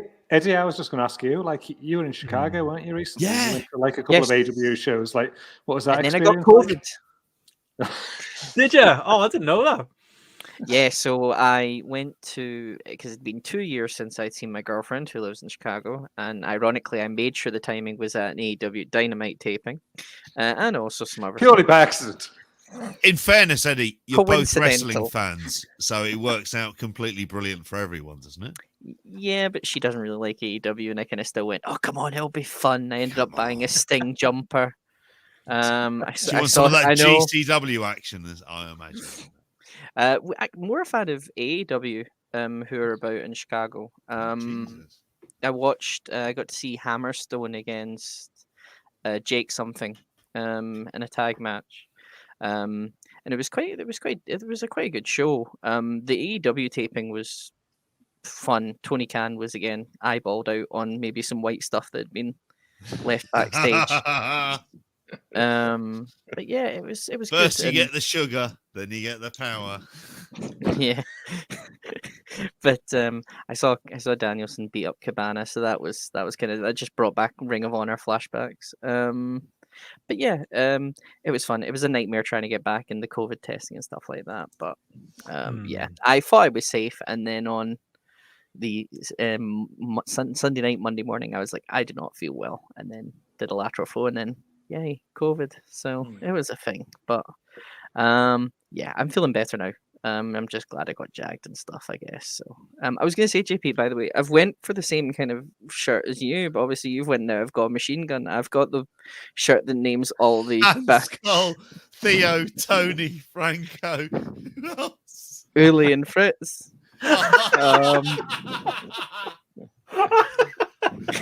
Rest got in all peace. of them. Well, in fairness, we're what is it? They died in what, 80? Was it 89? They died. Yeah. At Nakatomi Plaza. So we're talking a good 20. My maths isn't working. Too soon. Too soon. Too soon. Always too soon for them to gone. All right, in fairness, no, who's the one who run? It's Tony who runs across the table and he's mouthing off to fucking McLean, and you're going, just shoot. he's under the table, he's running low on bullets, he's crawling on his back, Yeah. and you mouth off, and as he reloads, he mouths off, especially just giving away the location, and then obviously he gets shot up and then chucked on Al Powell's car. But you know, schoolboy era, that can't be forgiven. No, can't be forgiven at all. I've not listened to the GRAPPL Die Hard thing yet, but I am excited to listen to it after I saw the picture. I was watching one of the movies I watched that and Die Hard 2, and I thought Die Hard 2 was, I kind of ended up liking Die Hard 2 again. I mean, I think the villain's a bit but who is the villain? There's about 4 of the fuckers. It's William Sadler. Who's a great actor. Is it, or is it the army guy who turns up halfway through and they end up swapping around and he's got the... No, it's the guy who he fights on the wing of the plane. That's got to be he's the big boss, right? So it's, and for some reason they want to show him fighting capoeira style naked in his hotel room to begin with. It's just like... It's just film directed by Rennie Harlan. The new rolling your feet. It's the new rolling your feet up, isn't it? Then the naked capoeira. Rolling them into balls. I love the way this conversation just keeps going back to Die Hard. It's what Christmas is all about. It's a great film. It's a good Christmas film. It's like John McTiernan's like fucking trifecta of like great films. That Hunt for Red October and Predator. So he directed all 3, and within like a 10 year period, it's like, what a fucking great director. I don't know what happened to him because like he just fucking disappeared. So didn't he go to jail? Rollerball. Didn't John McTiernan go to jail? I don't know. Did he? I'm pretty sure he went to jail. He's on the movies that made us, because I watched that about Die Hard and he's interviewing. He's a bit of a like. I mean, if you said that about most of NXT UK, I'd be like, oh yeah, for sure they went to jail.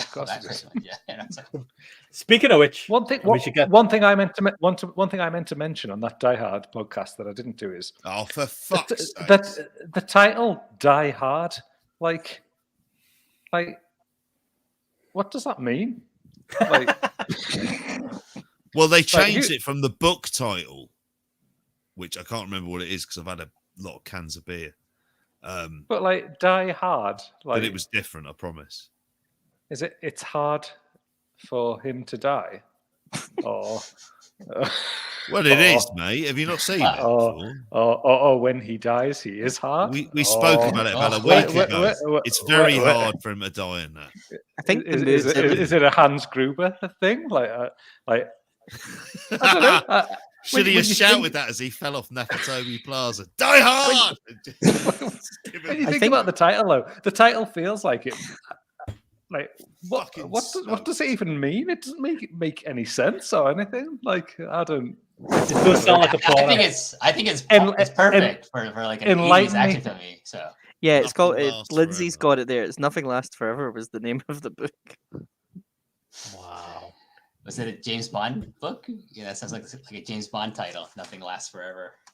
But like, Ben Stokes is fucked here, lads. We want the word "die" in there, and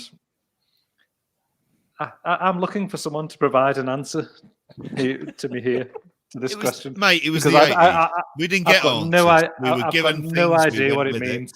It feels very much just like open a thesaurus and pick 2 words or something like that. Probably. That's probably what happened. So, mate, we lived in an era of getting shit like Turner and Hooch. It was a wild time. There was a legitimate time that it was like, here's a man and a dog, and it. Well, at least that was the name of a man and a dog. No, they were together on a police force. Tony Khan? A very different film. I think that was called Animal Farm, and it was out a lot here during the 90s and 2000s.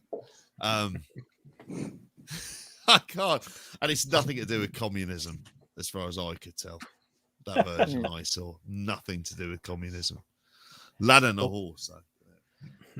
Well, yeah, I was gonna ask before I let you both go. Got another couple of guests to squeeze into.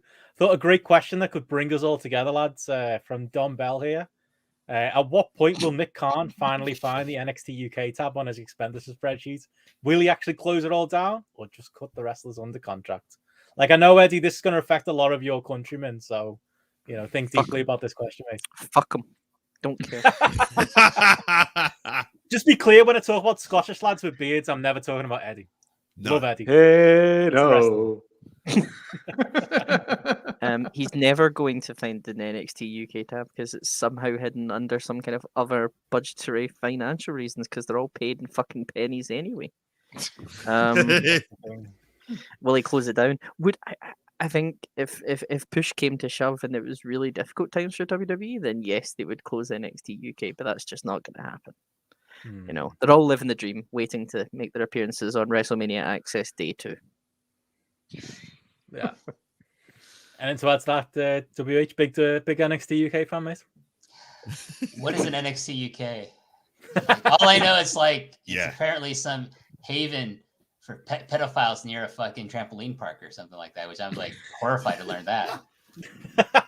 It's near a trampoline park where I lived, about 10 minutes down the fucking road from it. I'm sure it wasn't a trampoline park then. Opposite a place selling Mercedes-Benz. All I know is that there was an estate where there was a dealer there as well. I think he was still one there. He was hooked on crack, and his mum was there. It was very weird. You're talking about the roster now, right? No, I was talking about the drug dealer and the estate across the road. All I know about NXT UK is that I left a very negative review about their performance center on the Google Maps there. So one of the great pre-shows, I have to say, was going around Google Earth, Benno, around an industrial estate in Enfield to see exactly where they were. I just hope they all put food on their tables and don't have to deal with the likes of Benno tweeting about them. Because can I just say, who remembers Nathan Fraser? Anybody at all? Who the fuck is that? I think he died, mate. I don't want to be making ill of the dead. Starved to death as well. Poor lad. Young bloke as well.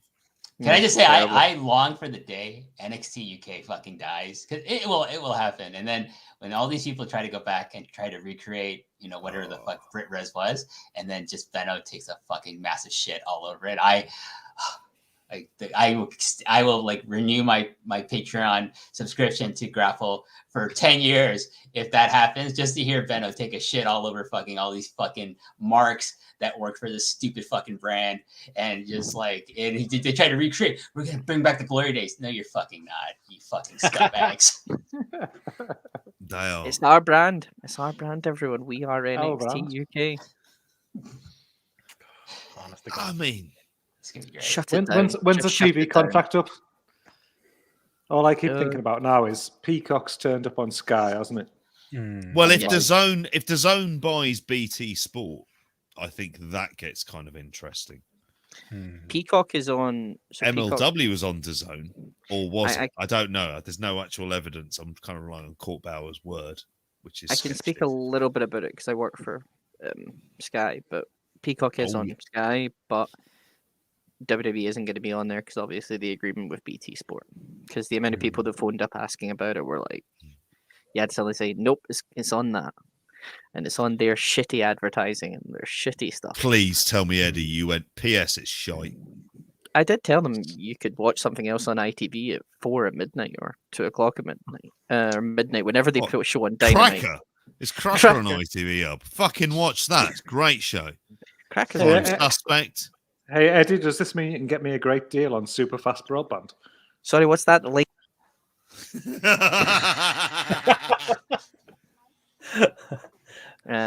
Sure. Me and my friend will help you here. I can't believe I got this. You watch it because you watch The Wire. It's the guy who says "sheet." Oh, fuck, that's awesome. It makes the sound if I can play. I don't know if it. Oh, that's great. That's amazing. But yeah, as far as I'm concerned, I think the whole thing with NXT UK is I don't get why. I mean, obviously, listen, they're all living their dreams. They're all getting paid pennies to go in a trampoline park and pretend to wrestle and do a lot of shite, and then consistently do that World of Sport rules contest rubbish, which always is a 1-1 and then a 2-1, and it's like so fucking predictable. It's like, what is the point? Why do we just go around? Walter's fucked off. They've got nobody fucking left. off in a lot of directions, isn't he? Oh, man. Like a dog with two dicks these days. There's no evidence to back that up. But yeah, just let it die. It just needs to die. Agreed. Right. Well, yeah, we'll let on that note, we'll let you go, Eddie. Anything you want to plug while you're here, mate? Anything you want to mention? You still doing the podcast with on? Yes, we're just on a hiatus because we keep having nothing to talk about, and then we do have stuff to talk about, and then we just don't have the time. So the Arn and Eddie experience will be back at some point. I promise you that. But yeah, just at Eddie Sideburns. I tweet a lot of shit. That's really all I can say. God bless you, Eddie. Gallus is not good, Carl. It's shite. Yeah, get out. Fuck off. From a Scotsman. You tell him, Eddie. He owes me fucking chips, that cunt. Anyway. Right. Why won't your EWR character take steroids, Eddie? There's the real question. I've asked him several times on there. I just don't think it would work for my character. Although you do. It worked backstage, mate. I want you to be an animal back there. Doesn't work for me, brother.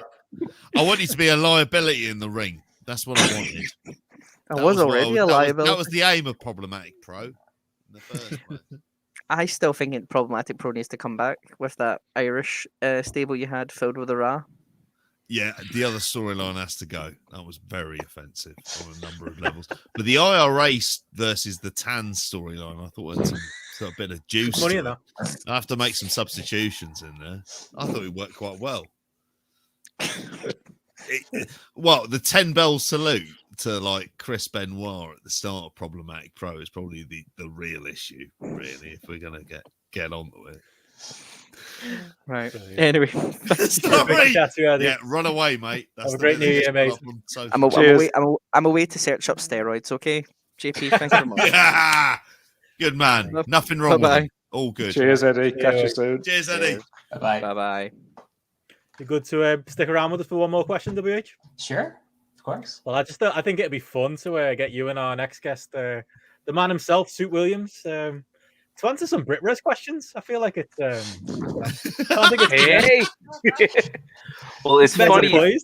Hello, it's funny you say that, Benno, because it's the end of the year. I know we missed it last year, but I do have my notebook handy. We're going to get started with the progress year in review. All right. We'll start with chapter 104, natural progression. I'll get started. I'll let you grab your notes, but fair enough. Yeah. Have not we seen only a missed progress. Like 3 years. I have not seen a second of progress in maybe 3. I know exactly where I stopped too. It was the last Super Strong Style. It was Kyle Fletcher versus Daga.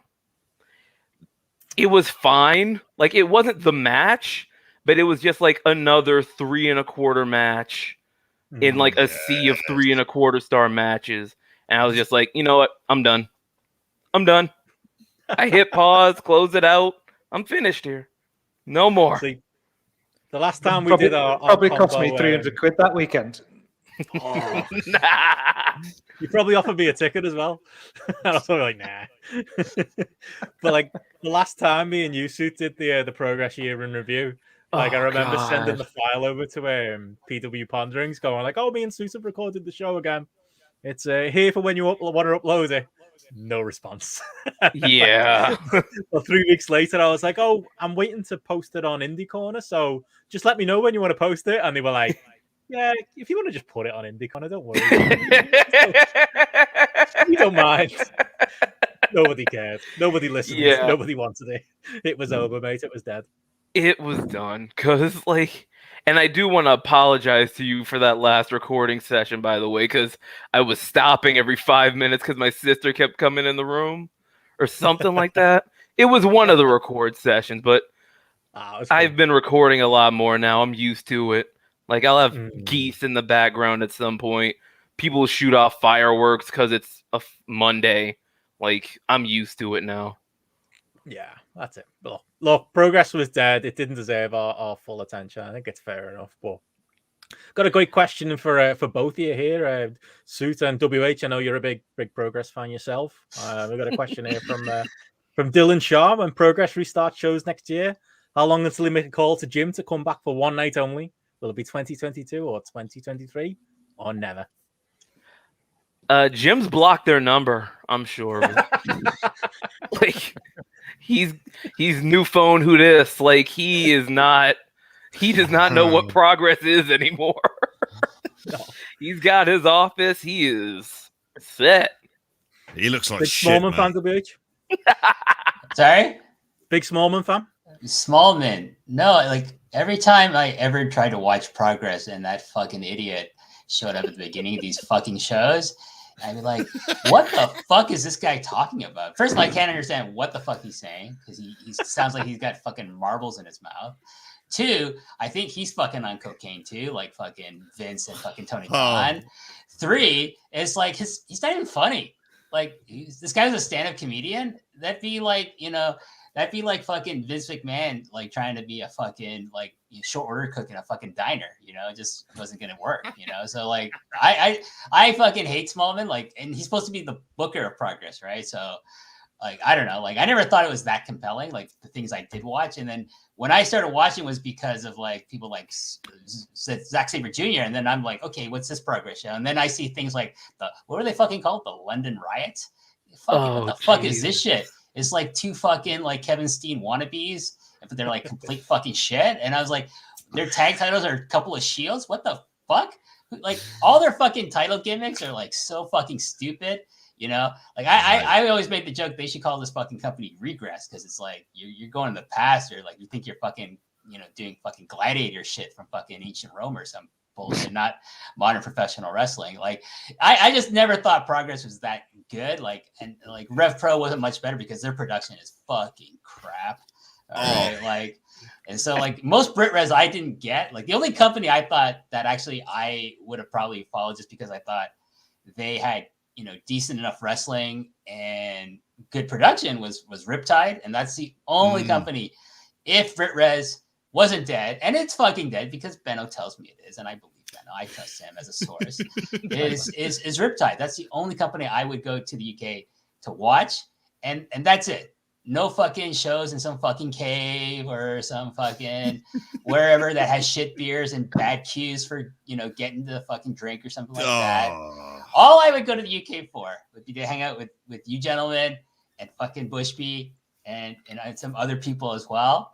And like wrestling, I don't want to fucking watch wrestling if I go to the UK. Not at all. Do you think, like, given that he's now NXT creative director, not NXT UK, NXT creative director Jim Smallman, do you think Jim Smallman's going to have a job in 12 months' time? No, I don't. I can see him come back and doing stand-up comedy, and like that was a part of my life and never speaking about it. That means he just gets fucking Vince's coffee, right? He's a creative director. But would it also shock you? He's the fucking like Eric Bischoff to fucking Vince's Vern Gagne, He's the fucking coffee boy. Ryan Ward was the guy in NXT, and they fucked up on him. Like he seemed to be the guy. I remember him doing wrestling, like live wrestling, like kind of radio shows, and he was really good. He seemed to know his shit. He seemed to know his shit, and I think he got burnt out by the system there. I don't think anyway. Is he going to survive the next round of TV contract deals? NXT. If we're going to be honest, I don't see how it does. I saw something where they were getting like outrated by like 15-year-old reruns of Law and Order SVU, like the reruns of, and like not even the recent ones, like ones from 2003, like with Stabler on the original run, are still outdoing. Would your nan watch this suit? God, no. No, I don't even think she's in the age range yet. Because what would it be? Like, I think she's 65, so I think she'd be a little young for it. She might bring the average down a bit. 5 years she's there. Yeah. Give her a little while, she'll make it. I do think to the question, though, like, if honestly, I could see, I don't see Smallman going back to Progress, but I could see he's the type of gobshite who would fall upwards and find himself like head Raw writer. Like, would that shock you if it was in the Observer one day? Oh, Jim Smallman's found out a little tidbit. Jim Smallman's been writing Monday Night Raw for the last 6 weeks. It's been fucking terrible. But he's gotten that job. Like, he just seems the fucking type to kiss But Arsenal to get there. Can you imagine when you though? see Can you imagine what Vince McMahon thinks of this sort of small, tattooed, bald Englishman? Vince McMahon would hate Jim Smallman, and if he's involved closely in NXT UK, NXT 2.0, that when it's losing ratings, he ain't got 12 months in him. No fucking chance.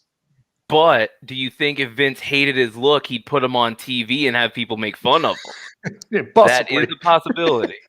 There's a very good possibility of that. It could happen. Yeah, Eddie's asked there, can he ask this panel if we've been interested in the side project Gabe was working on involving NXT or something? NXT Evolve. It'd still be terrible. It'd still be WWE TV shit, wouldn't it? You go, Sue. Oh, I was gonna say, like, I've never been able to watch Gabe stuff because I got in after I got into wrestling, in independent wrestling after he was gone from Ring of Honor. And then I could never watch Evolve because the Evolve streaming service didn't take debit cards. So I could just never watch Evolve. And I was just well, all right. I'm missing these hot Tim Thatcher main events, but I'll live. So as far as on a separate note, Sue, why is Evolve dead? Just out of curiosity. Why did he die originally? Yeah. As far as NXT Evolve, I mean, maybe it'll be a good idea. I don't know. The Cruiserweight Classic was good, but see how far that got. It'll always die as far as as long as the people in charge are in charge. It doesn't matter how many good ideas they have. They'll just die when Vince sees them. Well, maybe Vince will die. Oh, yeah, there you go. There's the sweep. Vince died. His mom's still alive. He's not going anywhere. WH, how would you act if Vince McMahon died? I'd fucking do a little fucking dance. He's a proper cunt, isn't he, of a human? If my perfect week of deaths would be fucking Trump and then fucking Vince, and I'd fucking run around my fucking Mohammed bin Salman swinging. after that. Sure. I don't know who that is. But fuck sure. If you say so, JP, prick I of a fucking fucking believe man. you. Vince and Trump dying the same Actually, week, I would can I throw a throw fucking party. Putin in there? I know I've played Oh, fire fuck that guy too. I hate that motherfucker as antagonising well. Russians, but he's an. Can I put Alex Ferguson in there for the Friday? Sure. That's. I don't know who that is either. Used to manage Manchester United. He was an arsehole. Okay. And he's still alive. I know what I'm saying. I believe it. How about most deathmatch wrestling as well? That'd make me happy. I'm sorry, Benno. That's okay, mate. I messed up on the big fat quiz of the year on post. There were several deathmatch questions, and Ogden had to answer them for our team. There was one about Atticus Koga and Alex Cologne. I remember. Oh God! I did think it was Atticus Koga, I think, but it was just a guess. If I told you it was the same person, would you really disagree with me? No. Same wrestler. Lads Alex Cologne and Atticus Koga. I've actually seen them wrestle, so they do look different. So, but listen, if you like death matches, it's all good. I don't fucking care. It's not for me, but please enjoy people hitting each other with light tubes and giving each other cancer through all the fumes. It's perfectly fine. Yes. And hepatitis. Would you be up for going to Tournament of Death in Delaware? Listen, I've told my friend, Joey Bay, if I ever go to St. Louis to visit him, we go on a wrestling road trip. If he wants to take me to GCW, I'll fucking go. I'm just standing way in the fucking back, right, from away from the fucking ring. And I'm just gonna be time to go get one of these fucking overpriced pizza slices from fucking Lauderdale or something like that, right? Or fucking Emil J. Maybe that's something he's actually good at doing. Is serving pizza. He's not good as a ring announcer. That's you get a smoke off him. He looks keen to fuck. No, I ain't touching anything that's touched that fucker's lips. Are you nuts? Well, no, that's true. But he'd know a hookup. I was gonna say though, if you're talking meetup, Tournament of Survival. I've no almost interest in watching it, and I could possibly puke several times during the whole thing. But I'd be game. What is that, CTW or fucking IWA Mid-South? I can't remember. That's GCW. Did they buy Tournament it? of Death is CZW. Tournament of Survival. That's the one in DJ Hyde's fucking. What does his parents think of this, by the way? These are like a bunch of lads jumping onto a barbed wire fucking trampoline. Are you all right with this? No, fuck off. I'm 70. What are you doing? This is ridiculous. Why haven't you grown up, DJ? Not even your real name. I love that he's like 40. Exactly. He might book it around their vacation. He might book it around their vacation, so they don't even know he's doing it, and he just gets ready to clean Sends up. him to Vegas. He sends us to Vegas for 2 weeks. Here's some fucking shows. Cirque du Soleil. Knock yourselves out. It's just there brushing up as they come down the end drive of Weird home. Science, where everything's cleaning itself up. Listen, I will go to a fucking GCW show, but you know what would make it even better is if like fucking Gareth is there with me, and we make our way to the front row for a fucking Nick Gage match, and we just like yell shit at this fucking guy. You know, hey Nick, you know how to say you know your fucking bowels yet, motherfucker, or what? The personal highlight of GRAPPL I'm there with you. was waking up on that morning and seeing a notification on Twitter. And what's this? Nick Gage talking. What the fuck? What's going on? And GRAPPL Garth. Oh, that was chef's kiss stuff. Watting, like, what the fuck is an I, dude? Like, he's not an educated man. Well, we can gather that. He's just vowel illiterate. That's what I've come to realize is Nick Gage is vowel illiterate, and bless he knows how to cut people with a pizza cutter, but saying vowels, A's, I's, E's, things like that. He does in the same way he knows how to rob a bank, in that he's done it, but I don't think he's any good at it. He's not good at it. He got fucking caught. How can you be good at it? Yeah. Fucking caught. I went to prison. He's robbed fucking a bank. good at it. He's shit at it. I think we could all. I think he would agree on that. He's got a broad repertoire of promo lines that he says. Oh no, he's got 3. He's got a broad repertoire of things that he does in his matches. Oh no, he's got 4. Like, fucking Gareth. But the entrance, though, that entrance. That's all he is. I was He's an entrance anymore. Do you know what? For one, do it's you know an what? experience. Yeah, but the entrance is the same as people going like, yeah, but what if Labour had got in? It's as good as 911. It was an entrance and a choke slam. That's fine by me. If Nick Gage moved to Crosby, though, I would be very, very happy. Oh, I know. Sorry. Me too. I'd kick his head in. I want to live on YouTube. Well, can I not get paid in the park first and talk you both out? You can hardly move. Yeah, you can take him. I believe, Gareth. I believe. But I was going to say, speaking of Labour, WHO is going to let you go. We've got another couple of guests come in. But I think you probably want to tell our next guest to fuck off before you go. So there you go, just for your pleasure. Hello. Hello, WHO. It's the Kingpin. It's the real fucking Kingpin. Not Vincent D'Onofrio. Fucking Will Cooling. Listen, that cunt Cooling. I love this guy. He's so fucking funny. But man, don't stop talking about the fucking cricket, all right? You fucking Tories. Mate, trust me. I'm literally watching it as we speak. There is nothing to speak about. You're the only Tory I can stand, JP. I'm not a Tory. I'm born in Tottenham. Now you know how it feels, you cunt, JP. It's like asking people They're from powered fucking by their own- Brooklyn, the why are monster you you Tories? created. Like, I'm not a Republican in any way, shape, or form. If you watch the cricket, you're a fucking Tory. Aren't you Irish? JP, you said you're not a Republican. Aren't you Irish? Doesn't that make you a Tory? Well, it's different, isn't it? They shouldn't be there in the first place. Like, I mean, let's just throw that out there. My brother-in-law and his family might take deep offence to that, but they shouldn't be there, the British. As my dad said to me in probably very logical ways. Yeah, it's 56 for 5 here in the cricket. It's shit. You're probably ahead of me, Will. But it's bollocks, sorry, I've kicked off now. This is bad. I was thinking about this earlier today, right? Do you know what I think the NXT UK budget is? I was going to do the maths. If you assume they each get like 20 grand a year, which there are people who get more. I think it's probably £1 million budget for NXT UK because they've got so many people under contract. They've got over 40 wrestlers. They've got the referees and the producers.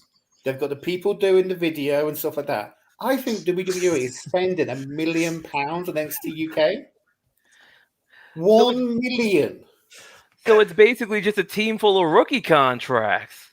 That's why they aren't cutting anybody. There's 40 of them. And none of them Like that all adds up. And none of them have the charisma of Eastbound and Down, which at least if it had that to it in NXT UK, if it had one, what's his name? Jim, what's something Powers, isn't it? Kenny Powers. If one of those cunts had a Kenny Powers style, deeply offensive kind of like stuff with it, that'd be great. They could have kept Braun Strowman and just fired everybody next to UK. Why am I getting abuse? This fucking bullshit. Tory bullshit. 57 for 5.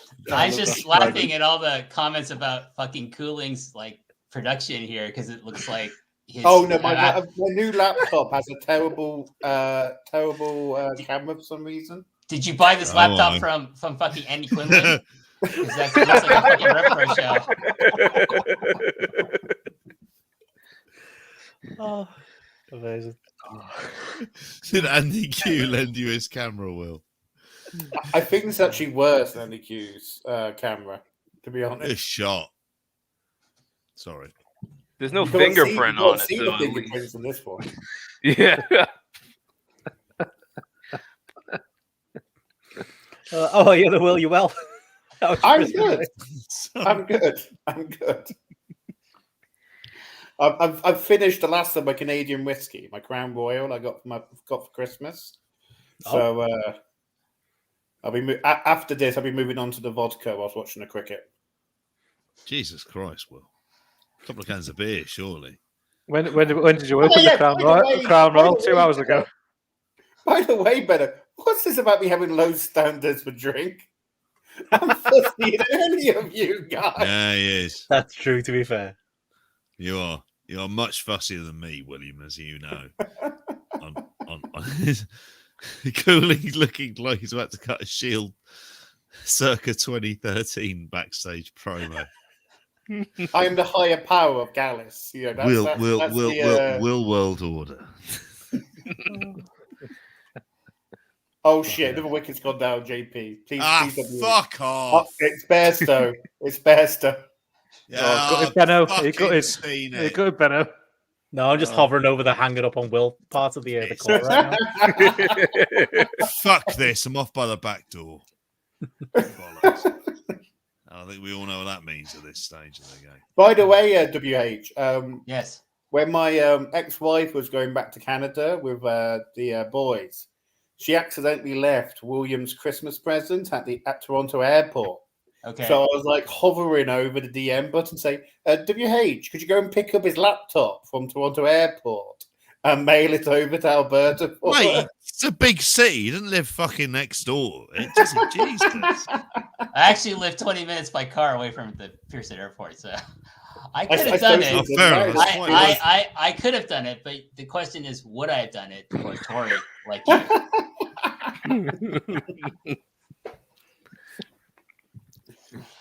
What's in it for me? Are you going to rescind Brexit? No, so. Well, I'm not going to.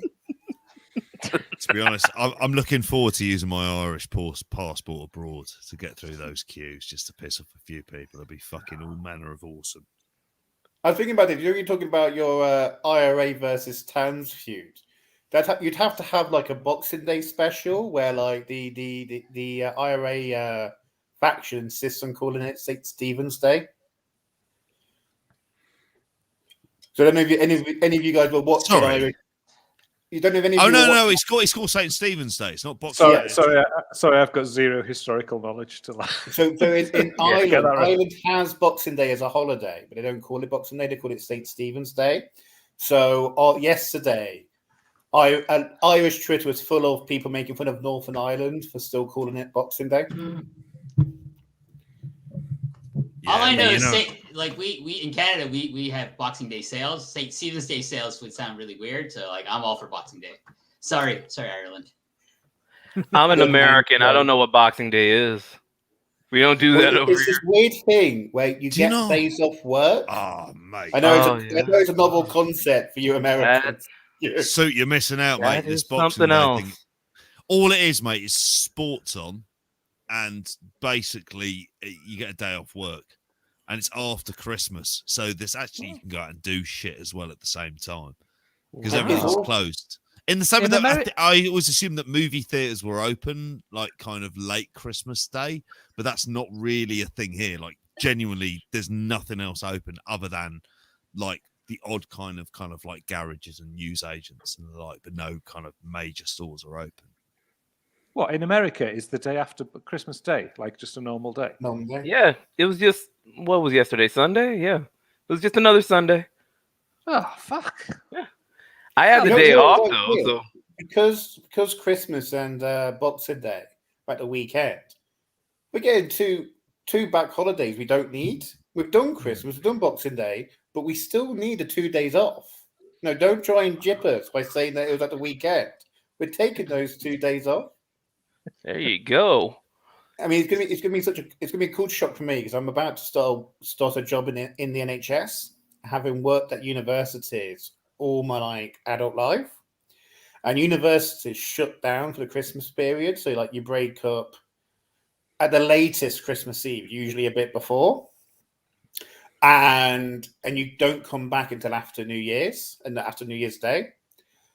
Whereas next year, all being well, let's say you manage to get fired from this job too, I'm actually going to be in a job where like I'm going to actually have to use my annual leave allocation to have the week off between Christmas Day and New Year's Day. I mean, infringement of my human rights, in my opinion. Yeah, I had to ask for today off because I was scheduled for it, and then I got 3 days work until New Year's Eve.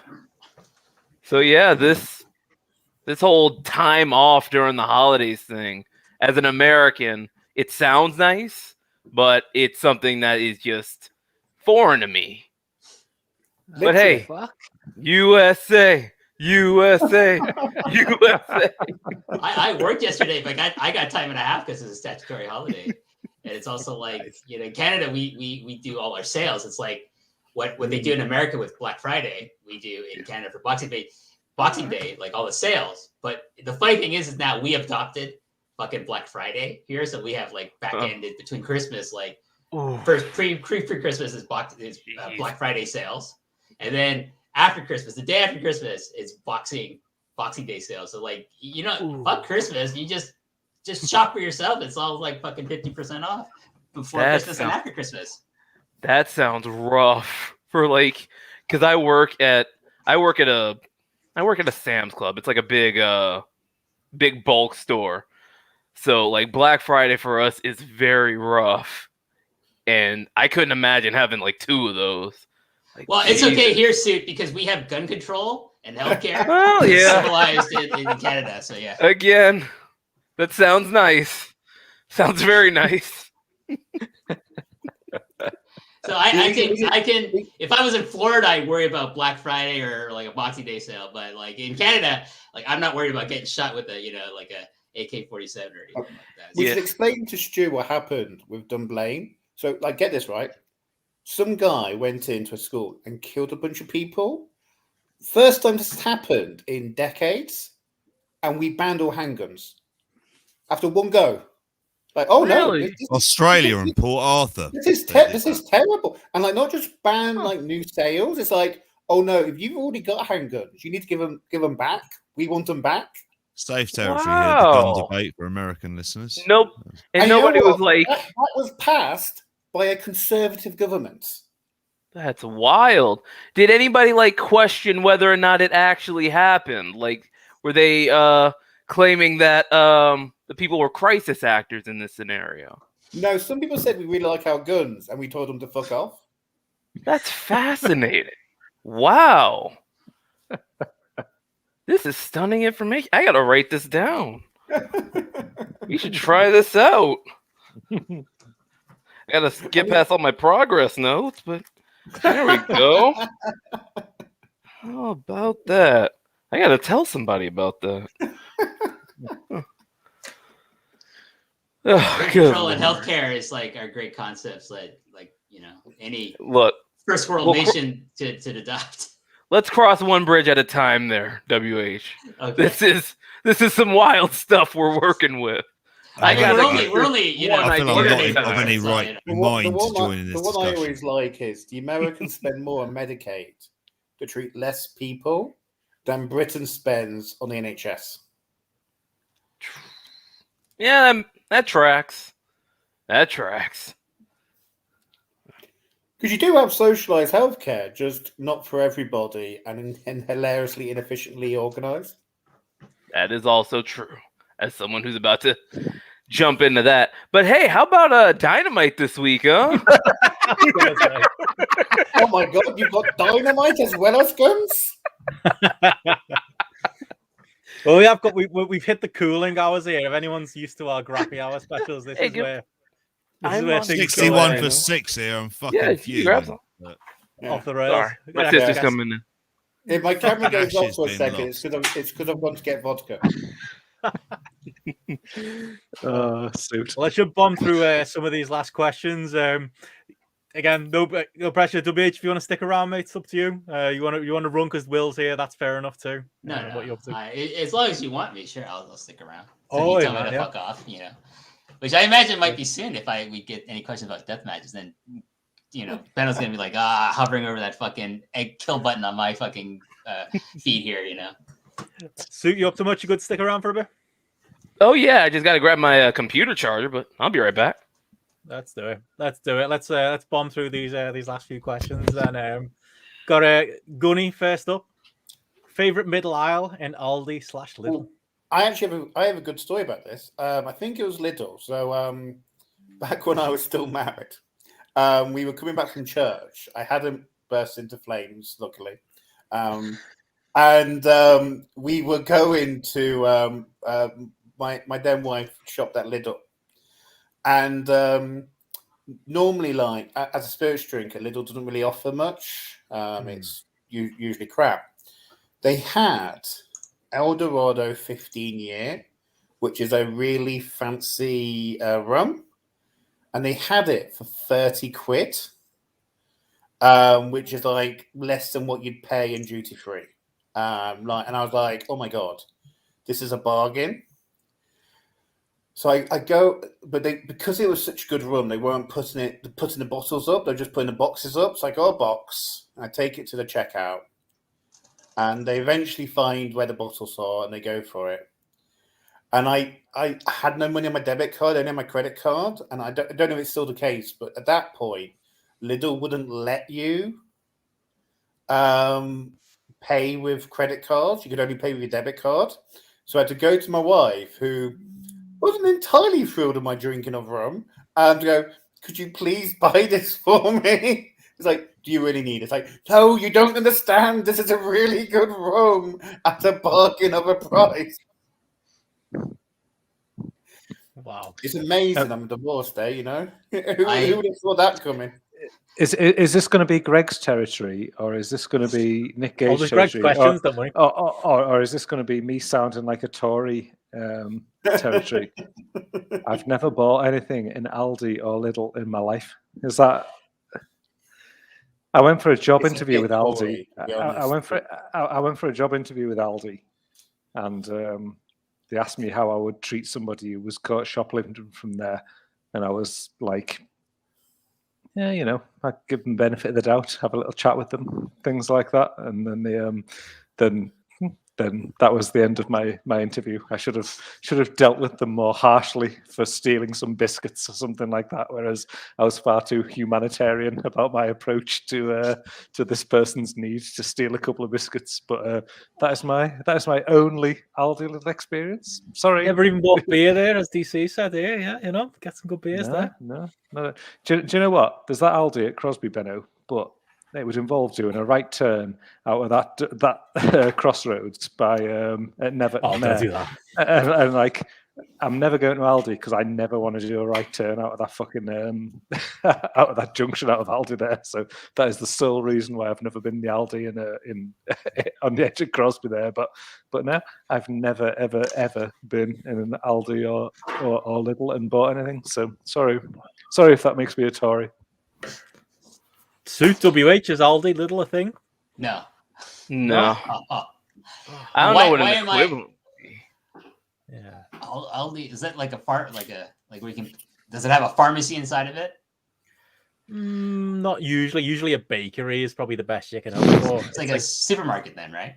Yeah, it's a supermarket with like cheap German food and cooked meats and lots of frozen stuff. And that the questions like more about like they have like a middle aisle that just has random stuff. Like so it's like it's a supermarket and you can buy food, but for whatever reason they'll have like a sale on a dartboard or a razor set or a hairdryer, or there could be all kinds of like different things they sell there. But I'm sad. I thought Aldi had made it as far as North America. Yeah. Can I just say, why am I not surprised that the answer to that question from fucking Will Cooling is a fucking liquor, you know? If you knew what Lidl's like, you would understand how amazing that is. Like, as somebody as fussy a drinker as me to find something I want to buy in Lidl, it's never happened again. They must have just got a job lot off the back of a lorry or something. Like, it was so weird. Okay, McNulty. Okay, Detective McNulty, I'll take your word for it there. Yeah, by the way, Eddie does not have a beard. This is a beard. Which one day I'll get there, Will. When I rejoin the workforce in 2 weeks' time. Benno, you don't want to get there, mate. Trust me. You don't want to get there. A proper NXT UK beard. That one will get you pushed. There you go. Or arrested. One of the too much grey. Only Shawn Michaels is allowed to grey his beard. Gallus Daddy.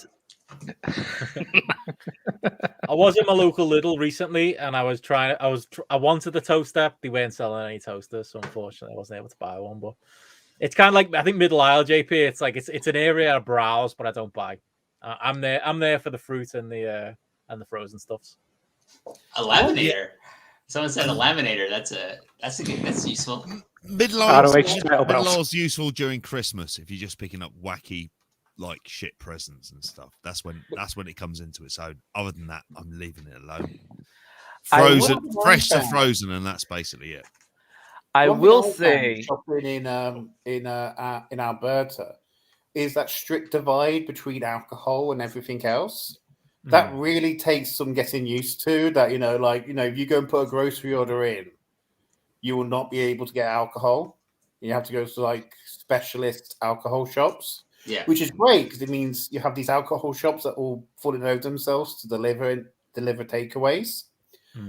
But it's very different to the UK, where it's like, you're walking into a corner shop at 9 o'clock in the morning. Of course, you could buy alcohol. How much would you like, sir?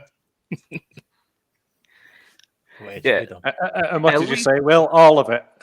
Well, no, I leave the beer and the ciders and the lagers for everybody else. I'll take the other stuff. At least in America, we make you wait until 10 a.m. on Sundays, depending on what state you're in. The Lord's Day, Sue. I am. When I was doing my, I did a coach journey to Germany for WXW, and I was waiting at Sainsbury's. Next to the Victoria coach station for my second coach for 7:30 to pass, so I could buy booze for the second leg of my journey. So that's when we think it's okay for you to buy alcohol again. God bless having a Conservative Party that used to be bankrolled by the brewing industry. Worked out all well for you, huh? Yeah. This is why he's a Tory. Next question, Lindsay Duff. If you could hire Hungarian hackers to hack into any wrestling promotion in the world and make a bunch of crazy transfers, which promotion would it be? And who would you transfer in and out? JP, WH even, who would you fix?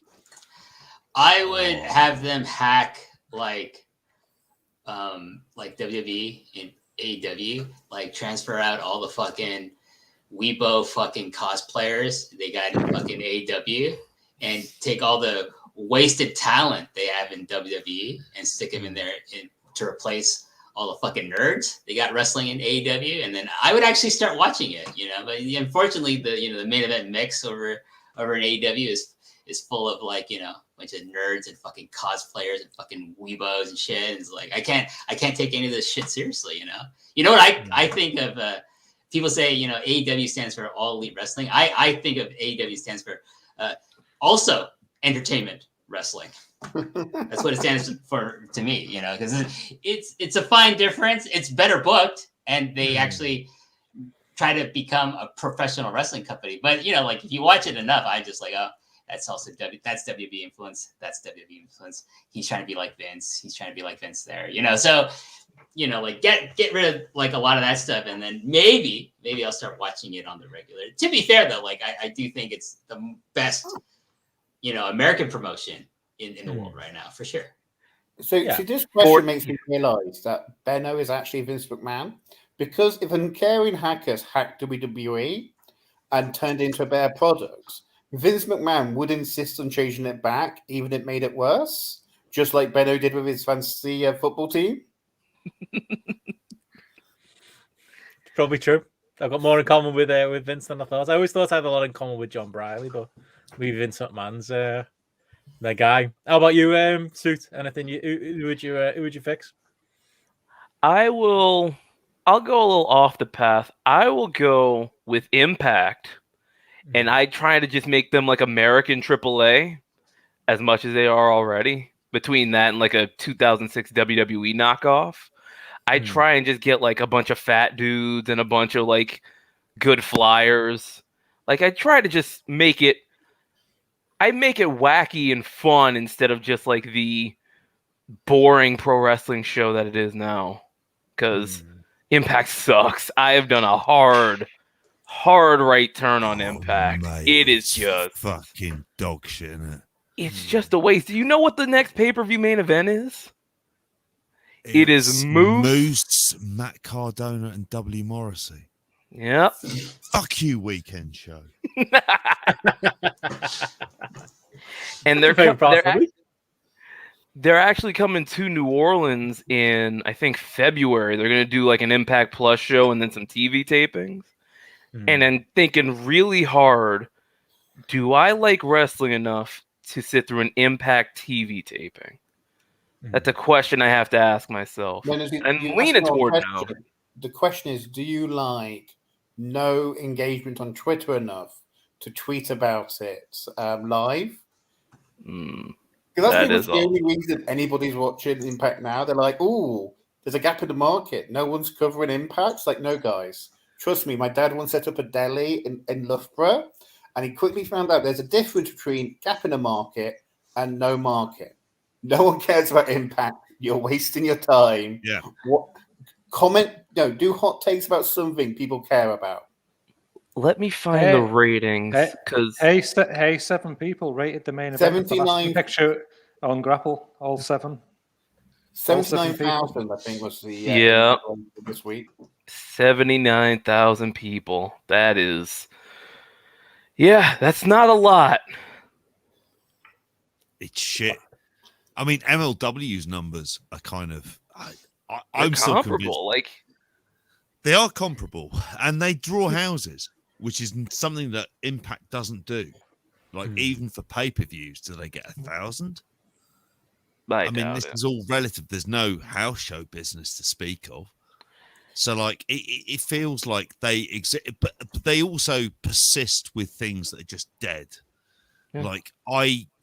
We talk about the stuff that's on Impact, and you just go Rosemary and whoever in Decay, and you're just like, Jesus Christ, this is still a thing. Can we get a 3-year moratorium on zombies in any context, any gender? Please stop. Enough with the spookiness. Enough with it. England, by the way, 65 for 9. I know for any of you. Basically, the Ashes is going to be over. Oh, is that what these random numbers are that keep appearing in the chat? I keep just seeing 8, 9. I thought it was just the people who left and It's still not during the going to stream. survive the end of this chat. This end of this stream. I thought that was the number of people watching Impact. I mean, it's quite cool though because you do have an Indigenous Australian who is basically destroying us, which is, I think he's like the 4th or 5th Indigenous Australian to play for Australia. So that's cool. You know, at least we're falling to a nice Australian rather than the ones we sent over to colonize it. I was gonna say to the original question though, like I don't even think like WWE fits into this because like I think WWE have got a good roster. It's the gobshites at the top that's the problem.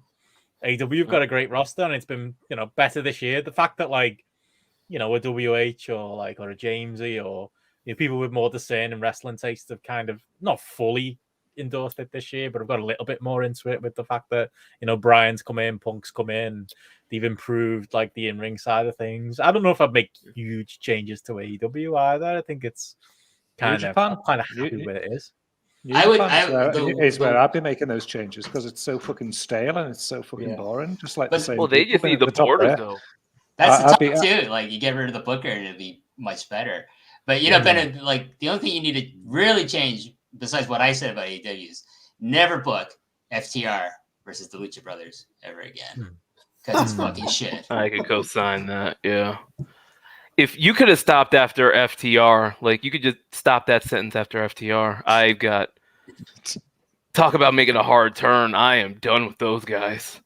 No time for them. None at all. None. Yeah, Chris here. Serious question: Surfer Sting, Crow Sting, or Joker Sting? Who's everyone's choice? Joker Sting is in my wheelhouse. 2011 TNA. Surfer Sting, best theme tune of Sting. Surfer Sting for me, 100%. I go Crow Sting, but 96, 97 Nitro when he didn't even wrestle. Crow Sting is what I choose. Sorry, is this a fuck, marry, kill question? Well, the It should be. Surfer Sting. You can WH treat it in that way. Okay, I'd kill Joker Sting. I'd fuck Crow Sting, and I'd marry Surfer Sting. That's the right answer. I would make a droid distinction with Sting now. Like, it's not the best Sting, but it's a Sting that gives me like the warmest feels because it's like it's such a great year he's had. You know, despite JP constantly trying to job him out when winning down the AEW cards, and like he's just having fun, and you have fun watching him, and he's not being exposed, and it's not embarrassing, and he does things to earn his spot. Like I've had a lot of, I'm not sure there's many wrestlers I've had as much fun watching this year as Sting in this veteran role. It's been a lot of fun. Yeah, I was at Double or Nothing, and that was his first live match back. And when he took that suplex on the ramp, it was him and Darby versus Men of the Year. Scorpio Sky gave him a suplex on the ramp, and Sting popped up. Oh, the crowd lost their minds. It was like he didn't lose it. He never lost it. And the thing is, that was such clever match structure because they knew after the kind of bait and switch of the previous pay-per-view that everybody was looking like, can Sting bump? Can Sting bump? So they just got out of the way and had him do a really big bump on the apron. He did a dive pretty soon afterwards. You actually look at the rest of the match. He does fuck all. He does. I don't think he lands on his back again the rest of the match. But they just get it out of your system so you're not looking for it. They can just relax and enjoy his contributions. Such good match layout. He got the pin because he did the death drop. So he took one more bump after that. But yeah, it was, you didn't even notice like he wasn't like doing anything because he did that stuff at the start. And yeah, just real smart. Yeah, next question here. Great one for Will on the line for. Which two NXT UK former or current roster members would you pick as the leader of the Conservatives and Labour? Also, which one is likely to win? Also, favourite toppings on a pizza. Right. Okay. This is before me and Will hijack this with how Labour and the Conservatives are doing at the moment on this. I think we should hear from everybody else beforehand. All right. Well, someone else go because I got to look up the NXT UK roster. I'm going pepperoni, jalapenos, Lafana pineapple. Which one is Keir Starmer? No is cheese. a hell of a question. Well, the ones that came to my head. Basically Domino's Veggie Supreme minus tomato. Yeah, I'll me sausage, pepperoni, jalapeno, spinach. It's real good. Oh, WH, you're a foodie. What's your shout for the pizza? Sausages, jalapenos, mushrooms, green peppers, and pineapples. Yes, I am a pineapple lover. If you don't like it, go fuck yourself. Good lad. I like pineapple on a pizza. Respect. And just so the previous question, for me, my favorite sting will always be Surfer Sting, the greatest baby face this side of fucking Ricky Steamboat. Damn. And Man Call Sting is cheesy. Man Call Sting is cheesy as fuck, but man, it's a great theme song too. Oh, yeah. I'm partial to that one. That's a great one. He does this, he does that. And his feud with Rick Rude, one of the best feuds in all of fucking wrestling, probably kept fucking WCW's doors open for as long as it did. So sorry. All right, well, we're doing a deep cut with WH right on the Sting and Rick Rude feud. That's happening now. That's official. There we go. The fucking ashes are over. Not that any of you four of Get you it fucking penciled in. Get that penciled in. On the leaders, 68. Shame.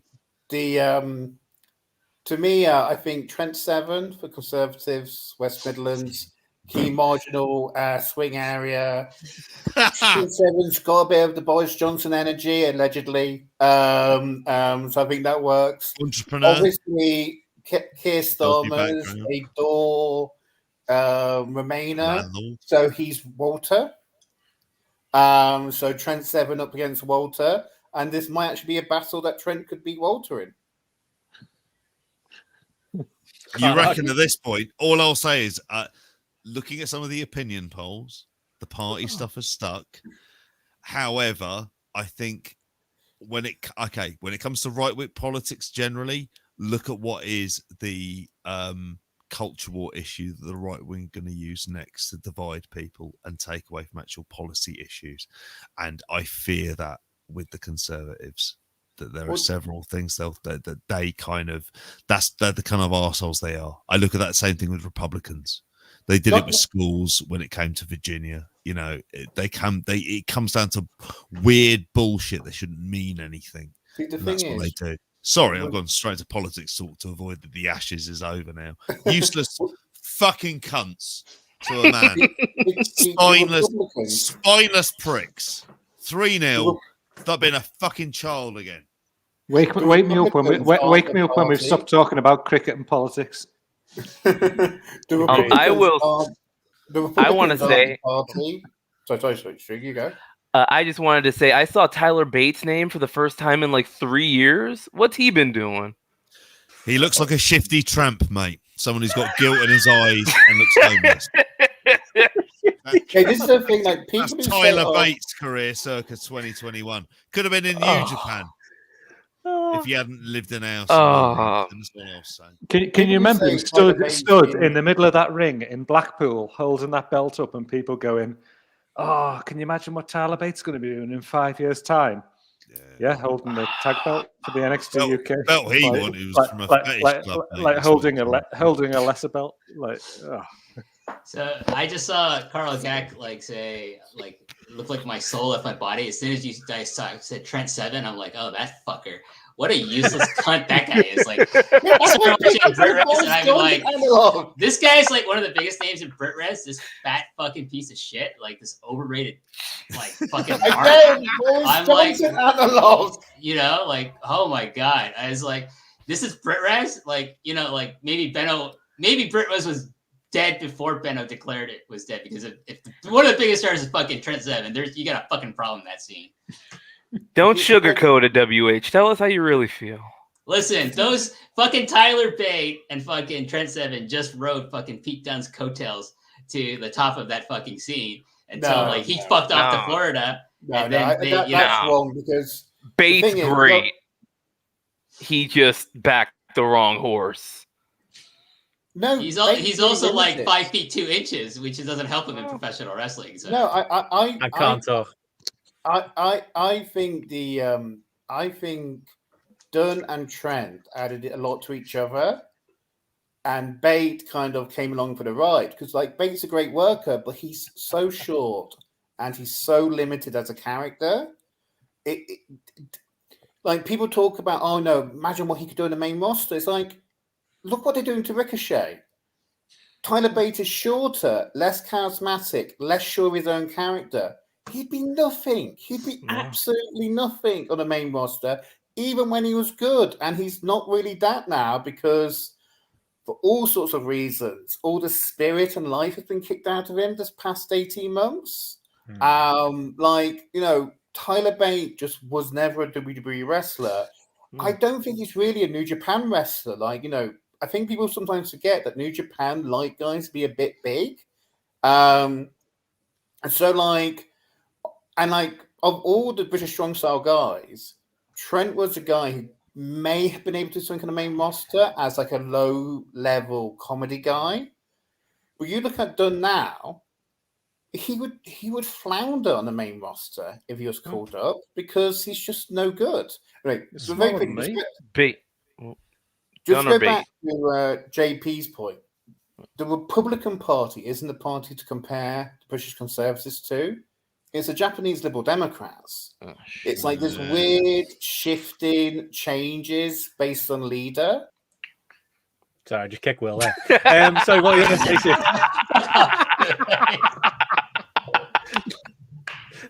He'll still be talking. He'll still be going. Highlight of the show. It's the highlight of the show. Man, I wish you gave him another minute. I'm looking for my remote because Monday Night Football is about to start. I got my Saints big playoff game. Well, big game for. It's weird. It's seeding. We've got 30 people out with COVID. It's gonna be rough. They cancelled Arsenal Wolves on Boxing Day. Yeah. Really attacking the spirit of Christmas. Directly cancelling games, especially when it affects my draft team as well. I might add 4 players. I'm just enjoying the chat. I don't think I've ever been so popular. You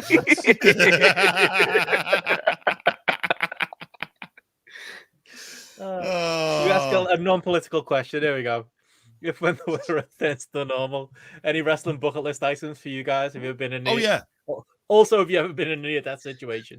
We'll add Do you know? Is that just going to a Brit Rest show? You know what? I'll say this is a kind of generally nice thing. I think it's going. What I hope for is big wrestling weekenders where we can all meet up.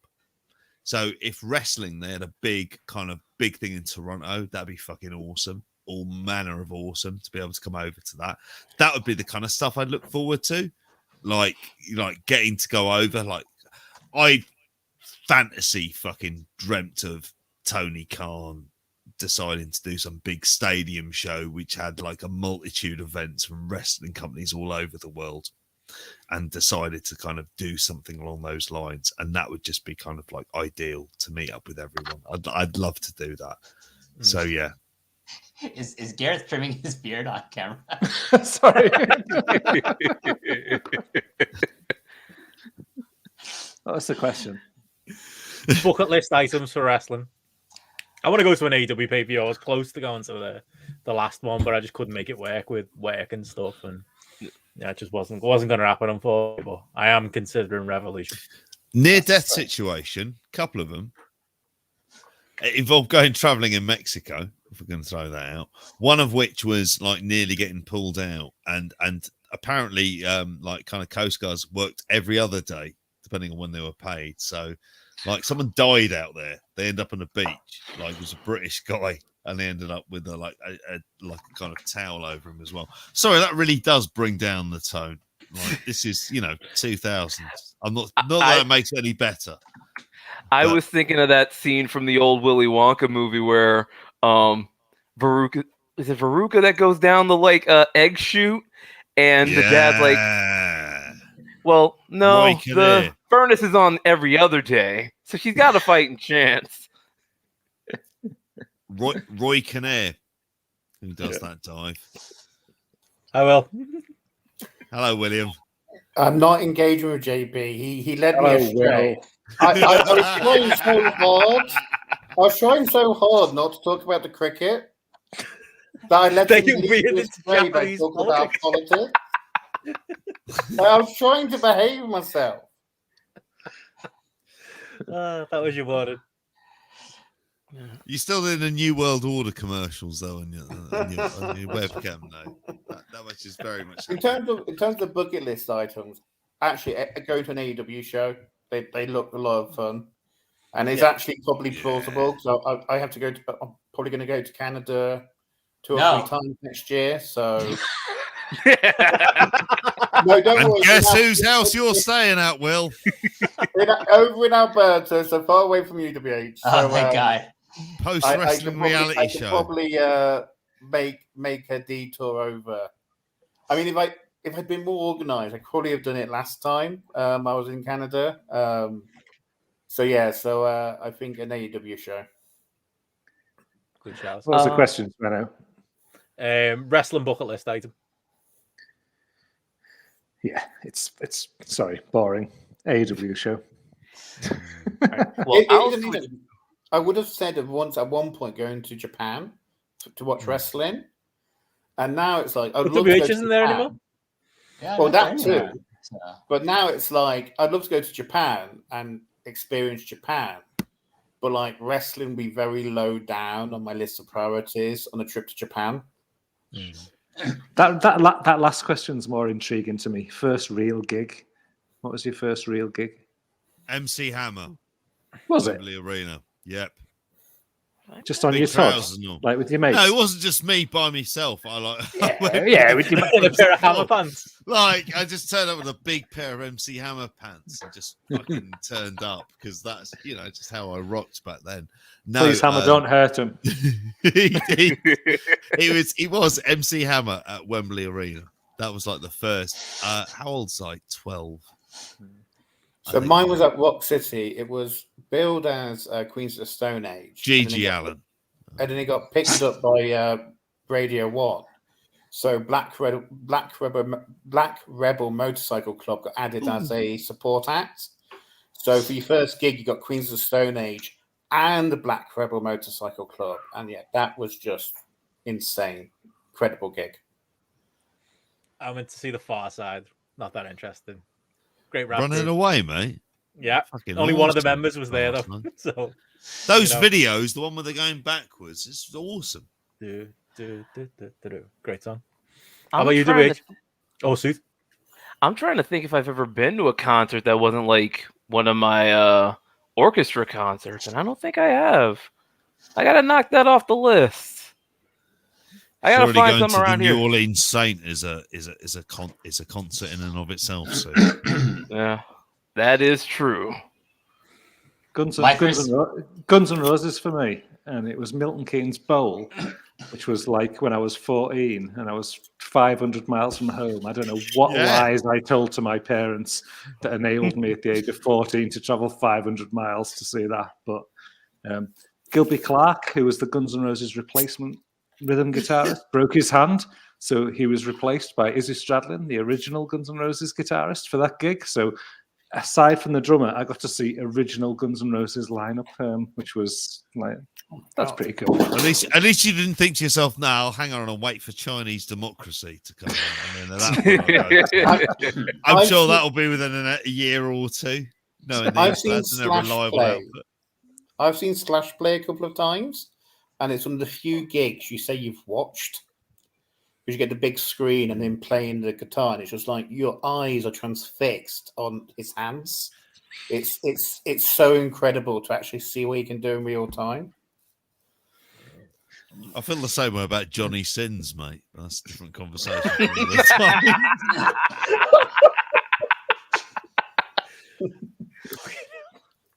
WH, anything cleaner? I'm gonna show my age here, but first gig I ever saw was like the Fine Young Cannibals. Oh, you remember that? Fucking hell! It's a good show. They're really good. Knocking it out of the park. Yeah. Roland Fuck Gift, off, Carl. mate. Roland Gift and the two guys from what were they in? What band were they in before Fine Young Cannibals? Oh fuck. They were in another band, right? The guitarist and the bassist. Yeah, but that was a good show. I remember, and it was raining, and I had it was outside an amphitheater, and I was like on the grass, so like I didn't have a fucking and I hadn't have an umbrella. There was these nice people who said, "Come over, share our umbrella with us," to me and my friends. So they saved the evening for us. But that was a really good show. Yeah, I always wonder what happened to them. You know. So What was the first thing that you bought? First music that you bought? Me? Album or single? Anyone? I was going to say the first single was, I think, Paul McCartney and the Frog Chorus. Yeah. Jesus. I was a fucking child, obviously. Yeah, I didn't do this decision as like a 30-year-old man, which would sound just weird in hindsight. Involved the word bum a lot. You can remember it. Maya. Yeah, that was it. World in Motion was the first cassette I ever bought. Oh, that's a good one. Michael Jackson Dangerous was the first album. You like New Order, WH. I love New Order. You know about World in Motion and the rest of it, like it's a football song. Yeah. I there's a thing they do a live performance of it at Glastonbury, and it's fucking awesome. And yeah, my first record that I bought was like, the soundtrack to the Return of the Jedi, because I'm a big Star Wars fan. But like first proper music thing I ever bought was probably a cassette of David Bowie's Let's Dance. Oh. And I fell in love with Bowie like with that album. Ooh, so that's a tune. And then like that was a great period because like I was Bowie, Seven and the Ragged Tiger by Duran Duran. I'm really showing my age here. But yeah, like shit like that. I really fell in love with British music from a very like young age. Hawkeye's use of Depeche Mode.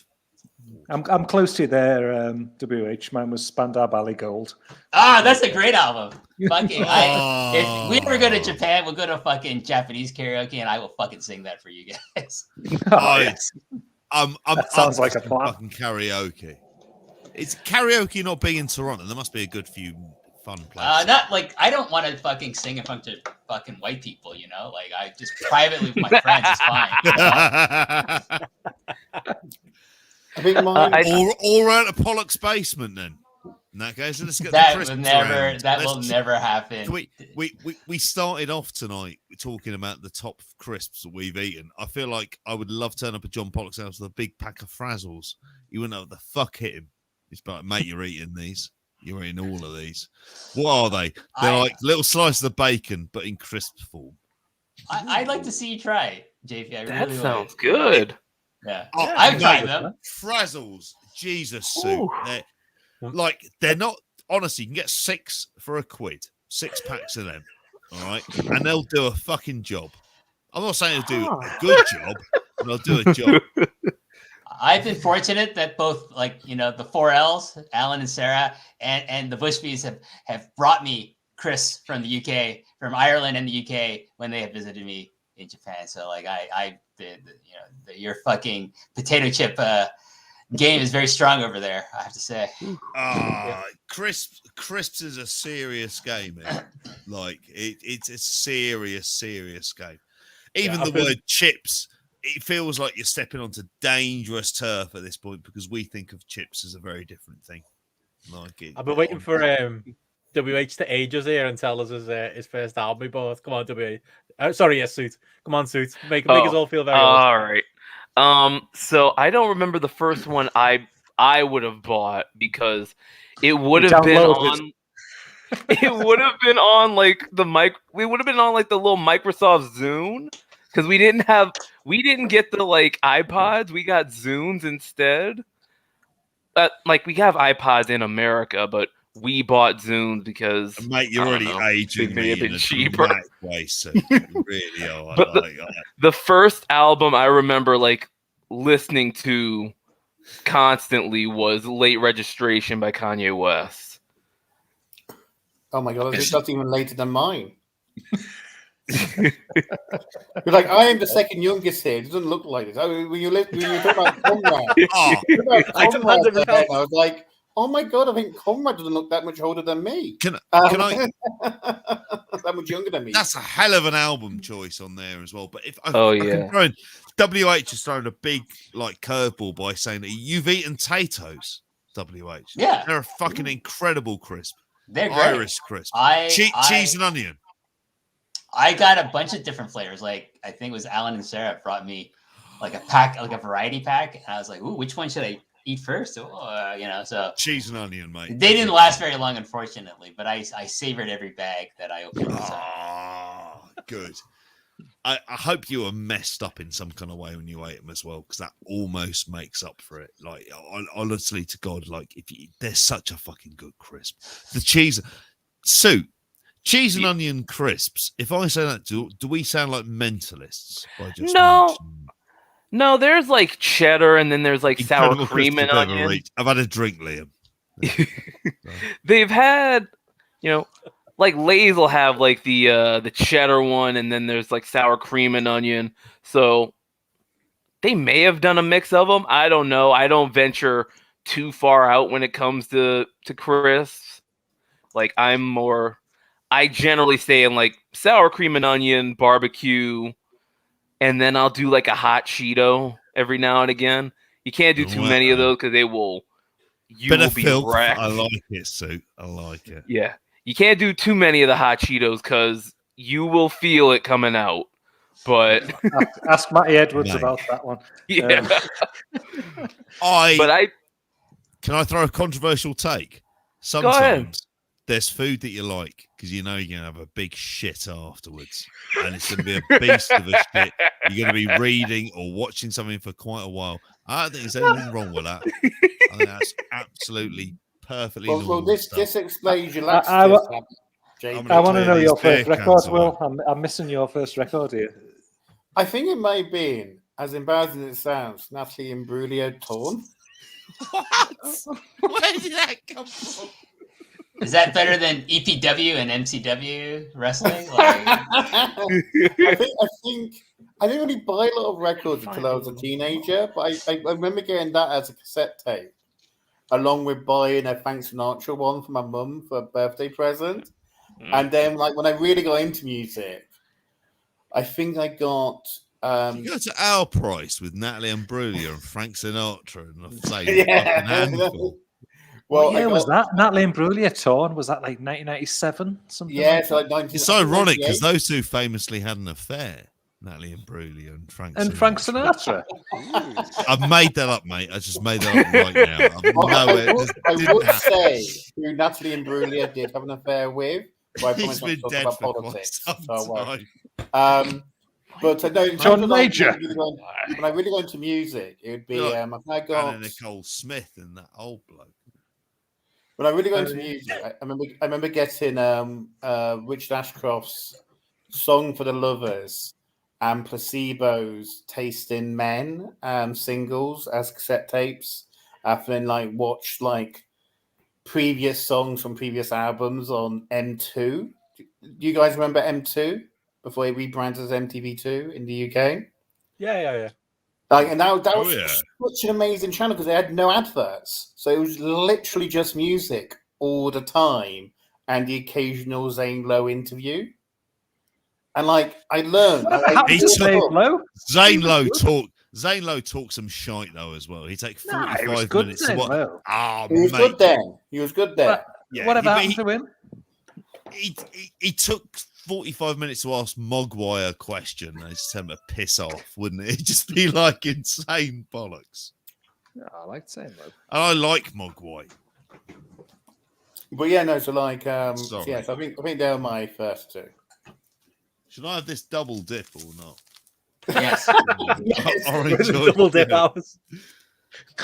It sounds like cocaine, but it really isn't. It's just fucking sugar. Honestly. If anyone's expecting this to finish in a civilized way, by the way, don't. Oh no. Just leave when you've had enough. That's basically the.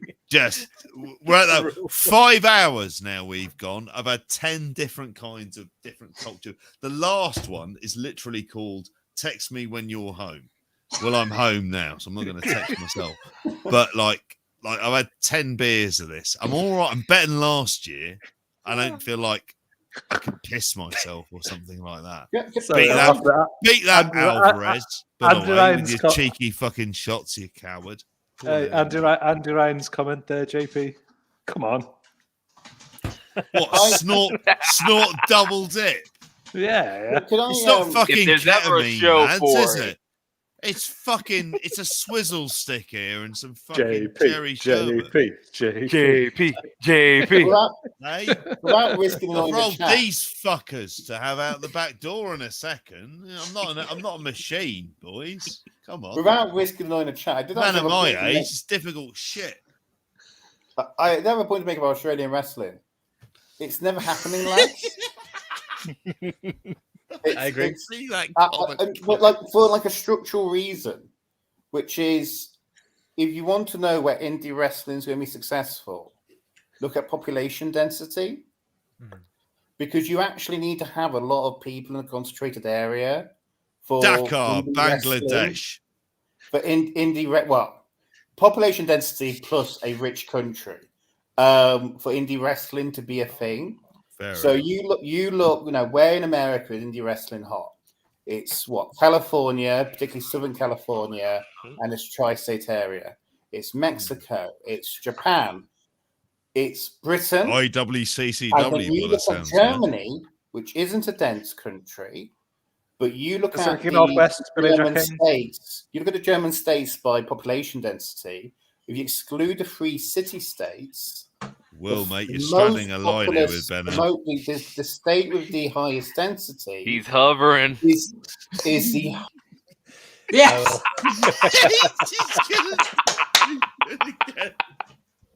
We tried warning them. Population density. Yeah. Hello and welcome to the Population Density Podcast. I'm Gareth.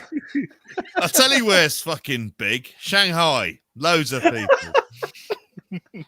You think like Will thinks this show is his fucking Substack or something? I don't know.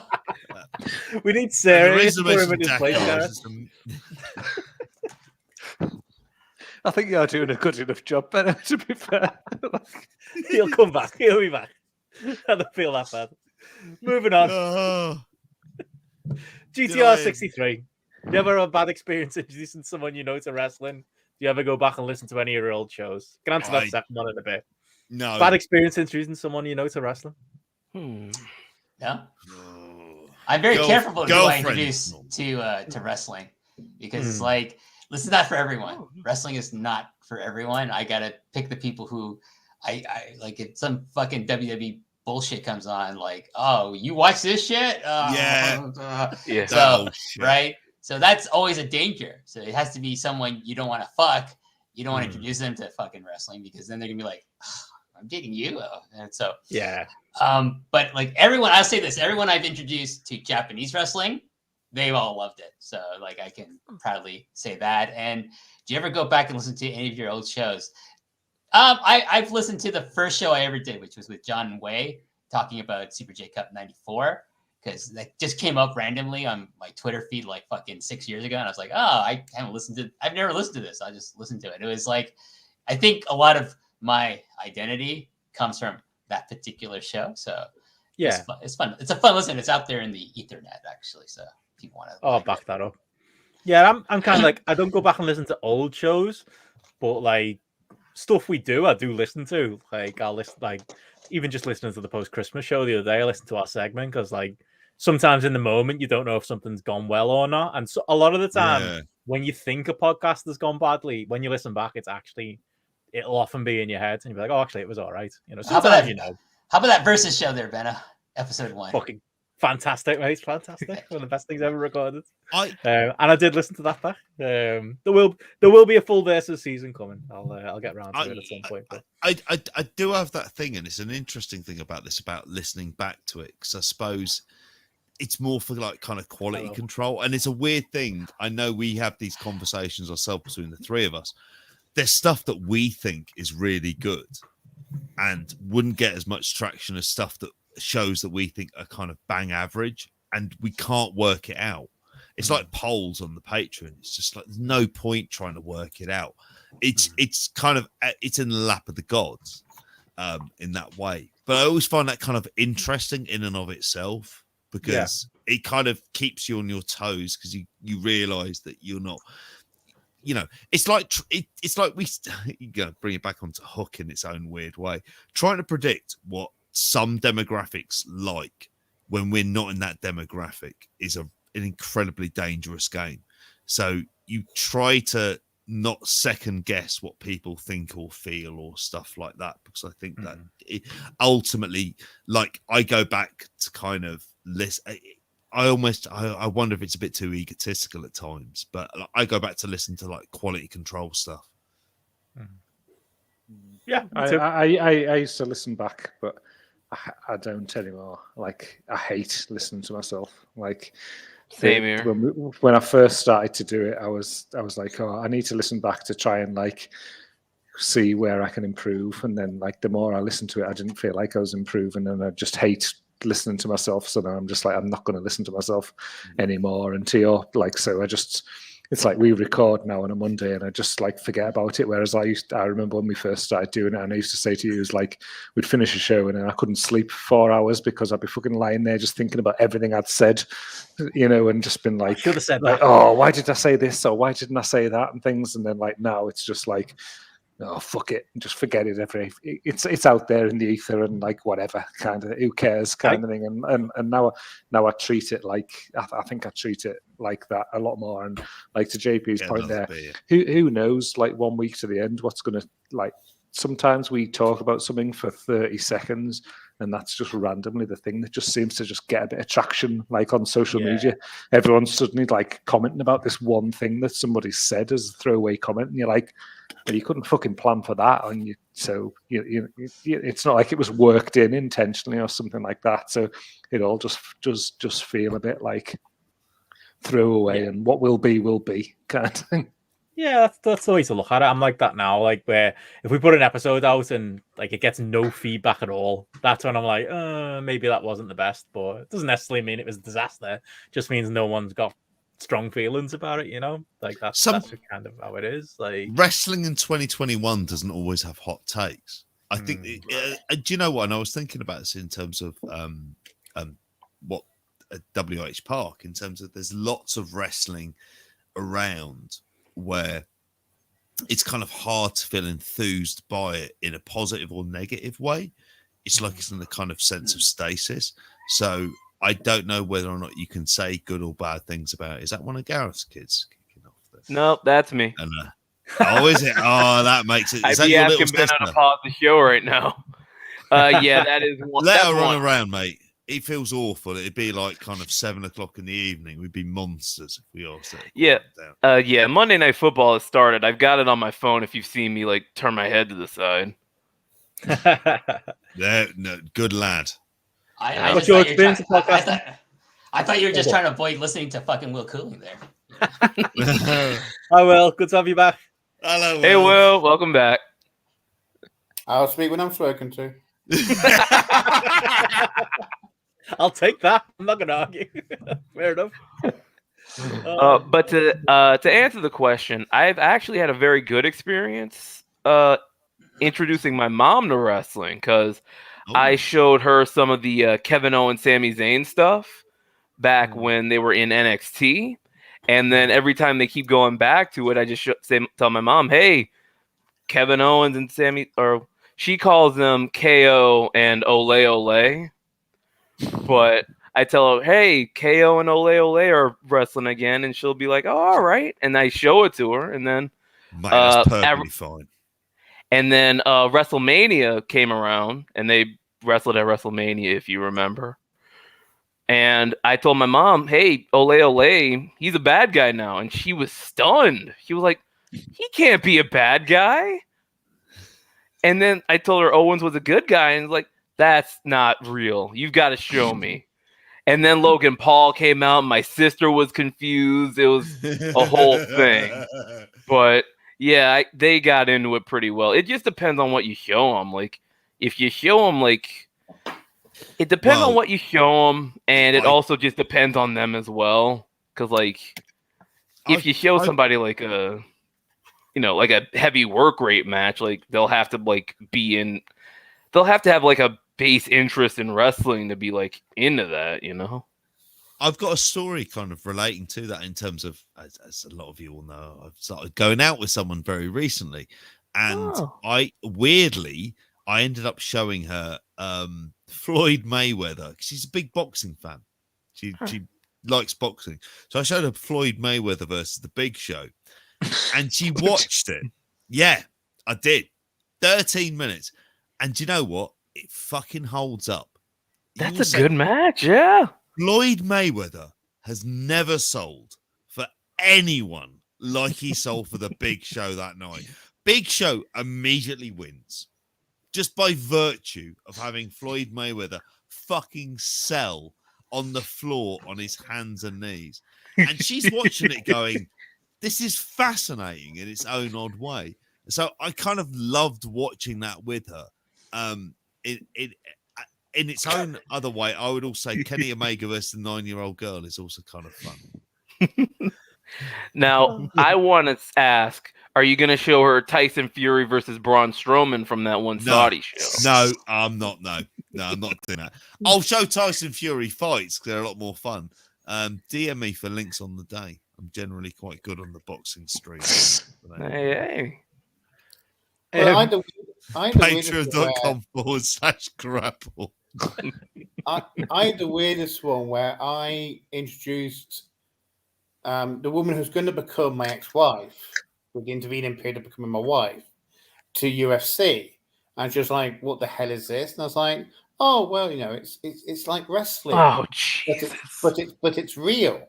Oh, like, wait a minute, wrestling's fake. And I was like, "What?" It's like, "What do you mean?" And I was like, "Yeah, wrestling's fake. Did you not know?" She's like, "What do you mean? Bret Hart, Ultimate Warrior, that's all fake?" I was like, "Yeah." It's like, we watched it all the time when we were kids. You saying that's not real? And so, like, literally, whilst we were married, I'd either be watching wrestling or UFC, and whichever one it was, she would walk in and say, "Is this the real one or is it the fake one?" And she could literally not tell the difference. Like, you'd have some guy caving someone's skull in with like an elbow or a punch or a kick. You're like, "Is this fake?" It's like, "No." And then there'd be like someone doing like a goofy flip out to the ring. It's like, "Is this real?" It's like, "No."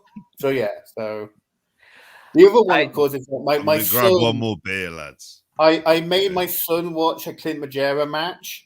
He threw up on me and then decided he did wrestling forever afterwards. That's funny. Benno did that to me when I took him to TNT to see Clint Majera. That was through excitement, Gareth. I was so happy. I want to clarify something real quick. I wasn't reacting to Will's story. Our rookie quarterback just threw a pick six his first throw. So, yeah, Saints are down. It does not look good. The chat can go fuck themselves as far as I'm concerned. Except Liam. Liam's cool. What else we got? Aiden, watch Godfather on Christmas Day in isolation, and the street fight squash match between Sonny and Carlo ranks up there with the top movie scraps. He's also got Piper and Keith David from They Live as a hospital as another. Any other scraps in cinema you'd like to see fancy booked on a pro wrestling card? What are the great fights? Yes. I watched Enter the Dragon about 3 weeks ago, and there's the Bruce Lee against Han from the end, like with the mirrors. Like, there you go. There's a bit of innovation in deathmatch for you. Get those mirrors going there, Nick Gage. Don't just pull out the shitty window pane that you fucking balance up against a chair. Get some mirrors going. Get people questioning where you are, Nick. Get them questioning whether you're trying to wrestle or whether you're actually trying to rob a bank at the same time. Or something like that. Get it in. If Lucha Underground ever comes back, maybe we could get Alien versus Predator. Terrible films, man. Terrible. That second film is almost borderline offensive with that pregnant woman scene. That was horrible shit. Then they just nuke the town at the end. They just nuke the town. What an ending. They nuked it from the fucking series, mate. No one is ever bringing that up again. Instead, here's some engineers to be obsessed with in the meantime. It's like, I'm not that interested in the engineers. Can we get onto the alien stuff? Sorry. Alien. Kyle O'Reilly, ironically, loves a fucking alien film. I was chatting to him about it for a lot longer than what I expected about this. I spoke about Prometheus, and he fucking went off on one. It was in that really hot night at York Hall, but no, the Walthamstow place, British J Cup, and I was like, all right, mate, I'm fucking sweating my knackers off here, and like, I'm not going to buy this engineer stuff. Sorry, WH, this feels like fighting talk. Engineers and alien films, get rid. Sorry, I'm done with it. Bald Alien lads, actually whatever. Alien actually missed the best move of The Godfather, which is, of course, I think it's McCluskey, the police captain, twatting Michael with the really hard punch that complete disfigures him. And you read the novel, that's like a big thing, and it has to have plastic surgery to reconfigure his face. So, like, that puts the Big Show's TKO punch to shame, doesn't it? If I could mention one other movie fight I've seen in wrestling terms, it'd be Jean-Claude Van Damme versus Bolo Leung from Bloodsport. Because there are a couple of fucking ass kickers, those boys. Actually, as well, the first Expendables is interesting because there's a first attempt to incorporate jiu-jitsu. Like the MMA influence is shown. So there's a lot more ground grappling than there's been in previous movie battles. Batista versus Daniel Craig. There's in Pain and Gain, The Rock throws like a weight at Kurt Angle, so we could do that again. Kurt Angle versus Joel Edgerton in Warrior. Didn't expect to see that. Was it Joel Edgerton he faces? I really hate Warrior as a movie. Warrior's all right, mate. Come on, it's awful. It's okay. It's not. It doesn't have the right move set from MMA. Have you seen Matrix Resurrections? I really liked it. It's wank, mate. Come on. I'm not going to expand on why I liked it because I'll get cut off again. But I actually really liked it. I liked it for the reason I get cut off. Half an hour in, I was like, "This is bollocks," and it's got the lad who plays Dr. Manhattan from Watchmen in there, and I'm predisposed to like him in a. He played Candyman, for God's sakes, but like I was genuinely upset by that. They are trolling the audience. It's like an anti-film. It's really bizarre. The Wachowskis are. Well, can I say it? It's Lana Wachowski. But Lily's not taking part in this one. What about Old Boy when they have that fight in the corridor? That could be a great lumberjack match.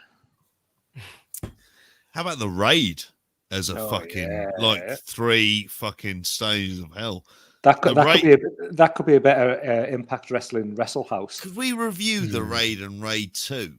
They're fucking couple of class. They're good. Yeah. Do the Raid and Dread as a 1-2. Oh god, like Dread is up there as WH's the perfect man to have on for this, but like my favorite comic book film. Will's a Judge Dredd guy, aren't you? The best person because I've interviewed both Dredd's co-creators and Alan Grant. No, you haven't. Will, you haven't interviewed him at all. Something like. No, I have. I was going to say Will's the Judge Dredd guy, isn't he? Like, why have you cut him off? What was that one for? I don't know. There he like is. Just to wind him up. No, Will. He's only messing around. I will. Sorry. Go on. You were saying, seriously, you've interviewed him. I'm a big Judge Dredd fan. I've read it since, 94, 95. Before I was... You couldn't be a wrestling internet journalist in the noughties from the UK because you didn't get this stuff early enough. So I debuted on for War Mania as a comics journalist, just doing 2000 AD reviews. So, yeah, no, I've interviewed most of the people involved in Judge Dredd's creation. Yeah, Dredd's all right. It's not really my version of Dredd I like, but again, I won't expand on that because that'll get me cut off. It's okay. Hey, Suit is Alvin Kamara playing? He is. He hasn't done much yet because we've had 2 3 and out. Well, no, we had a pick 6, then a 3 and out.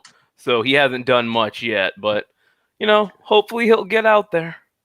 I've got an NFL semi-final here. Yeah, relying on Alvin Kamara basically. I hope that works out for you.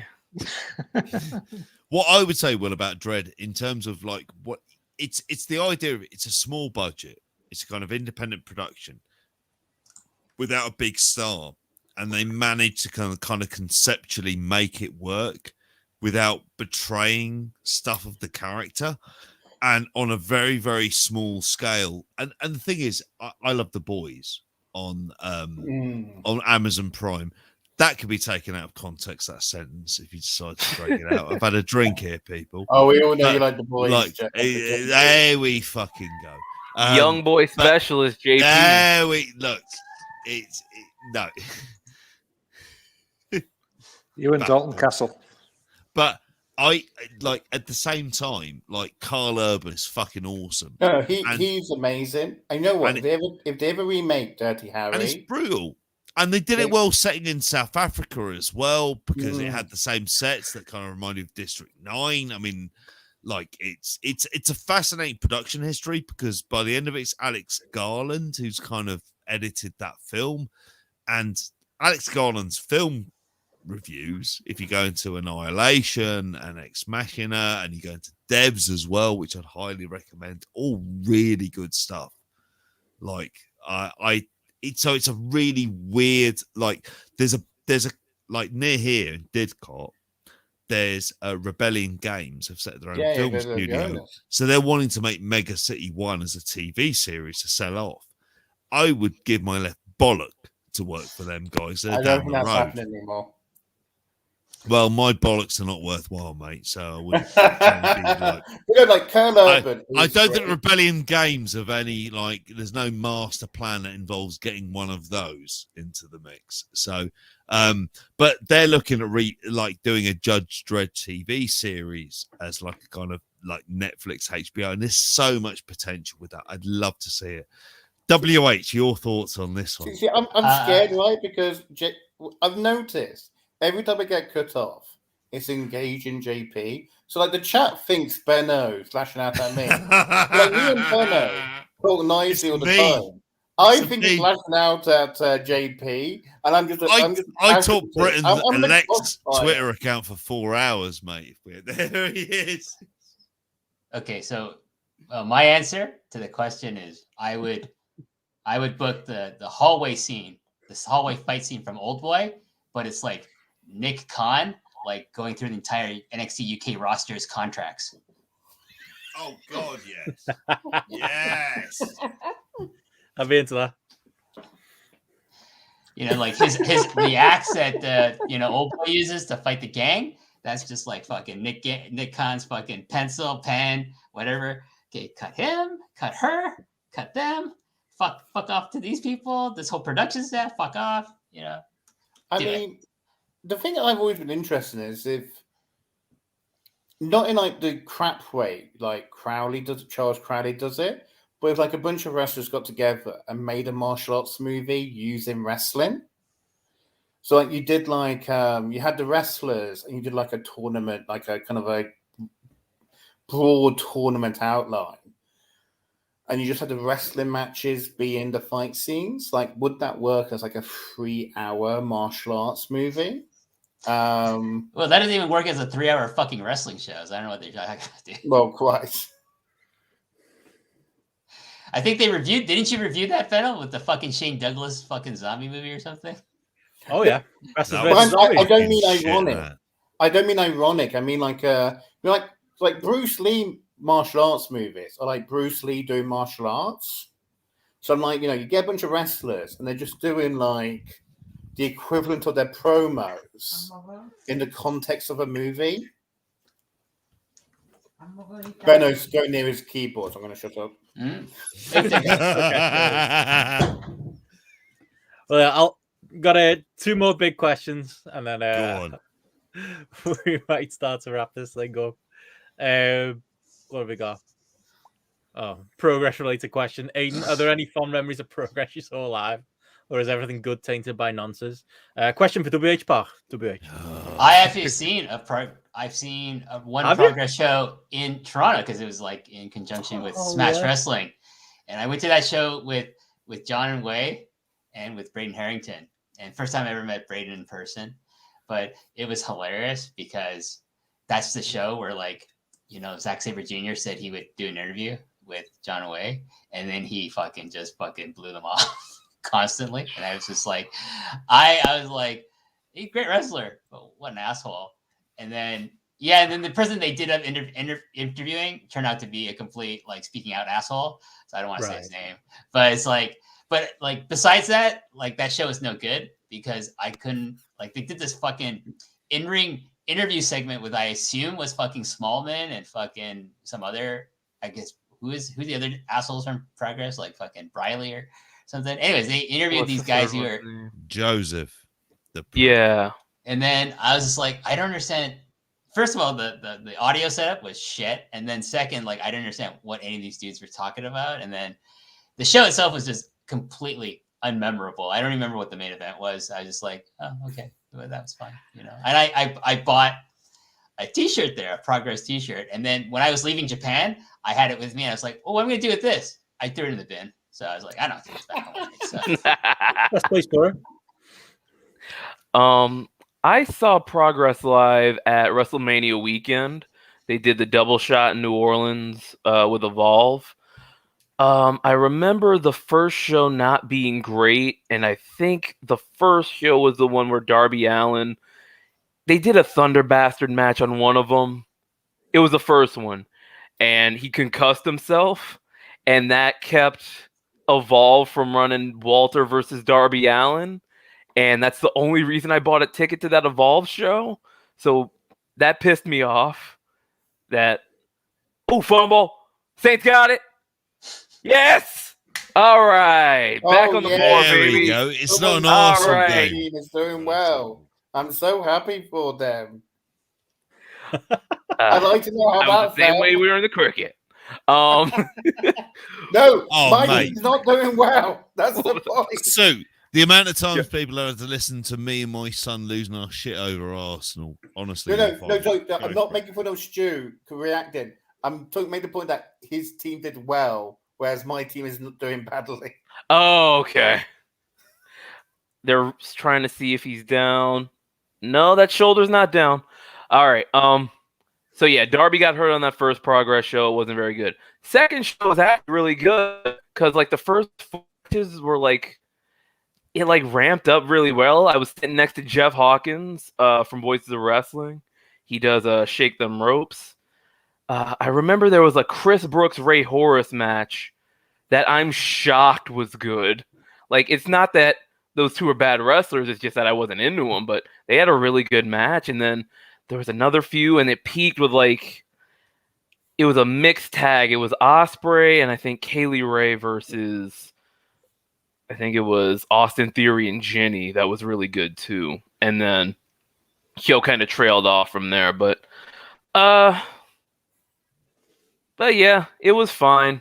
And then everything good about Progress was tainted because of nonsense. So yes, to answer that second question.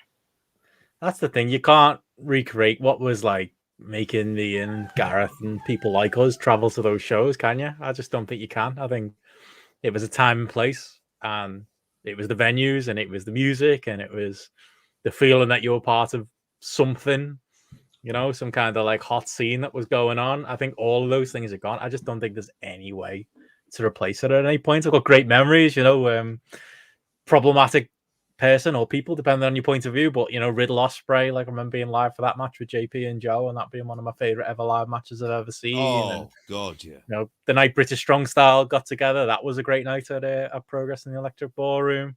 Loads of great Progress Manchester shows. Like I've got loads of great memories. If it wasn't for the nonsense and all the problematic things that have come out of it, like it wouldn't be. Well, it would be behind like my love of like Ring of Honor and that kind of period in my life. But like Progress felt similar at its peak. But obviously, yeah, there is a taint to it all, unfortunately. But there's still great memories there. Don't you? The same, Gareth.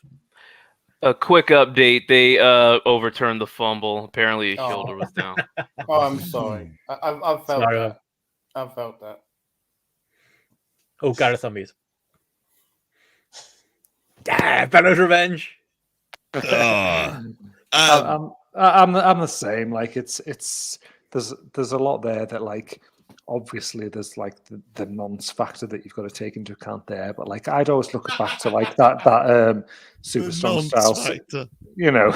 I'd look back to that Super Strong Style 16 where Travis Banks won it. Pre-speaking out, that was like one of the best wrestling. That was one of the best probably social experiences of my life. Like it was amazing when Travis Banks won that tournament. Like the whole place was absolutely going off its box. The atmosphere was incredible, and it's one of them where I will still hang on to that feeling of going nuts and like the atmosphere that was in the ballroom that day, and everyone bounce up and down, go mental. And I kind of almost just like blur the fact out that it was Travis Banks there kind of at the center of it. And it's almost like I kind of want to capture and retain that feeling of excitement and enjoyment and things like that was there. And, in many ways, yeah, Travis Banks was at the center of that as, it was him winning it that led you to feel that way. But actually, it was that broader feeling of that collective like opinion of everyone pulling towards one thing. And, I'm not going to like turn around and say because what happened with Travis Banks that should just be erased from my memory and things. That was a great fucking moment. It was a moment that I really, really enjoyed, and it was a period in my life that was absolutely fantastic. I'm not going to celebrate the fact that Travis Banks was at the center of it. Equally, when Walter beat him for the belt, I think that was like a midweek show, and like it was brilliant. It was a fucking great match. It was like an amazing atmosphere that was in the ballroom that day. It was going nuts. Walter got the belt. I'm not going to erase that from my memory. It was something that was fantastic. It was up there. For me, like you say, Benno, you felt like you were at the epicenter of something. To me, it felt like I was there. Like if you were like living in Philadelphia at the time that ECW was a thing, or if you were living at Ring of Honor at the time, that was a thing. It felt like you had that kind of lightning in the bottle moment almost of this is the hot something that's happening at that time. And like it's very easy to just go like, oh, forget all that kind of thing just because of who was involved. But there's a lot of positive memories involved in there, and there's a lot of good memories involved in there that you can't just erase. And like for me, as much as there's things where I look back on Progress retrospectively and I think, do you know what? I was drinking the Kool-Aid there. I thought that was better than it was. Or I thought, little elements to it there that you like bigged up a little bit more.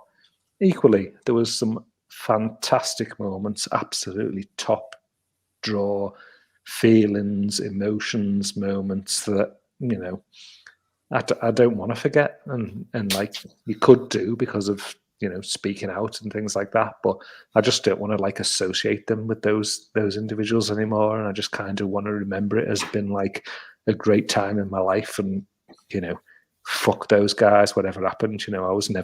I've never been a big like invest in wrestlers as individuals standpoint. For me, it was more about the experience that I had at the moment, and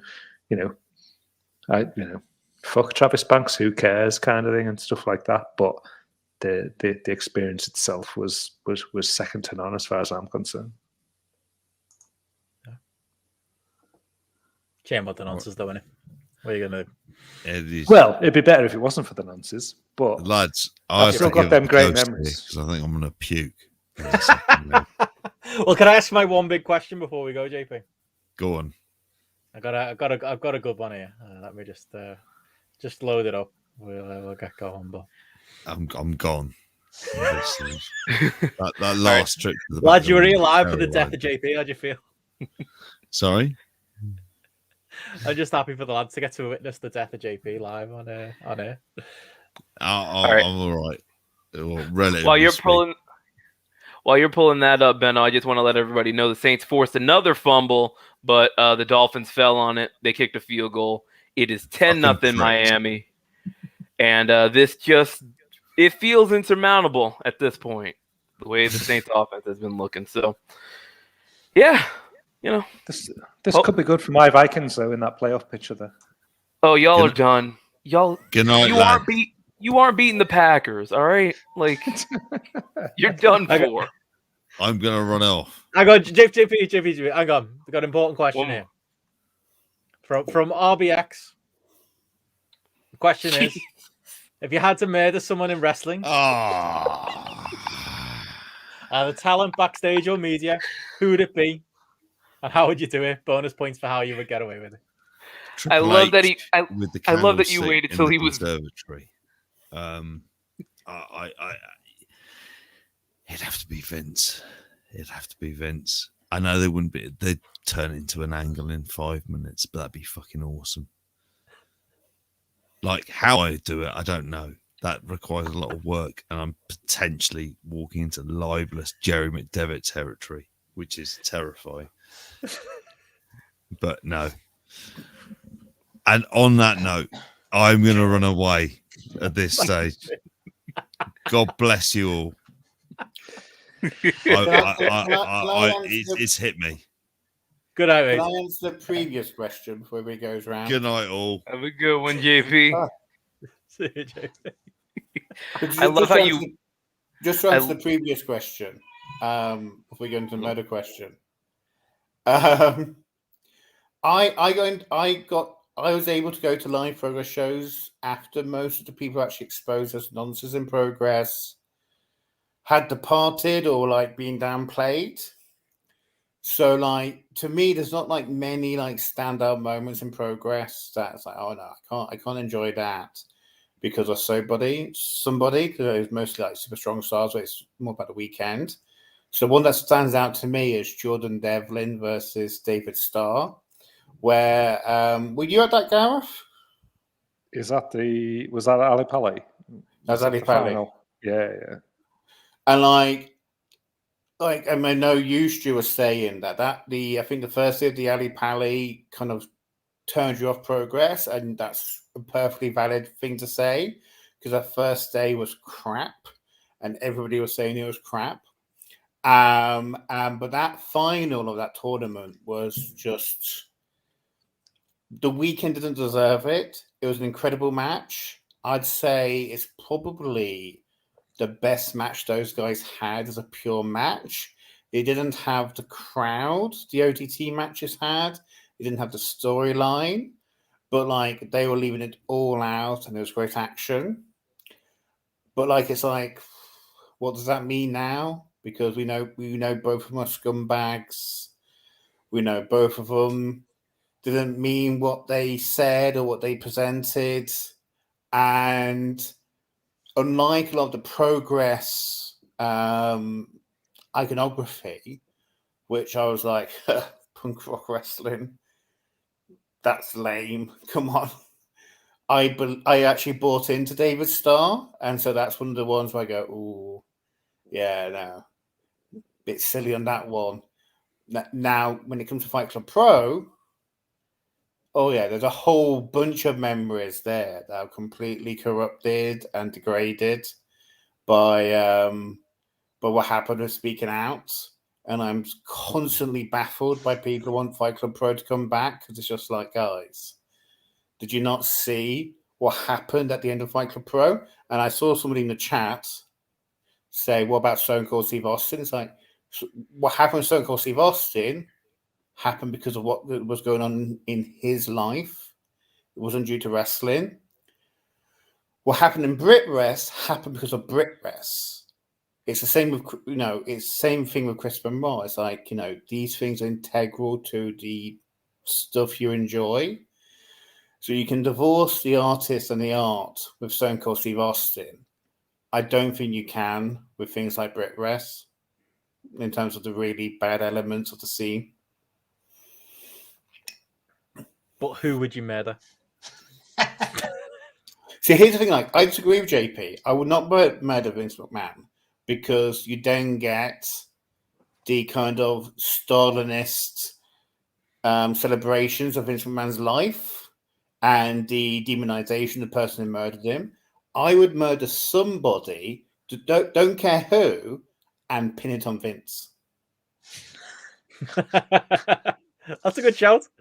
That's the mastermind in action there. There you go. Chestnut checkers over here. Any of you guys got anyone you kill before we go? Who would you kill, WH? You kill someone, I'm sure. Can I kill a couple? Go for it. Cody and Brandy. I make it look like a murder, like a homicide, suicide kind of a deal. Like and then I plant the evidence that like she found his like fucking black book, his secret one, or something like that. It'd be on the floor, all covered in blood, and it'd be like, I'm sure they have their own guns in their houses, their own personal guns in their houses. They live in Atlanta, right? So like they are American. They live in Atlanta too. So there you go. Like there's definitely guns in that house. So boom, boom, plant the evidence. Oh, hey, she found his black book. There's the motive. And she couldn't live without him. So there you go. Bye-bye, Cody. Bye-bye, Brandy. But as Rian said there, Cody will solve racism with Tiger Driver 98. So yeah. Oh, what's your issue?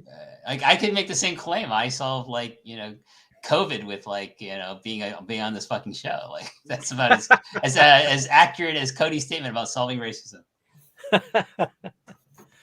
Anyone you kill, Gareth?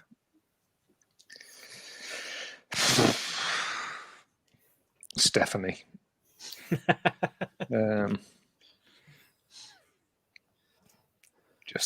Just Stephanie. And I don't know. Pin it on her dad. I don't know. Make it look like he was trying to fuck her or something like that. Yeah, I'm with that. I think her or Triple H. I think they're the ones. I think that's right. Why Vince Vince is going to die soon anyway? How about you, Sooth? Now, I'm trying to think of somebody fun to kill. Like somebody where I could kill him in like a fun, like wrestling kind of way. Like the, who was that guy from, like that cokehead promoter who was doing like the, I know I have to narrow it down a little bit more. That cokehead promoter from like a Dark Side of the Ring where he died. He was like covered in like jelly or something. Yeah, him. So I'm trying to think of somebody who could die in like a similar fashion. You guys got any ideas on that? Of a drug overdose? Like, there's no shortage of people you could probably die. Oh yeah. I mean, thinking about it like that, TK kind of gives me Herb Abram vibes a little bit. It's not that I'd want him dead, but he gives me those vibes. Could happen. Timeshoe's thinking. I'm surprised Gareth didn't want Muto to be killed just to like free up the Noah main event scene. Like that would that's a murder that would instantly improve a wrestling promotion's product. It's a fair shout. It's a fair shout. Some good shouts in the chat here for Ryan Satin, Brad Shepard. Oh, they're just nerds. They don't need to die. Kevin Dunn? But yeah, I am coming around to TK going out like Mr. Electricity. Because, I mean, think about it. Would it shock any of you if he was found face down, covered in jelly, cocaine on the table, with a bunch of dogs running around? Would that shock you? Yeah, but that wouldn't improve wrestling because AEW would die. I mean, this is the thing. That is true. Like, this wouldn't help anybody. Well, it would help sell the GRAPPL merch Gal's got in his basement. It's that trade-off, though, isn't it, of glorifying someone like there? Like my mind goes to like, oh, Nick Gage, but then I'm like, oh, I don't want like all the fucking stuff coming out on the back of it of like, oh, he was amazing. Like, you know, what a shame he's dead and stuff. It's like when Alex Ferguson nearly died. I was like, I'd love him to die. I'm not ready for all the. I'm not ready for all the positive Could we documentaries. change the question? Sorry, Benno. Please don't cut me off. Could we change it to remove from the timeline? Yes, yeah, thank God. We can. Could we change it to remove from the timeline, and then you don't have to worry about the glorification? Okay. I'll be fine with that. Erase from existence. Yeah. Do you have to think about the compound consequences? But because then, in that case, it's Stephanie McMahon because she's had nothing but negative consequences. That's true. I would say Vince just to see what it would be like, but that could be negative and positive too. But What if you said somebody like Jungle Boy? That would like get more eyes on the AEW product, wouldn't it? Like it'd be quite a big story, wouldn't it? It'd be like, oh, like Luke Perry's child. It'd get lots of like media coverage, wouldn't it? So it would increase awareness of AEW.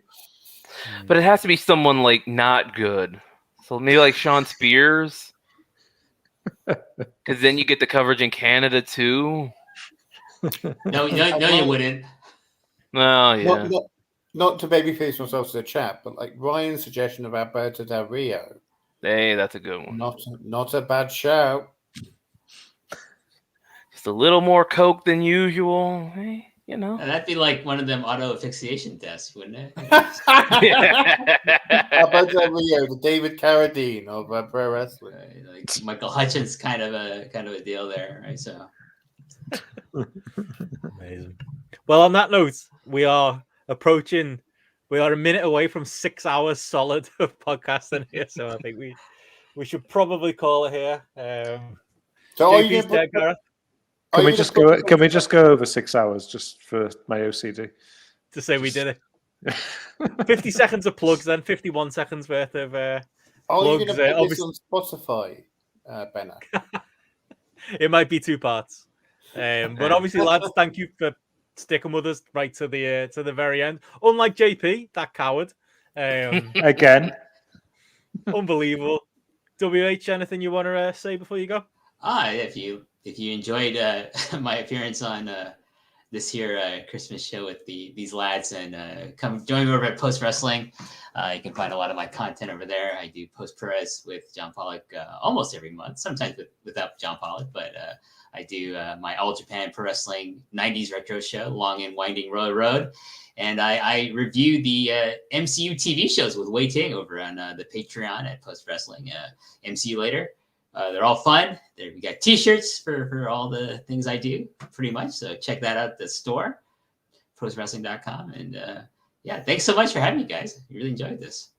Oh, man. Thanks for sticking with us right through. Suit, anything for you? Well, hey, we just hit 6 hours, so we're about halfway through one Laps fan episode. Course of the way with a 24-hour stream. There you go. You can follow me on Twitter at Suit Williams. I also write for voicesofwrestling.com. I have a column going on called The Brockumentary, where I go through Brock Lesnar's first 2 years of WWE, his first run, and I include some comments from him from his book, Death Clutch. So I kind of go through his story. Spoiler alert, it's a lot. He repeats himself a lot. It's a lot of money, and I got messed up on Vicodin, and I made a lot of money. So I try my best not to repeat myself and make his story a little bit more interesting. But yeah, I'm about halfway through.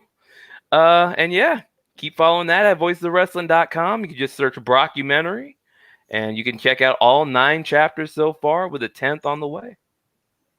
Awesome. Look forward to checking that out. William. Yeah, well, Gareth. Sorry, I couldn't help it. I'm sorry, it had to be done well. No, I Right, was going welcome to pause to let you do it, and I was like, Oh, poor Will.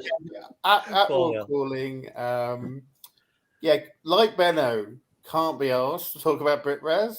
Unlike Benno, wasn't smart enough to get co-hosts, so I'm going to be starting guest hosting on a Rich Fans Deep Dive in the new year. So me and him are going to do a show on the Matrix Resurrections this week. And then at some point, we're going to have JP on to talk about censor and wrestling video nasties. But you can catch me at Will Calling. And yeah, enjoyable as always. It's what? So the British Wrestling Report doesn't exist anymore? It exists when British wrestling is interesting again. You reserve the right to record. I love that from James, by the way. JP should have snorted that tip, but the sauce done right out. He'd still be here now, wouldn't he, Gareth? You know, to do some plugs, but he'd be keyed up for another 6. We should say. I mean, people don't know this, but like, I was the one to tell you, Benno, that you needed to cut the last hour of last year's show. It's like, no, Benno, you can't keep JP becoming Marlon Brando in Apocalypse Now on the air. The guy's got a job. He's got a family. I just think he's a coward for not sticking it out this time. We have more questions, which I presume we'll get to. We'll do an Ask GRAPPL special or something like that, and do a clean up on the other questions. Maybe, Gareth, there's another 15 or so still there, but you know, get ourselves in more trouble. Why not? Why not? Always good to answer questions. That's it. Anything from you, mate? Anything you want to say before we go? Download that fucking app. If you lasted 6 hours and you haven't downloaded it yet, what are you doing? You know the drill. Download that app. Get your ratings in. What are you doing? If you listen to this and you're not doing it, what more can I do? Ask Gareth to put EPW on the fucking app while you're at it. There you go. Who PW? JP will be the judge of that.